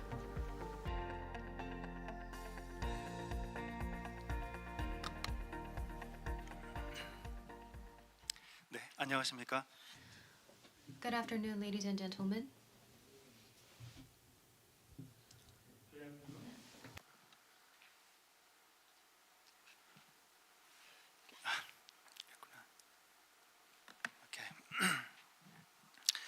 Okay, esteemed judges and colleagues, and ladies and gentlemen, it's a great honor for me to speak before this distinguished audience. I really appreciate Jamie's and Professor Suzuki's insightful presentations. Today, I'll talk about the digital transformation era IP disputes, a subtitle, Economic Impact and Judicial Response. Well, all the discussions today probably about the very practical issues. And as the chair of Graduate School of Future Strategy, today I'll discuss a little bit futuristic and promising activity and platform we can achieve with our collected elaborations. So today I'll discuss the 4 key issues. Firstly, I put some numbers on the economic stakes of IP uncertainty in the digital transformation era. And secondly, I'll discuss how different countries are stepping up, including the United States as an established international IP hub, and also the European Union as an emerging IP hub with its introduction of unitary patent and unified patent court recently, and also the possibilities of establishing Asia as an another IP hub, future IP hub with our joint collaboration. So thirdly, I will discuss about the role of judiciary in the digital transformation era, not just as a decision maker for complex issues, but also as an innovation enabler. Lastly, I will discuss a little bit about our shared vision of AIP Meta, which is an Asian IP metaverse community. Okay, so I'll just kick off with some striking figures, which is well known in the IP community worldwide. So back in 1975, 80% of corporate value consists of tangible assets, factories, machinery, and real estate. And fast forward to today, that figure has completely flipped. Now intangible assets account for 90% of corporate value. This is not just an accounting trick, it's a ground of transformation from the past to today about how our economy works. Well, let's briefly talk about some numbers of digital transformation. Here are some figures about a metaverse. Metaverse technologies are, as you see, some 3D games like Second Life, Fortnite, Roblox, Minecraft, whatever. But metaverse is not only limited to this game. If you look at the bottom left, there's an article published in Government Information Quarterly last year. This article examines how immersive virtual reality can transform public service delivery. This article highlights potential benefits of the metaverse government, such as increased accessibility and engagement.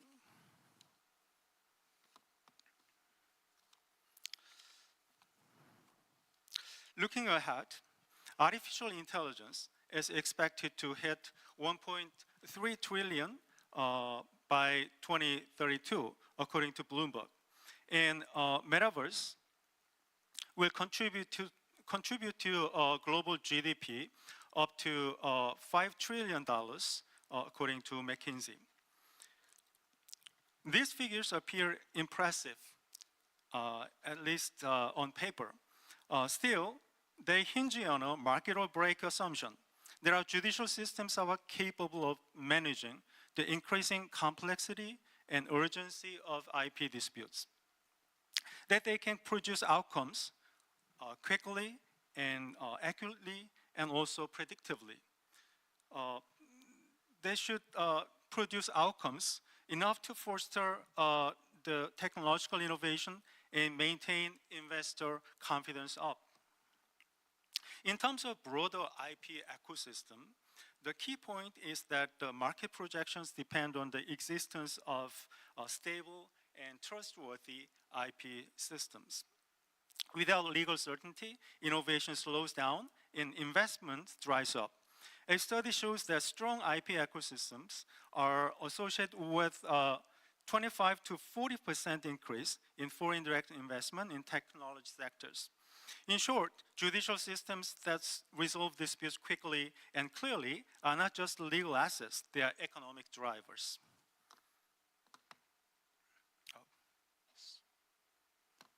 Okay. Consider the cost of legal uncertainty. Well, research shows that the complex patent litigations in the US cost between $3 million to $5 million per case. Meta's Reality Labs has faced significant losses since 2020. What are the reasons for these losses? There are many factors we can presume. One leading cause probably the sharp decrease in the venture capital funding for metaverse startups and high development costs or something like that.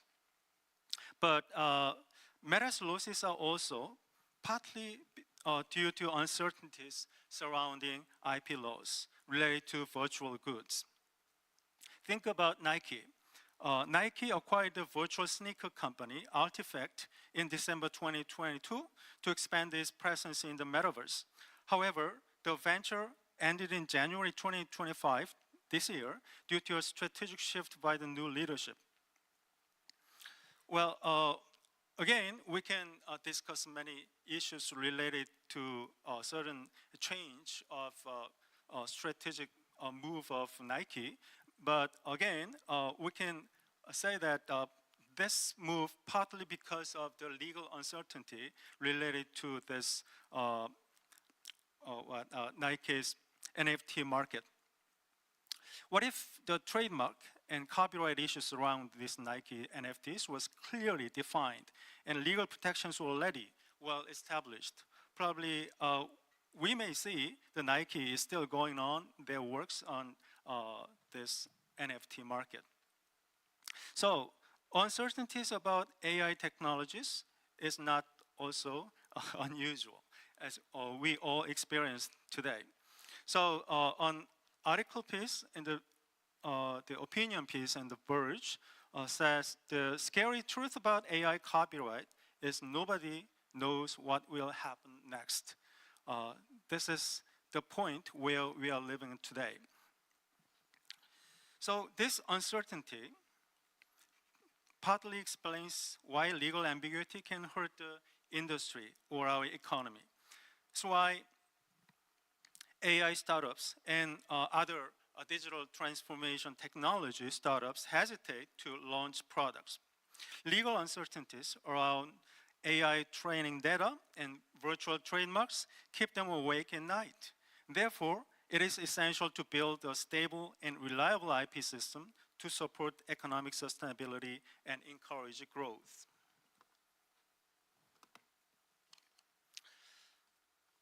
Well, before we dive into the topics in more detail, let me briefly introduce the foundation and motivation of today's presentation here. In 2024, KAIST established a partnership with K3i, a leader in extended reality and digital twin technologies, which contributed $1 million research grant to KAIST to establish the AIPC. We name it Asia IP Community Research Center. Our mission is to develop AIP Meta, which is Asian IP Metaverse, a metaverse-based ecosystem to address the urgent legal and administrative issues related to intellectual property. Our motivation is clear. Professor Suzuki's presentation also mentioned the Apple-Samsung litigation, the IP war, which covered 10 countries and costed over $1 billion in legal fees and took years to settle. The economic inefficiencies of this fragmented IP systems are fundamental and significant. Europe's journey from the European Coal and Steel Community, ECSC, established in 1952, to the Unified Patent Court in 2023, took like 70 years, shows both the payoffs and the struggles of integration. Asia has the opportunity to achieve similar integration more quickly if we can jump on the digital technologies early. Well, to tackle the legal fragmentation concerning intellectual property rights, we need to have central points in terms of its geographical location, the central points of activity.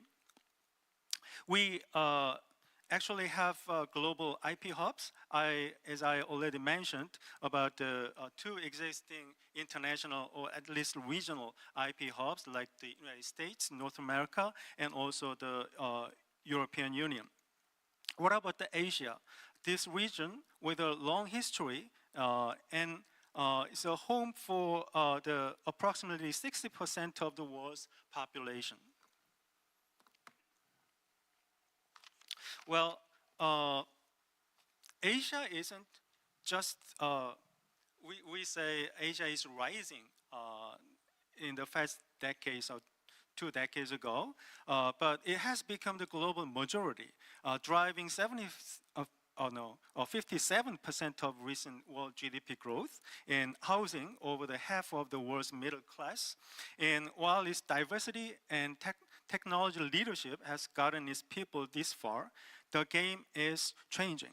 Asia is facing new headwinds like the trade tensions and aging demographics. The opportunity is massive though. Capturing it requires more than just this kind of optimism. It demands that Asia immediately adopt transformative strategies and collaborate to navigate this complex new era. Well, now imagine an ideal, well-functioning economy where IP is believed to be a primary economic driver and measure of economic value of one's creativity and innovation. Let's name this economy as an IP hub, just like the United States, the European Union. Then what are the qualifications or features of this IP hub? First, as this slide shows that the entire life cycle of an intellectual property should be taken care of. So effective IP systems need to back the entire journey from innovation and creativity to utilization of the IPs and the dispute resolution, whether it's a litigation, through litigation or alternative dispute resolution, and the online dispute resolution, as I will discuss a little bit more later. And secondly, if we have an IP hub, which is an ideal IP hub, then this hub will serve the needs of diverse stakeholders in the IP ecosystem. Researchers picks out 3 essential stakeholder groups as an IP hub. One is creators group, another administrators, and diverse intermediaries related to intellectual property practice. Well, the creators take in the multinational corporations and SMEs, research institutes and universities, and individual inventors, each with their own needs and capabilities. These are the folks who kick off innovation and creation. Of course, they need support throughout the entire IP lifecycle. Administrators cover the IP offices at national and regional, think about WIPO, the international levels, and courts from domestic systems to transnational bodies like the Unified Patent Court. And specialized ADR institutions such as WIPO's Arbitration Mediation Center. These institutions provide the governance backbone for IP ecosystem. Intermediaries make up the essential service infrastructure. Researchers have documented over 100 types of patent intermediaries worldwide.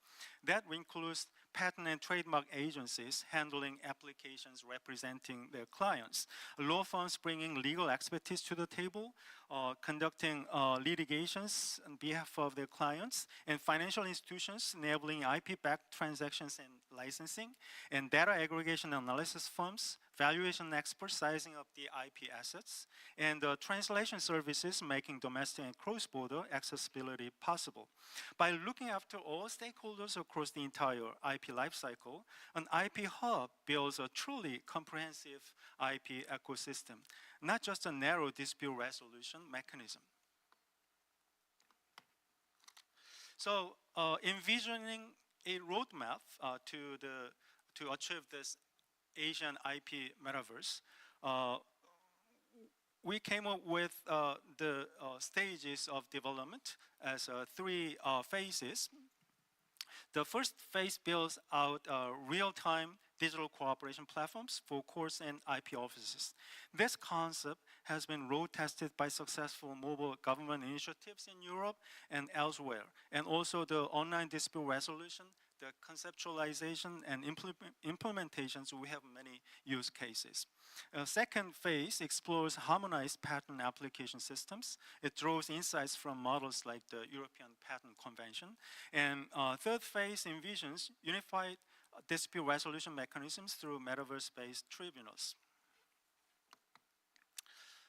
Well, digital transformation era IP hub expected to run multilingual hearings and support the AI-assisted evidence review. This builds on proven online dispute resolution precedents. Starting from the initiatives of OECD, ICC, excuse me, this UNCITRAL, so there's a typo, missing I there, UNCITRAL, UNCTAD, and EU. And eBay's Resolution Center is a very famous example, early day example of the online dispute resolution. I guess some of you have already experienced this type of very quick, efficient resolution mechanism. This system handles like disputes between buyers and sellers on eBay. The data from 2021 handled like 60 million cases a year. Very efficient and cost reduction in an ideal for the online dispute resolution. The Madria was developed by the Colin Rule, which is the developer of the eBay Resolution Center.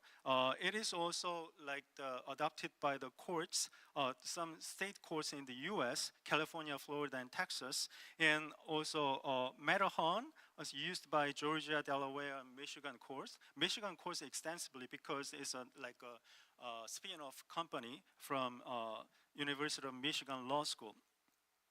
And Rahit feature program from Netherlands is a kind of a self-help tool for divorce, early day decision before they lead to the conflicts between the couples. So it's another example of the online dispute resolution.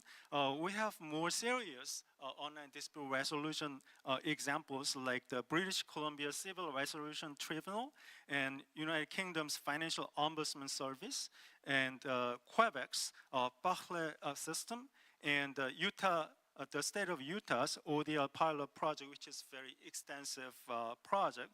So we have many examples and success cases of online dispute resolution. So when it comes to the AIP meta, it's not just like conceptualization. It is about we are working on with this proven success cases in the past.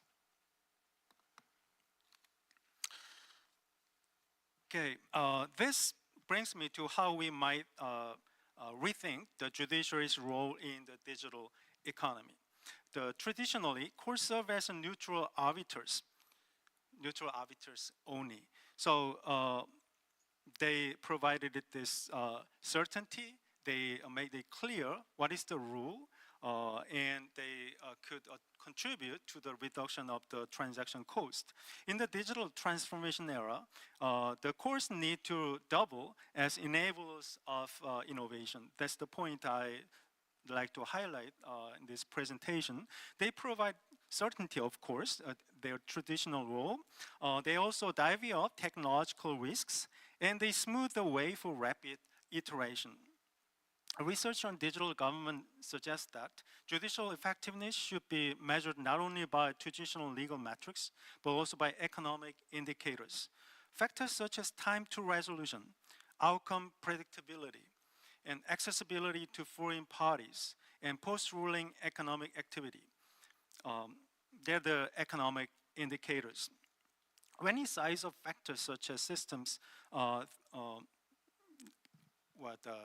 through this lens, we can spot opportunities for improvement. And we can make the case for necessary investment in digital infrastructure.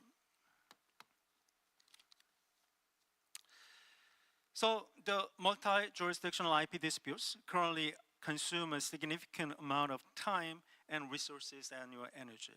Through shared digital infrastructure and standardized procedures, in online dispute resolution infrastructure and experience, we can reduce duplication, improve access, and boost trust. These are the measurable functions time to resolution, outcome predictability, and foreign participation, and post-ruling economic activity. And these metrics should be used to assess the judicial effectiveness.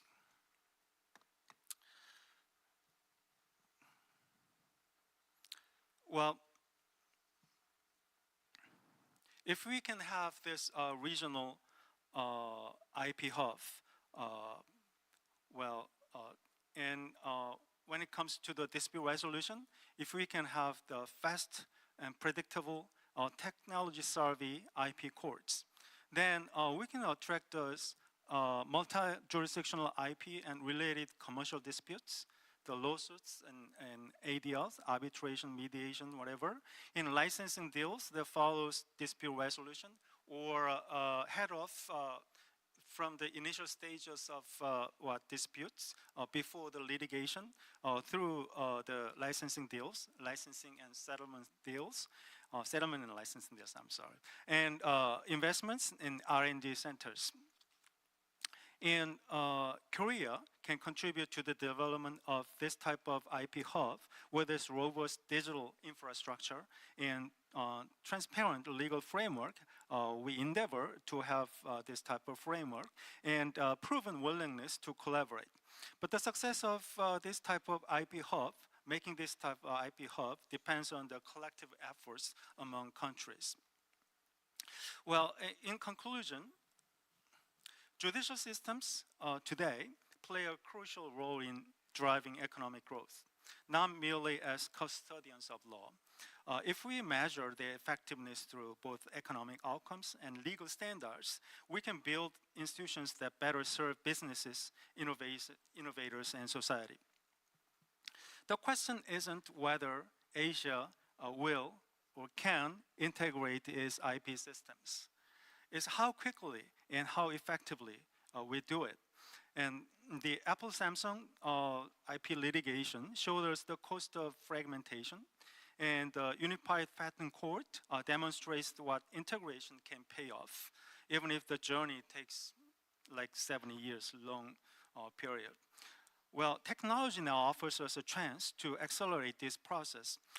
However, technology alone doesn't suffice. We need a shared vision, mutual trust, and sustained commitment from all stakeholders.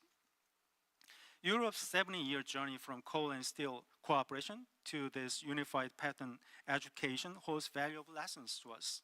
The architects of European integration figured out that economic cooperation could pave the way for peace and prosperity.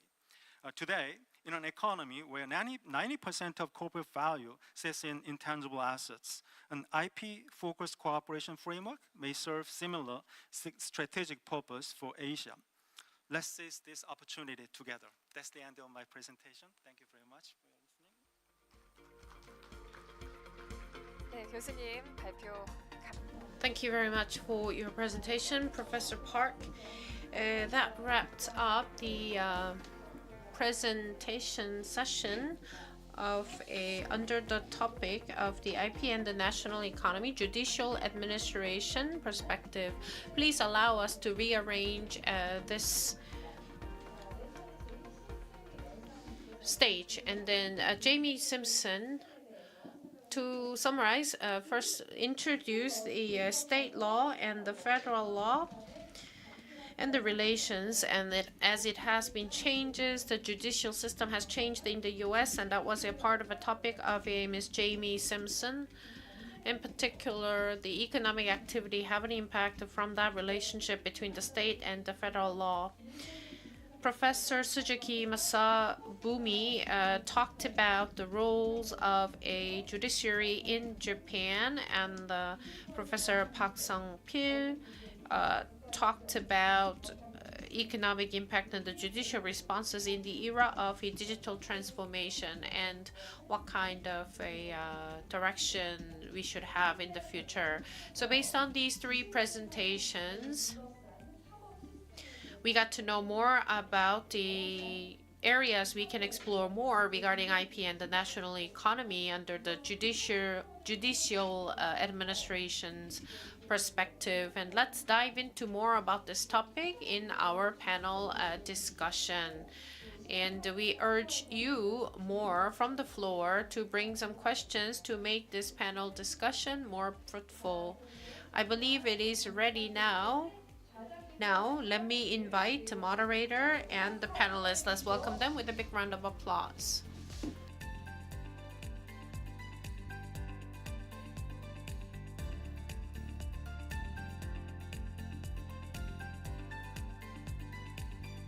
Please take your seats under your photo on screen. 화면을 보시고 사진에 맞춰서 앉아주시면 되겠습니다.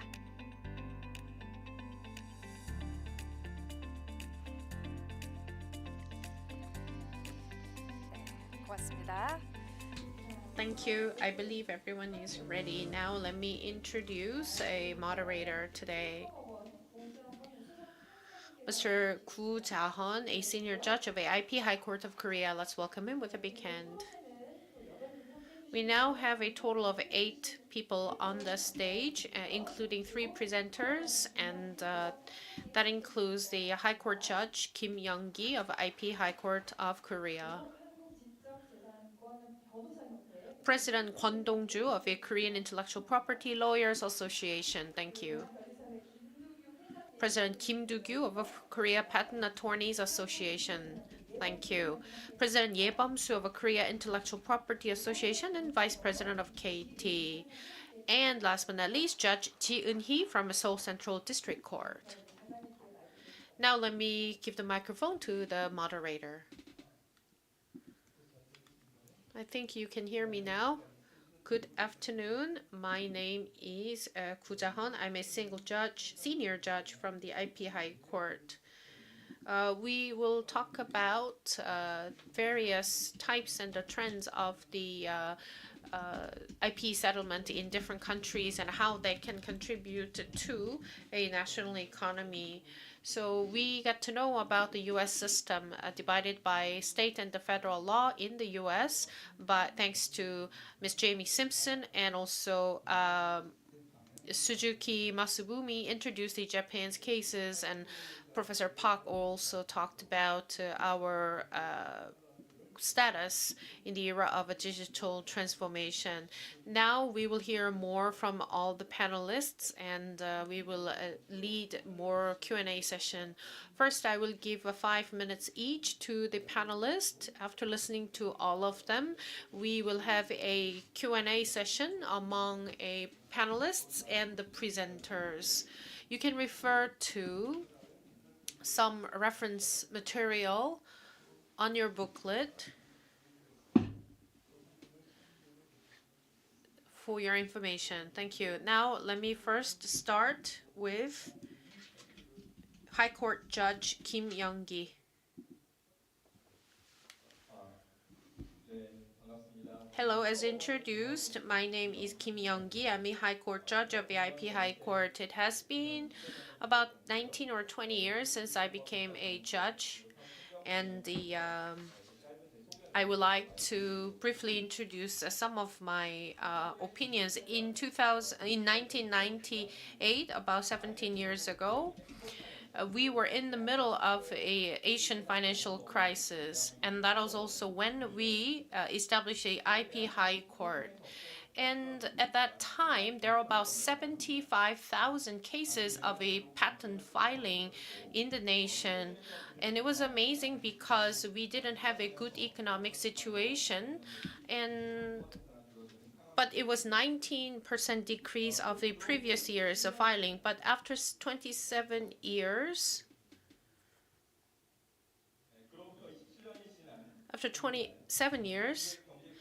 how about now? We have about 1.7 trillion US dollars of a economic volume, and the R&D investment is about $11.9 billion, and I believe we had a presentation thoroughly cover that. And in 2024, we had a lot of cases, which is like about 20,000 cases of a PCT filing by Korean national. What does that mean? So if you look at the number of patent filing and the volume of economy, and that means that we have a great potential demands from economic activities that is related to intellectual property rights.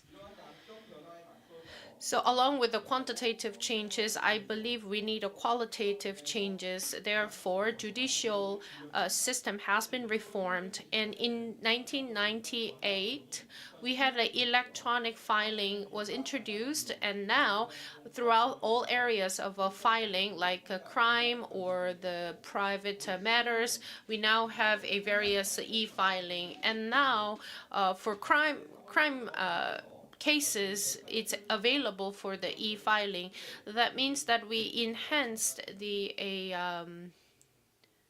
transparency of the judicial system, but that is not it.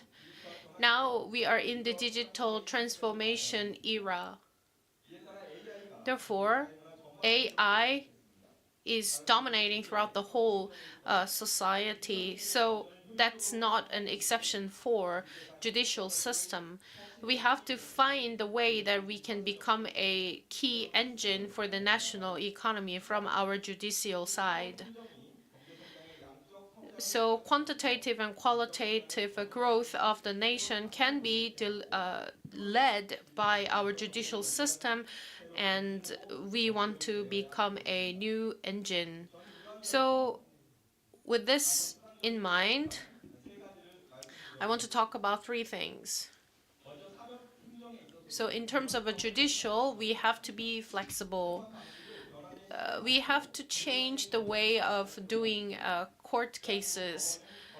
So we established the e-filing, and in 2016 we reviewed our court proceeding, and we now introduce some video evidence and the discussions while using the video aid, and we now have established, and we will further establish a more strengthened system so that even for those Koreans who are overseas can be invited through online, and they can be a part of the court cases. Next, for judicial system, we have to enhance the predictability. So the pace was a dispute settlement was highlighted in this session. Our court cases are getting more complex than the complicated, and that means that the product predictability is getting deteriorated recently. So we have to make sure that all these parties at the court cases are able to find out when this will be resolved and then settled. So recently, we tried to revise and add more systems. So from the beginning, the case management conferences can be adopted, and that way the participants will know how many times and how often they have to be at the court, so everything will be predictable. Last but not least, my court, which is a IP High Court, is a specialized court, and along with a regular court, we have to coordinate what we do. So as we have more advanced technologies, a lot of court want to become a specialized court, and a lot of countries want to establish a specialized court, like IP court. But we are very specialized based on a very special laws, and at the same time we have to harmonize and coordinate what we deal with compared to other regular courts. So the senior higher court and the regular court, any courts should gain the reliability from the general public. Gravinsky, Rafisi, Edmund E. Chen, and the Judge Han Gyu-hyun were all highlighted this matter in one international conferences. And based on the general acts, and we have to develop our specialty, and that way IP High Court can fully support the national economy. So as a judge in a specialized course, I want to reaffirm my commitment. That wraps up my comment. Thank you very much. 네, 김영기 부장님 감사. Thank you, Mr. Kim. Now let me move to President Kwon Dong-ju. Hello.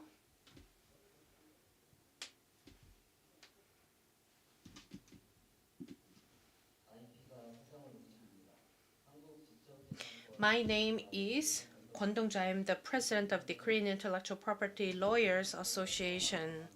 Today I will focus my presentation on two core strategies: revitalizing the International Trial Division and the vision for establishing the Asian Unified Patent Court. IP is a key driver of a global economy, and I would like to propose concrete measures for Korean judiciary to leap forward as a global IP court, half court. To handle a global IP disputes, Korea established the international trial divisions within the patent court and other courts in 2018. However, their utilization is currently limited due to procedural constraints, such as a requirement for mutual consent from both parties. To position our judiciary as a true global IP hub court, the following three institutional reforms are absolutely necessary. First, the Korean-style discovery or K-discovery system must be promptly introduced. Structural weakness in current IP litigation is the asymmetry of information and difficulties in securing evidence. This prevents rights holders from obtaining substantial evidence and causes foreign companies to hesitate in choosing Korea as a litigation venue. Introducing a K-discovery system tailored to the Korean legal environment must guarantee effective rights protection. Ultimately, the system will be the core driver for building international trust in the fairness and the transparency of the evidence disclosure in Korean courts.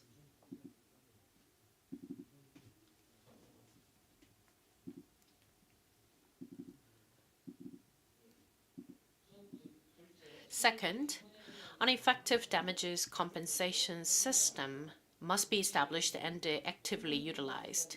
A major factor for international companies when selecting a jurisdiction is the scale of a substantial relief, meaning the level of damages compensation. The low compensation levels in domestic IP litigation are the significant obstacle to attracting international lawsuits. Therefore, the punitive damages compensation systems specified in Article 128 of the Patent Act must be actively utilized. We must establish a clear standard for calculating damages up to 5 times the loss in cases of a willful and malicious infringement and apply this system rigorously. Third, the international litigation infrastructure must be strengthened. We must expand our advanced video court system to resolve temporal and spatial constraints and strategically centralize the functions of the International Trial Division in areas with a high airport accessibility, and this will create a convenient and accessible legal environment. Next, vision for establishing the Asian Unified Patent Court. By successfully revitalizing the International Trial Division, Korea can take the lead in discussion for the even greater vision of establishing the Asian Unified Patent Court. The establishment of AUPC is a mandate of our time. 3 of the world's top 5 patent powers, including Korea, China, and Japan, are located in Asia.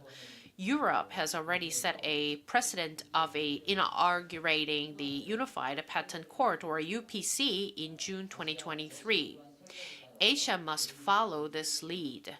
pushing for the establishment of the AUPC to maximize the synergy of the regional economic integration. The core roadmap for realizing the AUPC is a consensus based on mutual respect and cooperation. It's crucial for major nations like Korea, China, and Japan to form a consensus that an integrated system will revitalize the broader Asian economy and contribute to common interests. Korea's role as a central hub of the AUPC is very clear. The Korean judiciary possesses unique strength that qualify it to serve as a central axis of a AUPC. First, judicial neutrality and credibility. Korea maintains a politically and geographically neutral position between China and Japan and is related to as a top-tier performer in dispute resolution by World Bank.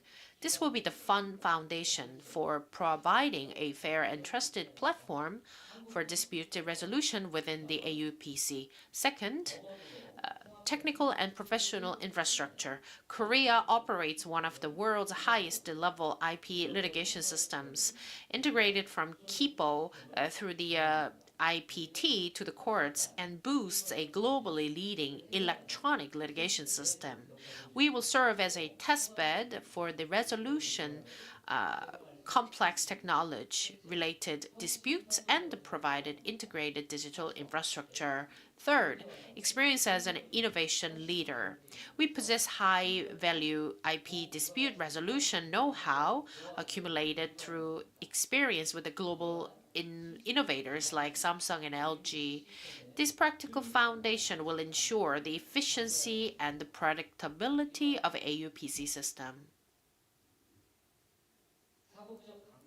By leveraging these unique judicial strengths, the Korean judiciary must lead the AUPC establishment discussions and serve as Asia's central hub for IP dispute resolution, thereby advancing from a national innovation leader. So the proposal for revitalizing the International Trial Division and the vision for AUPC present today will be a critical stepping stone for Korea to establish itself as a leader in the global IP environment and drive innovation growth in Asia.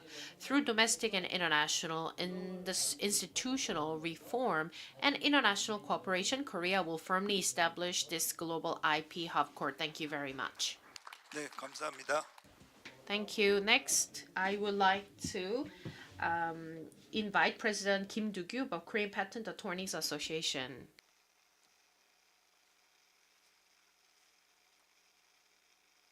네, 반갑습니다. 대한 It's really nice to meet you. My name is Kim Do-gyu. I'm the president of the Korea Patent Attorneys Association. 제가 뭐 들어가면나 지재권의 중요성 So I don't think I need to touch upon the importance of IP. So please go to page number 3. So when we talk about IP and national economy, it really makes my heart pound.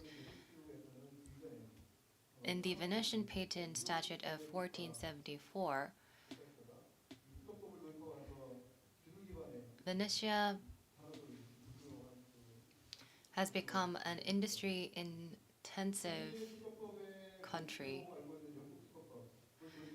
And after introducing the English Statute of Monopolies of 1624, it has invented the steam engine and it has become an industrial leader in the world. It used to be a very small island in Europe, but after the introduction of the English Statute of Monopolies of 1624, the UK has become a world powerhouse where the sun never sets.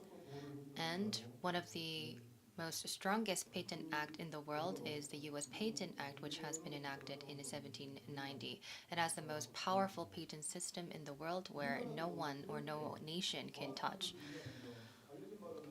So it is known that Hanyang, which used to be the capital of the Joseon dynasty is known to be number 3 when it comes to technological advancement back in the old days, although we cannot prove whether if it's right or not. Anyhow, we need an IP policy in order to protect our IP rights and technological developments. Which is why I believe that the aim of judicial administration would be expertise and speediness.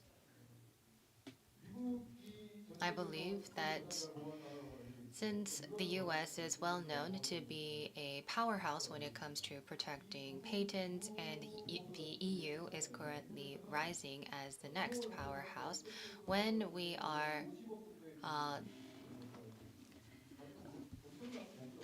in the patent lawsuits, as far as I know, it takes about 5 billion won per lawsuit.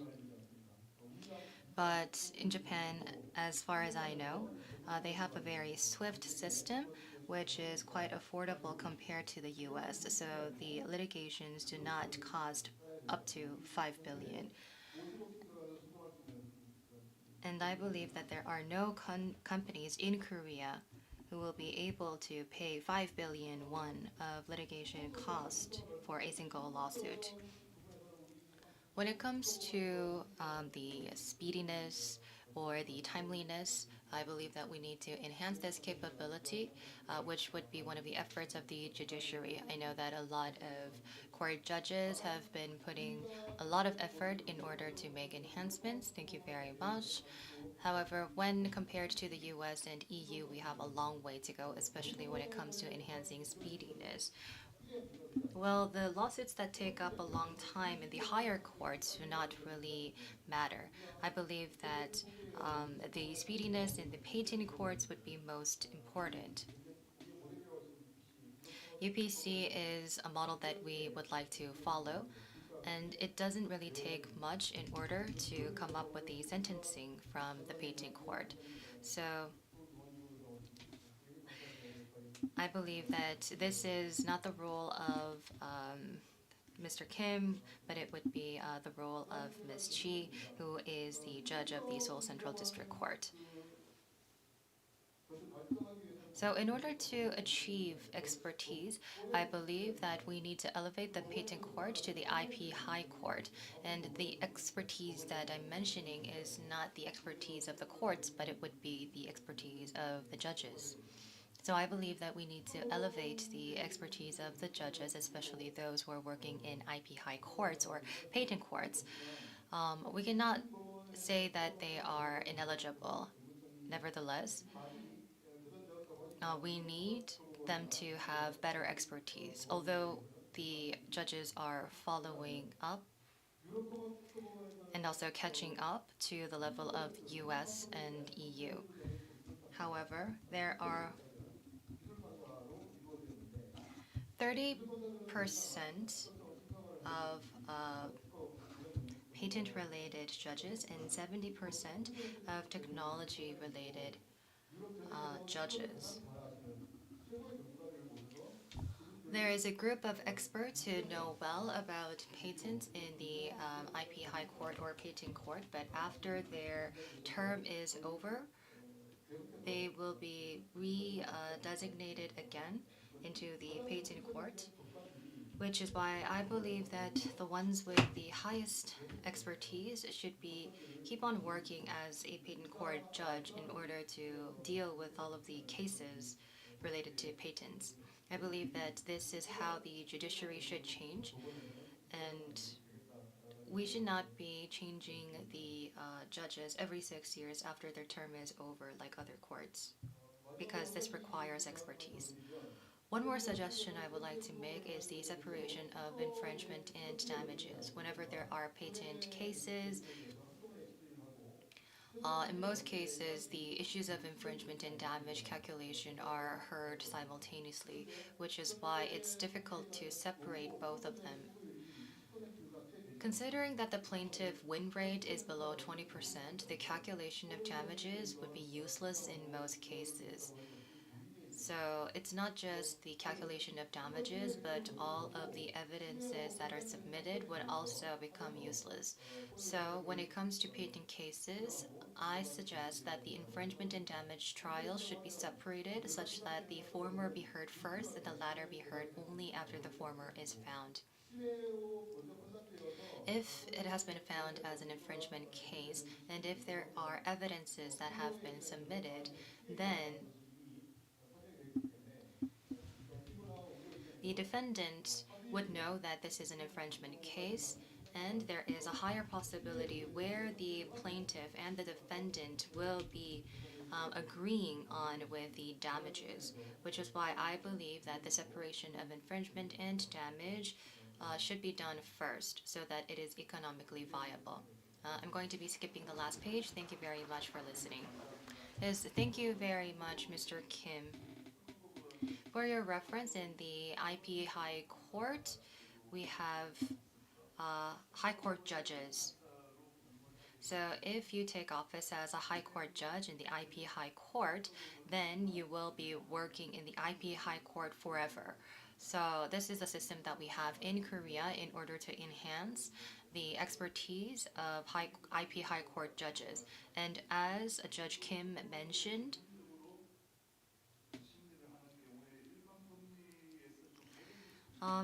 if one is only focused on patents, then they might be far from other legal principles, which is why we're also trying to find a way on how we can balance both. Next, I would like to invite President Ye Bum-soo of the Korea Intellectual Property Association. Hi, my name is Ye Bum-soo. We work with the IP holding companies, and unfortunately, I didn't get to collect our members' opinion, so I just want to put out my disclaimer that this is all based on my personal observation. For the development, economic development, we work mainly for this intellectual property part, and I have 4 suggestions. Number 1, unfair competition behavior is our focus, and I believe we need a stronger system. And then for this case, we have some cases, and then we do have a relevant law through the amendment, and then illegal or unfair use of idea is prohibited according to this act. So when an idea is infringed, the court can actively work on the dispute resolution. However, unfortunately, IP or any trade secret do not have a lot of international cases that we can refer to. And unlike a trademark, doesn't take much time and effort to achieve the right. So if we have such a system, in particular, companies don't have a lot of resources and the personnel to take care of it exclusively, so that can be harm. So Jamie Simpson once mentioned the policy goal. Please remind yourself that. So the trade secret in the U.S., for example, it can be expanded, but it was delayed because they want to promote more of an IP law. So if you have a system that can promote IP, then you have to think of other issues for consideration. And when you go to overseas, and you can see some challenges by your competitors without any protection by the law.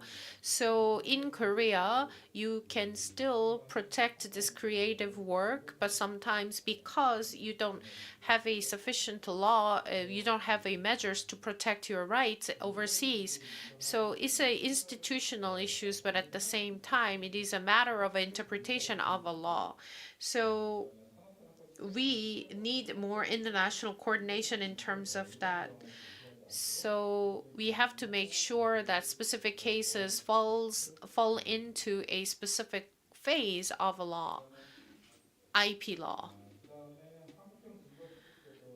And the Korean type A evidence collection system, as President Kwon Dong-ju mentioned briefly,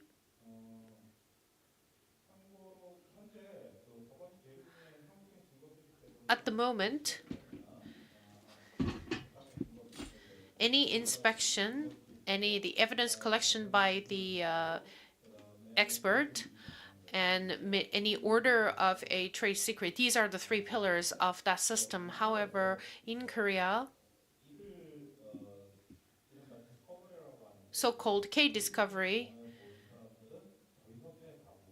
is something that most of my members in my association experienced. What does that mean? So like Korean companies don't really file a lot of a lawsuit unless it's IP related with against the overseas partners. But IP is some sort of a transnational issues. So then some Korean companies are facing some litigation, international litigation, and then sometimes they need more information to tackle. And so that is why a lot of members of my association experience the K discovery system. So the K discovery system hears a lot of concerns, but today I want to mention one thing about K discovery. So in fact, when we proceed with the K discovery, oftentimes a motion play kicks in. Sometimes you do like a peeling and it should be attorney's eyes only, that sort of items. Or it's a client privilege and it shouldn't be submitted. A lot of times, every single item is appealed and the back be against by the other side of the litigation, and then the judge continuously make a decision. But according to America, they have a lot of rules and the court cases and the state laws well established, unlike Korea. In Korea, that is different because Korea has like a central law or act, and we do have just one strong national act, and that can't cover each and every cases, and I have some concerns about that. So it doesn't matter if it's a right system or wrong. Once we expand this K discovery, maybe that's something that we have to supplement with more of the supporting ideas in the legal context, or yeah, so we need to make up more for the K discovery if we are fully introduced. As President Kim Do-gyu mentioned about the speedy court decision or ruling, and also, after listening Professor Suzuki, I was actually quite surprised because he mentioned that it takes about a year to 15 months for an entire litigation process.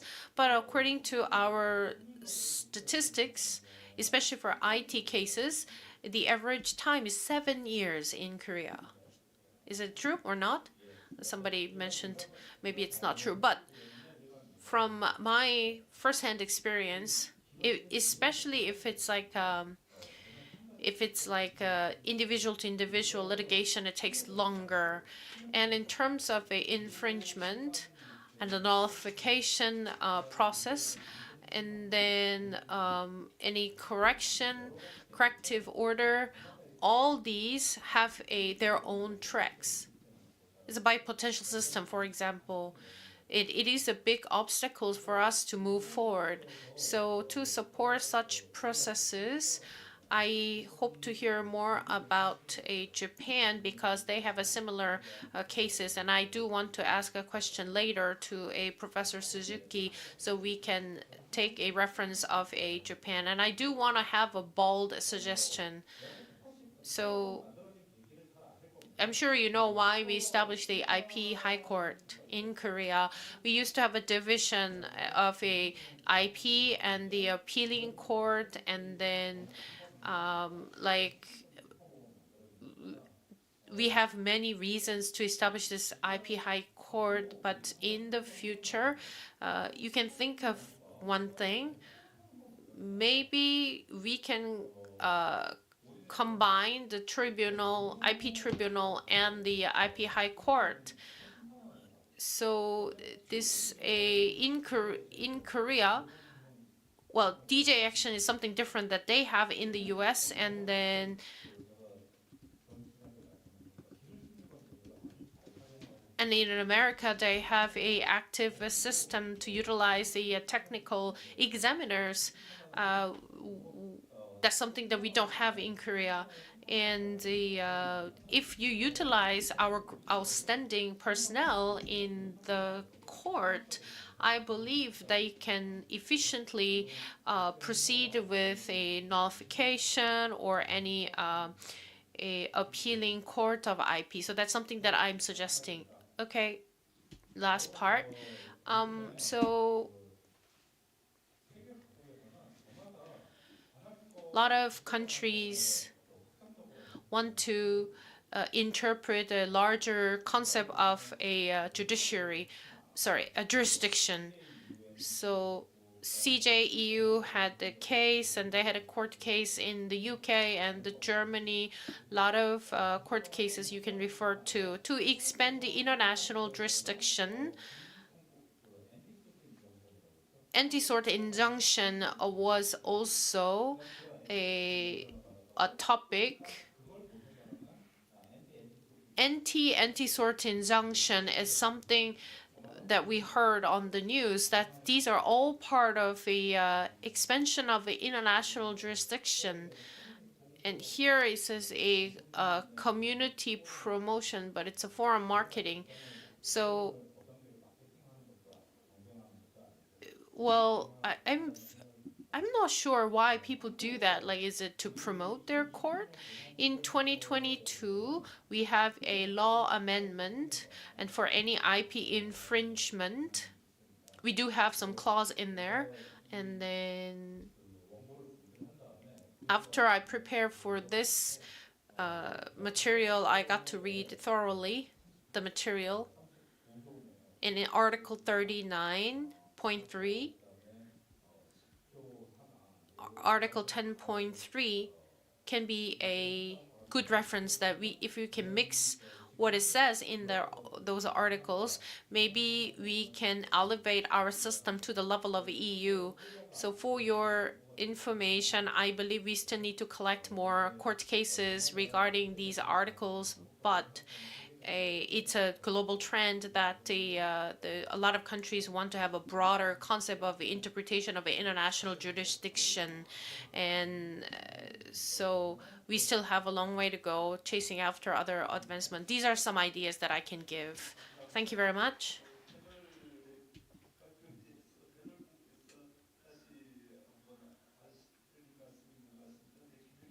I think Judge Kim says a word to add. Okay.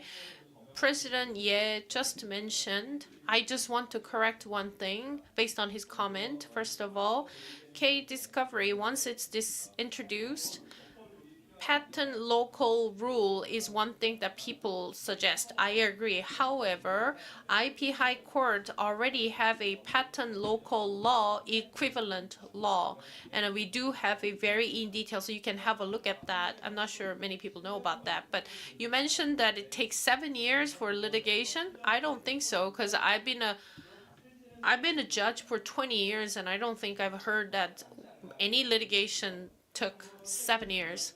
For last 1 year, well, these are mostly appeal cases, about 7 months. It was a time they spent and less than a year. It's limited to appealing cases. Obviously, the very first litigation takes longer. Thank you.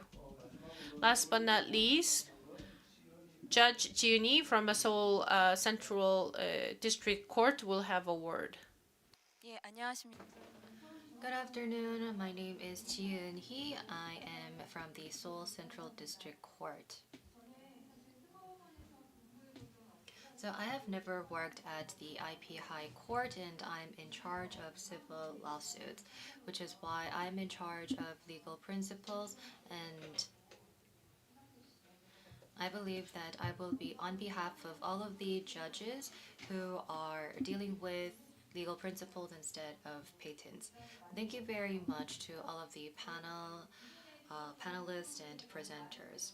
I think that most of the content has been covered, and it seems that the professor has changed most of his slides and content of his presentation while he was flying over here. So I think that my slide and my presentation should be changed here and there. I know that I am the last presenter in the panel discussion, and I believe that all of our audiences in the floor are quite tired as well, which is why I'm going to be as brief as possible. I'm also going to be making corrections to the statistics that was shared by Mr. Kim. So if you say that a patent case has took 7 years, and it means that it started from 1998. However, there are no cases that have been having a duration of 7 years. I believe that Mr. Ye has misunderstood the duration of the case. And I know that there are a lot of foreign guests here, and I know that this could lead to a lot of misunderstanding, which is why I wanted to make a correction here. There is no case that took 7 years. Even if you look at civil lawsuits, it is all sentenced within 1 year.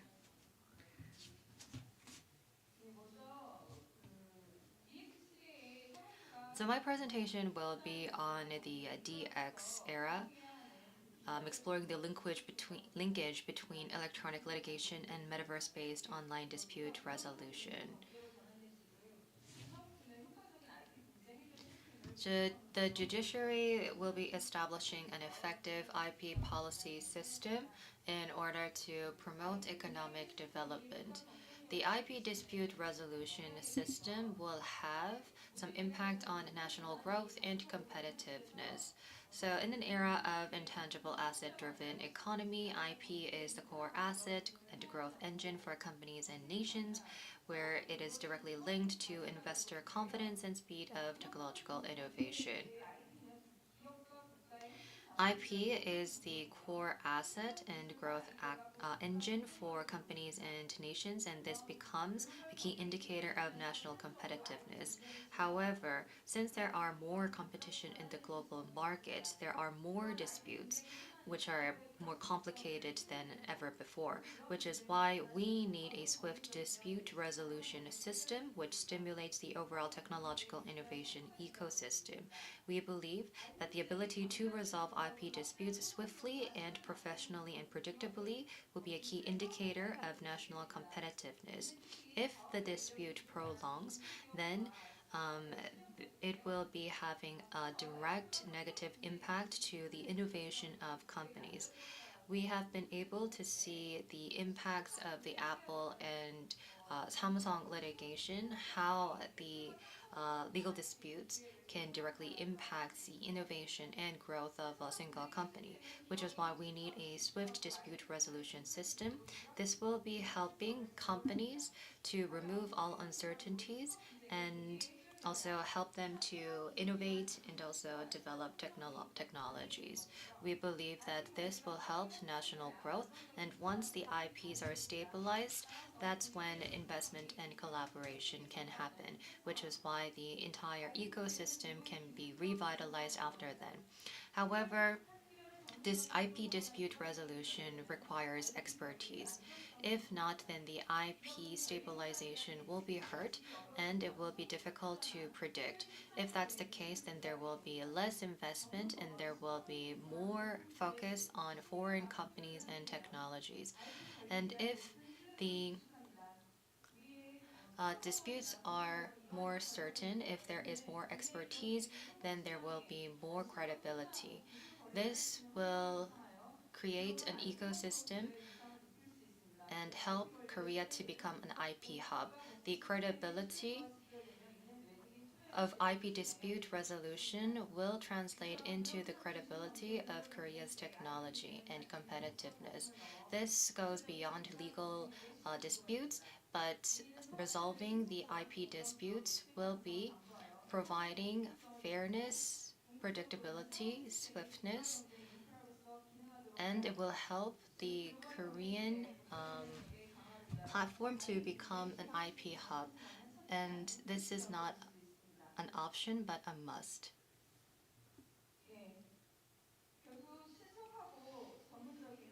So a swift, professional, predictable judiciary system is necessary, and we should be coming up with a dispute resolution system online in the era of DX. In order to establish this platform, we need a connection between electronic litigation and metaverse-based online dispute resolution ODR system. As Judge Kim mentioned, we have an electronic litigation system which is run by the judiciary. However, we need ADR to be added and also actively utilized. So we want an ADR which is specialized to online use, and we believe that we need to introduce ODR which is suitable for resolving cross-border high-volume and small-value e-commerce disputes. We believe that with the introduction of ODR and ADR, we will be able to decrease the time for dispute resolution. And this will be maximizing the efficiency of dispute resolution and also strengthen the competitiveness of Korea overall. We need ODR, and we believe that ODR would be suitable for not only cross-border high-volume cases, but also small-value e-commerce disputes. If adopted and developed at the national level, then we believe that it would be suitable as a foundation for international dispute resolution systems. If we combine ODR and the metaverse, it will enable the enhancement of judicial accessibility in the digital era.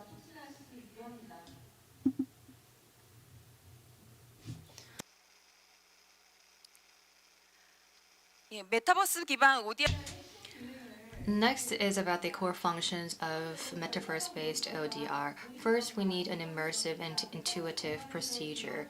This will enable evidence examination and meditation within the metaverse environment. It will realize remote trials and real-time two-way communication. Second is the enhancement of accessibility. This will remove physical limitations and reduce litigation cost and time. Third, we need to strengthen judicial trust. Through procedural transparency and automated records, we will be able to improve predictability and manage evidence using digital forensics. Next, I would like to add some supplementary comments on the presenter's vision. So he has suggested an innovation catalyst in economic infrastructure as the role of the judiciary, but I would like to supplement by saying that we would like to promote judicial justice in the digital era. He also suggested key means like AI, metaverse, and IP hub. I would like to add electric litigation, ODR, and metaverse. The aim is to fastly, fairly, and to predict judicial systems. However, I would like to add some comments by adding accessibility and efficiency to the goal. The vision is to build an Asian IP hub. However, I would like to add that we would like to establish a digital judicial platform model as an intermediate stage. Next is about our roadmap. The presenter mentioned about ODR, which is why I would like to be as brief as possible, especially for the electronic litigation system. We believe that the predictability index can be established if we advance the electronic litigation system, and with the introduction of ODR system and pilot operation in the public system, believe that there would be a swift resolution of online disputes. And third, in the long term, if we develop a metaverse-based international dispute resolution platform, I believe that we will be able to realize an Asian digital judicial hub. We would like to add predictability through datafication, speed through automation of processes, and fairness through technology-based verification. So the next pages are going to be dealt during the Q&A session. And about the ODR regulations and court-led ODR initiatives, I'm just going to be skipping this page because the presenter has already dealt this during his presentation. Next is about expected outcomes and implications. I believe that we will be able to innovatively expand judicial accessibility, enhance efficiency and transparency of procedures, and also build leadership in the global digital judicial network, because it's not going to be confining the judiciary, but it will be expanding its concept and definition. So digital technology does not replace judicial justice. It serves as a tool to realize it more broadly and deeply. I believe that an advanced IP dispute resolution system is also going to be promoting technology and also protecting IP rights, and this will be continuing as a core infrastructure which will be backing the global and national economy. Therefore, I believe that we need to invest into the advancement of our judicial structure, and I believe that the judiciary is a language of rules for innovation and technology, which is a means to deliver those rules more fairly. Thank you very much.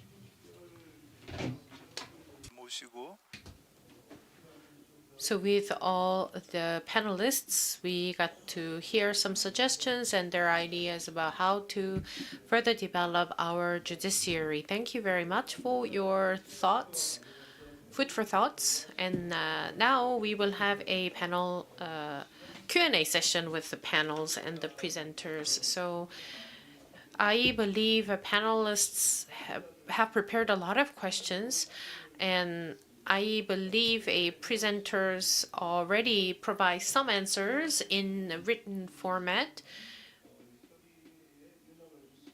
Anyone would like to have the written part? But we will hear from Mr. Kim Young-gi. He has questions to Ms. Jamie Simpson. Mr. Kim? Well, I would like to present my question in English. in English. Question more accurately. My first question is about the policy background behind the incorporation of trade secret protection into federal law. Ms. Simpson, you explained that the long-standing delay in incorporation trade secret protection into U.S. federal law stemmed from a tension between the two competing policy objectives. First is promoting the growth of nationwide business versus second is encouraging patenting rather than relying on trade secrecy. Ultimately, to my understanding, the former prevailed and led to the enactment of DTSA Act. In that context, I would like to ask about the policy rationale behind this shift. I understand from your speech that the United States concluded that stronger federal protection for trade secret would contribute more to national economic development than a patent-centered approach. If so, would you please elaborate more on the basis for that assessment? And also with this matter, I think some may raise this issue, like Mr. Yebomsu mentioned, protecting trade secret more strongly may lead to decrease of patent application, then it might also endanger innovation because trade secrets impose no disclosure obligation and are not limited in protection duration in general, even though it faces less stringent protection requirement. I would like to ask your perspective on this matter. I'm sorry, but I want to ask one more very quick question. I also interested in your Patent Eligibility Restoration Act 2025. Would you please explain the key features of this bill and also share your perspective on both its likelihood of passage and anticipated timeline for congressional action, because also Korean audiences have much interest in this bill. And if PARA is enacted, what impact do you expect it to have on US patent litigation, particularly in terms of patent eligibility disputes and overall litigation strategy? Thank you. Oh, thank you. Well, thank you for those very good questions. To your first question, my hypothesis, I guess, is that policymakers enacted the federal law because there was a very clear case presented for the need for greater trade secret protection. At the same time, I don't think policymakers fully understood how weakened the patent system had already become. So in some ways, I think they were making their decision based on less than complete information. But I also think that it wasn't a mistake to have the federal trade secret law. I think the mistake is not to enact patent reform. And then turning to patent reform, your other question was about PARA, which is one of the bills that's pending before Congress that would change subject matter eligibility law. And as I mentioned in my speech, this is an area where the Supreme Court was recently very active. So the bill that has been pending would make some pretty significant changes in that it would eliminate the three judicial exceptions that have grown up over a couple hundred years, but have recently changed quite a lot with these most recent 4 Supreme Court cases.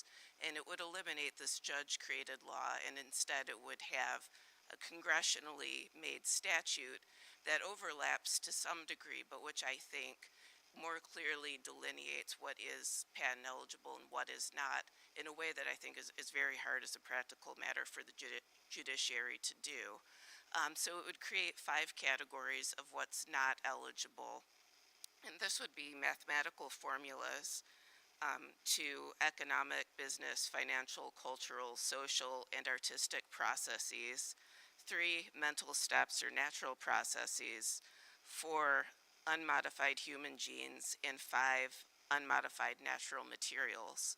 And for some areas where there might be edge cases, the law further explains when there might be enough technology that something is more on the side of technology than, say, a cultural process. So C4IP strongly supports this legislation. It's the product of years of negotiations and significant interest by several legislators. There was recently a hearing on this bill before the Senate Judiciary Committee with several witnesses testifying strongly in favor of it and the need for it. That being said, the bill still faces significant opposition, in my view, which I think is unfortunate because I think the bill is very much needed. But given that and the realities of passing bills, it still might take more time for there to be more of a consensus reached. And on the last part about how this would affect patent litigation, which I think is also a very good question and one that has come up a lot in the congressional debates. I think it depends on what sort of patent you're handling.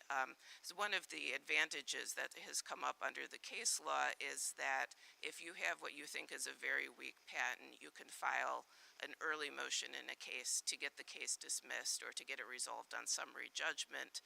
And for people who think they are being unfairly accused because of a very weak patent, they appreciate this. And the bill would preserve the right to do it, but they would be fighting under a different standard and what I think would be a clearer standard. So I think it's actually a more fair approach. My view is that if it's still a weak patent, it will still be invalidated under this standard, but I don't know that that satisfies the critics. But those are my answers. Thank you. 네, 감사합니다. Thank you. Now I will give the microphone to President Kwon Dong-ju for questions. President Kwon also has a question to Jamie Simpson, I believe. Mr. Kwon, the floor is yours.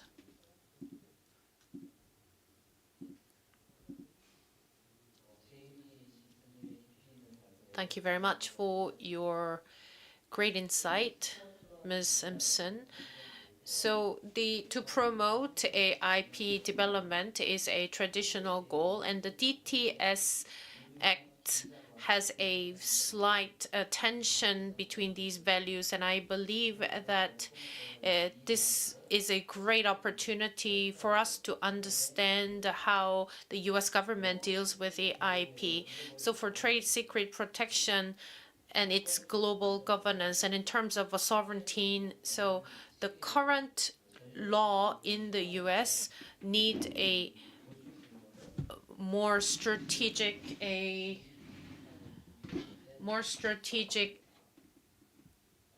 measures. And because we are running out of time, among the three questions, I want to pick one.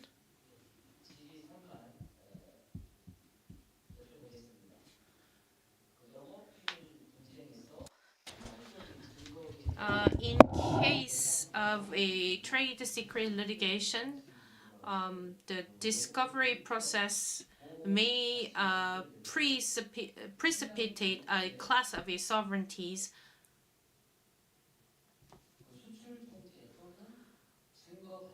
or where trade secret and an issue is directly tied to a foreign nation's a public interest protection, such as Korea's national core technologies.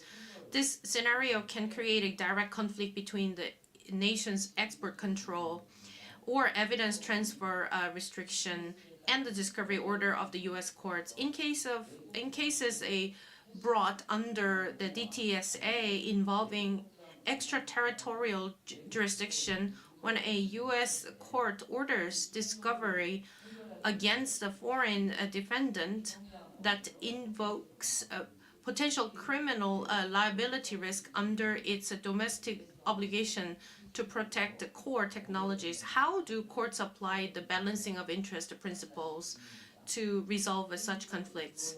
Also, despite the ratification of the Hague Evidence Convention, what are the broader policy implications of the U.S. courts' continued preference for the compelled discovery under the federal law of civil procedures? And how does this practice affect the data sovereignty of foreign jurisdictions? Thank you. Thank you for that very good question as well. And I think this is likely to be an area where there is a lot of developing jurisprudence that might cause some tensions, which I think conversations like this can hopefully help to resolve.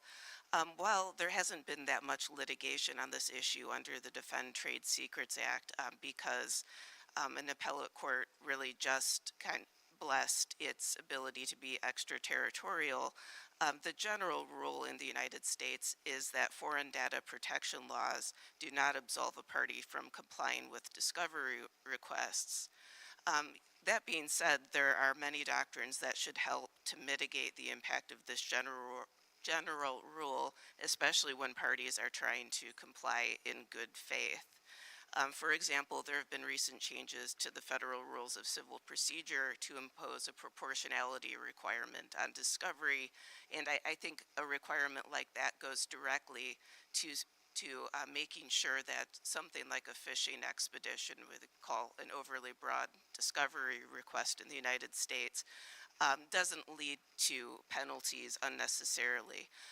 But if core discovery, if the discovery that is really central to a case cannot be produced because of foreign laws, what I've often seen courts do is impose adverse implications by the lack of discovery, which is not an ideal resolution. I recognize that, but I would say that might be preferable in a lot of cases to actually sanctioning a party who might be caught between conflicting laws. And I would say more generally, because I think laws like this are likely, they do exist in many jurisdictions. I think more of them will exist. I think this calls for greater coordination between governments because I don't really think it is reasonable to expect a single court or private litigants to try and solve this on their own. It would really be better to have a more formal international system that coordinates among different countries better. Thank you. 네, 감사합니다. 다음엔 Thank you. Now we will turn to President Kim Do-gyu. He has a question to Professor Suzuki. President Kim, the floor is yours. 기 교수님께 So I would like to ask Mr. Suzuki some questions, but before I do, I told you that I should be benchmarking, or we should be benchmarking the EU system. However, I would like to apologize to Ms. Simpson that I have mentioned only EU, not the US. model instead of the U.S. model, because U.S. litigation is too expensive and we can't afford it. 스즈키 교수님께 질문은 이미 영어로. So I'm going to be asking questions in Korean. So you mentioned that in Japan, courts with exclusive jurisdiction over intellectual property matters have exclusive jurisdiction over not only patent cases, but also copyright cases that involve technical elements. Was there any concern or opposition from the government ministry in charge of copyright policy regarding this arrangement? Does the Intellectual Property High Court also have exclusive jurisdiction over copyright cases with technical elements? So if we have some time, then I would like to ask for the second question, which is following the successful launch of the UPC in Europe, it seems that a familiar unified court between Korea and Japan could significantly enhance competitiveness and become an attractive venue for dispute resolution. Do you think such a court would be feasible? And what do you think would be most difficult obstacle to make this vision a reality? If you have time, please answer the second question, but I would like to ask the first. Thank you, President Kim. Concerning the first question, I don't think there is any evidence that the government agency in charge of copyright, namely the Agency of Cultural Affairs, was opposed to the introduction of exclusive jurisdiction. The IP concerning the second point, the IP High Court certainly has exclusive jurisdiction over appeals in civil cases concerning the rights of authors of computer programs, program works under the kind of copyright. And other copyright cases are also often brought to the Tokyo District Court, with the IP High Court serving as the court of appeal. And concerning the third point, exclusive jurisdiction has been criticized by practitioners in regions outside Tokyo. The concentration of first instance cases in the Tokyo and Osaka district courts is inconvenient, obviously, for companies and lawyers in industrially active areas like Nagoya, Fukuoka, or Sendai. And and also exclusive jurisdiction is criticized for depriving judges of the opportunity to gain knowledge about IP law. I have also heard complaints that the concentration of appeals cases in the IP High Court is inconvenient for companies and lawyers in Osaka. Well, actually, the exclusive jurisdiction system was introduced just as a temporary measure, but at present, I don't think this system will be changed in the near future. And shall I go to the second question? Yeah, concerning the question about unified court, I believe that in the future, it would be ideal to have a common IP system across Asia. and to create a mechanism for at least cooperation in dispute resolution. I'd like to see a unified court like the UPC eventually realized in Korea and Japan. I was very impressed by the presentation by President Kwon, actually. But having said that, I think that a unified court will be difficult to achieve in my lifetime, at least. In light of European experience, there must be high hurdles to overcome, such as differences in substantive rules and language barriers. In reality, rather than unifying codes, it might be more important to first promote the harmonization and convergence of substantive rules using bilateral or regional agreements. And in terms of dispute resolution, promoting cooperation in alternative dispute resolution systems might be a realistic idea as a first step toward a unified court. These are my answers to President Kim. 예, 감사합니다. 이번엔 Thank you. Now I want to hear from the Mr. Yebom-su's question. We are almost running out of time, so please make your question simple and short. Mr. Yebom-su also has a question to Professor Suzuki. Time, I ask only one question. Yeah. Japan also has a two-track system that separates invalidation and infringement proceedings. Has this structure led to any delays in infringement proceedings due to invalidation actions? If not, what factors might explain this? Thank you, President Yi. Yes, Japan has a two-track system in the sense that it has separate procedures for patent infringement lawsuits and for the revocation or invalidation of patents. However, since it is now possible to assert invalidity of rights in infringement lawsuits, it is not a strict two-track system like the German system, for example. And I think there is almost no problem with IP dispute resolution taking too long in Japan today. I think this is because since the late 1990s, there has been a strong awareness of the need to speed up dispute resolution. For example, when the new provision on the defense of invalidity was introduced into our Patent Act in 2004, it was specifically stipulated that this defense shall not be used to delay proceedings. And now courts are always conscious of speed when conducting litigation. So that's it from me. Thank you very much. 감사합니다.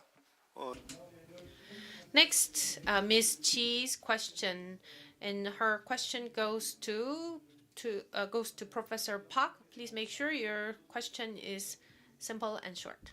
네, 저는 마지막이라. Yes, I knew that we will have a lot of time, which is why I only prepared one question. So I would like to ask Chair Park about the system. I know that there has some realistic challenges in order to become an online resolution court.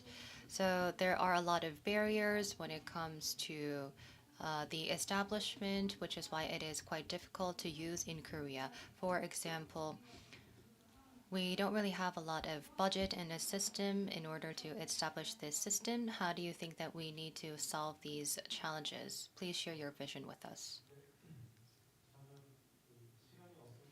I knew that the time would not allow us, which is why I didn't really prepare for an answer, but I think that your question is one of the most difficult questions to answer because from the court, the electronic litigations have been pushed forward quite actively by a certain group. I believe that they will be able to answer your question better.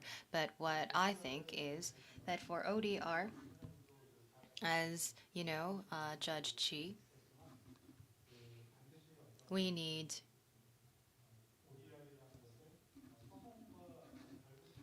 to link ODR with litigation, but it doesn't have to be a must. If we look at it from a development trajectory, if there are any issues in online, we should be fixing them, and that was our starting point. And it has gone through a process where it is used as a platform to solve the issues of litigation. And we don't really have to think of this system as being confined to a certain jurisdiction. If there is a cross-border litigation or cases, then because of the differences between the judiciary of different nations or the territorial principle, I believe that the ODR could be a solution to these kind of issues. So I believe that the stake is very high for these kind of litigations, which can also become a risk. But for small-scaled litigations, we can actively utilize ODR through the collaboration and discussion between different nations, and I believe that this could raise the possibility of becoming an official litigation system. So if we think conversely, in Korea, if the ODR is active in a certain jurisdiction, then you might think that this would be expanded nationwide, but it could be actually the opposite. The growth trajectory of ODR actually does show that there could be many different directions and ways for the expansion of ODR, and the active participation and utilization of online litigation can also become an idea. There are a lot of things that we need to contemplate on, and this will help our citizens to access better to the judiciary system. I believe that this will take a lot of time, so maybe we need to put in more effort, and I think that we can still wait until the establishment of the system. We wanted to get some questions from the floor. However, due to time constraints, we would not be able to hand over the mic to the audiences. So now we would like to end the Q&A session, which is now prepared. And I would like to hear some last words from our presenters and panelists. First, from Judge Kim.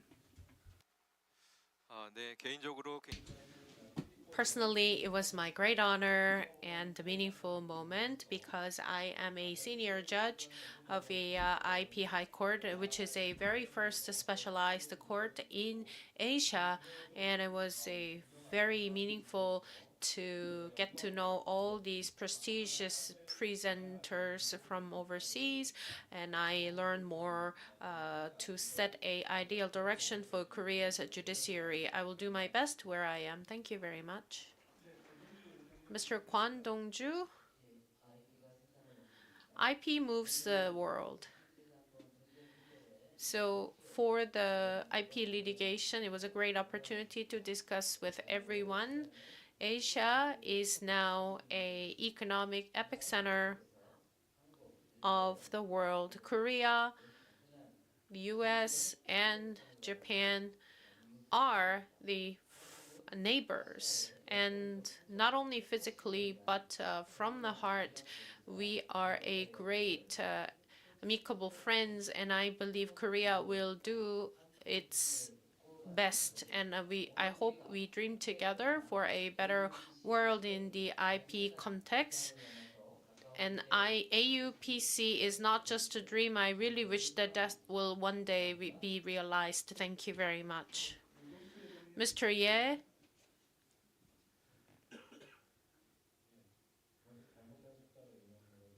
I'm very sorry for my wrong citation of that wrong number. It was my great honor to be here with all the prestigious panelists and the presenters. Hopefully, we will continue more of the constructive dialogues like today. Thank you very much. Mr. Kim Do-gyu. 네.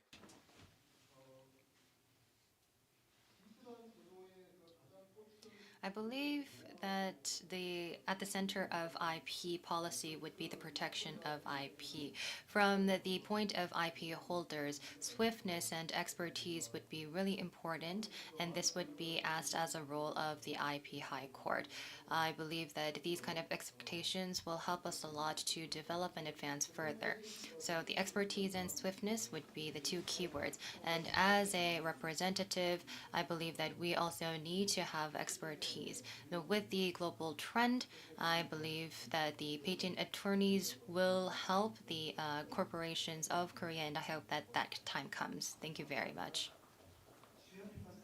Next, Judge Chi. Personally, by hearing the presentations of prestigious speakers and learning from a lot of panelists have become a very meaningful and significant opportunity for me to advance further. I would also like to thank the moderator and all of the staff members who have come together to make this forum possible. Thank you very much. Is there anything that you would like to say? Yes, thank you. I'd just like to say thank you once again for having me here and for this thoughtful discussion. I've learned a lot that I know I will take back home. We have a lot of work to do ourselves, and this has been a forum that I hope we will have in some form back in the U.S. Thank you. 고맙습니다. Thank you. Repeat my appreciation for inviting me to such a great opportunity. And also I would like to express my sincere respect for all the institutions in South Korea in charge of the IP system, including the newly established Ministry of IP. Yeah, thank you very much. 네, 고맙습니다. 네, 박성필 원장님. Professor Park. Vision for Asian IP community, also metaverse-based IP ecosystem. I really appreciate Mr. Kwon Dong-ju's join me together. His vision on AUPC and Honorable Judge's comments and questions. And regarding the collaboration among Asian countries, I think it's possible for now. We have experience, we have history of ODR, and also I hope before in his lifetime, Professor Suzuki, we see the realization of this type of IP community in Asia, and about the collaboration between the United States and Korea. We'll go together, although I just proposed the community in Asia. Okay, thank you. 네, 감사합니다. 이것으로 That wraps up the session 2's panel discussion. Thank you very much, all the presenters and the panelists. Let's give them another big round of applause for their wonderful work. Thank you. 네, 고맙습니다. Thank you. It was a realistic but a meaningful and great discussion. Let's give them another big round of applause for the successful wrap-up of a discussion. You may go back to your seat. This includes a session 2. Before we finish, I have an important housekeeping announcement. You will find the QR code on the screen and scan the QR code to participate in our satisfaction survey so that we can have a better event for next year. And for those attorneys, IP attorneys, please visit the information desk. And if you need a parking ticket or coupon, you can visit the information desk. That concludes all the sessions of 2025 International Intellectual Property Forum. It was an honor to have all the professionals. International Forum on Intellectual Property. We'd like to express our sincere gratitude to all of you here today. Thank you very much for joining us. And I hope we can work together empowering intellectual property to drive innovation in our national economy. 앞으로 이 지식재산이 국가 경제 Hopefully IP will be a core driving engine for the national development, and I will give my ruling. And my name was Park Se-jung. Thank you and have a good evening.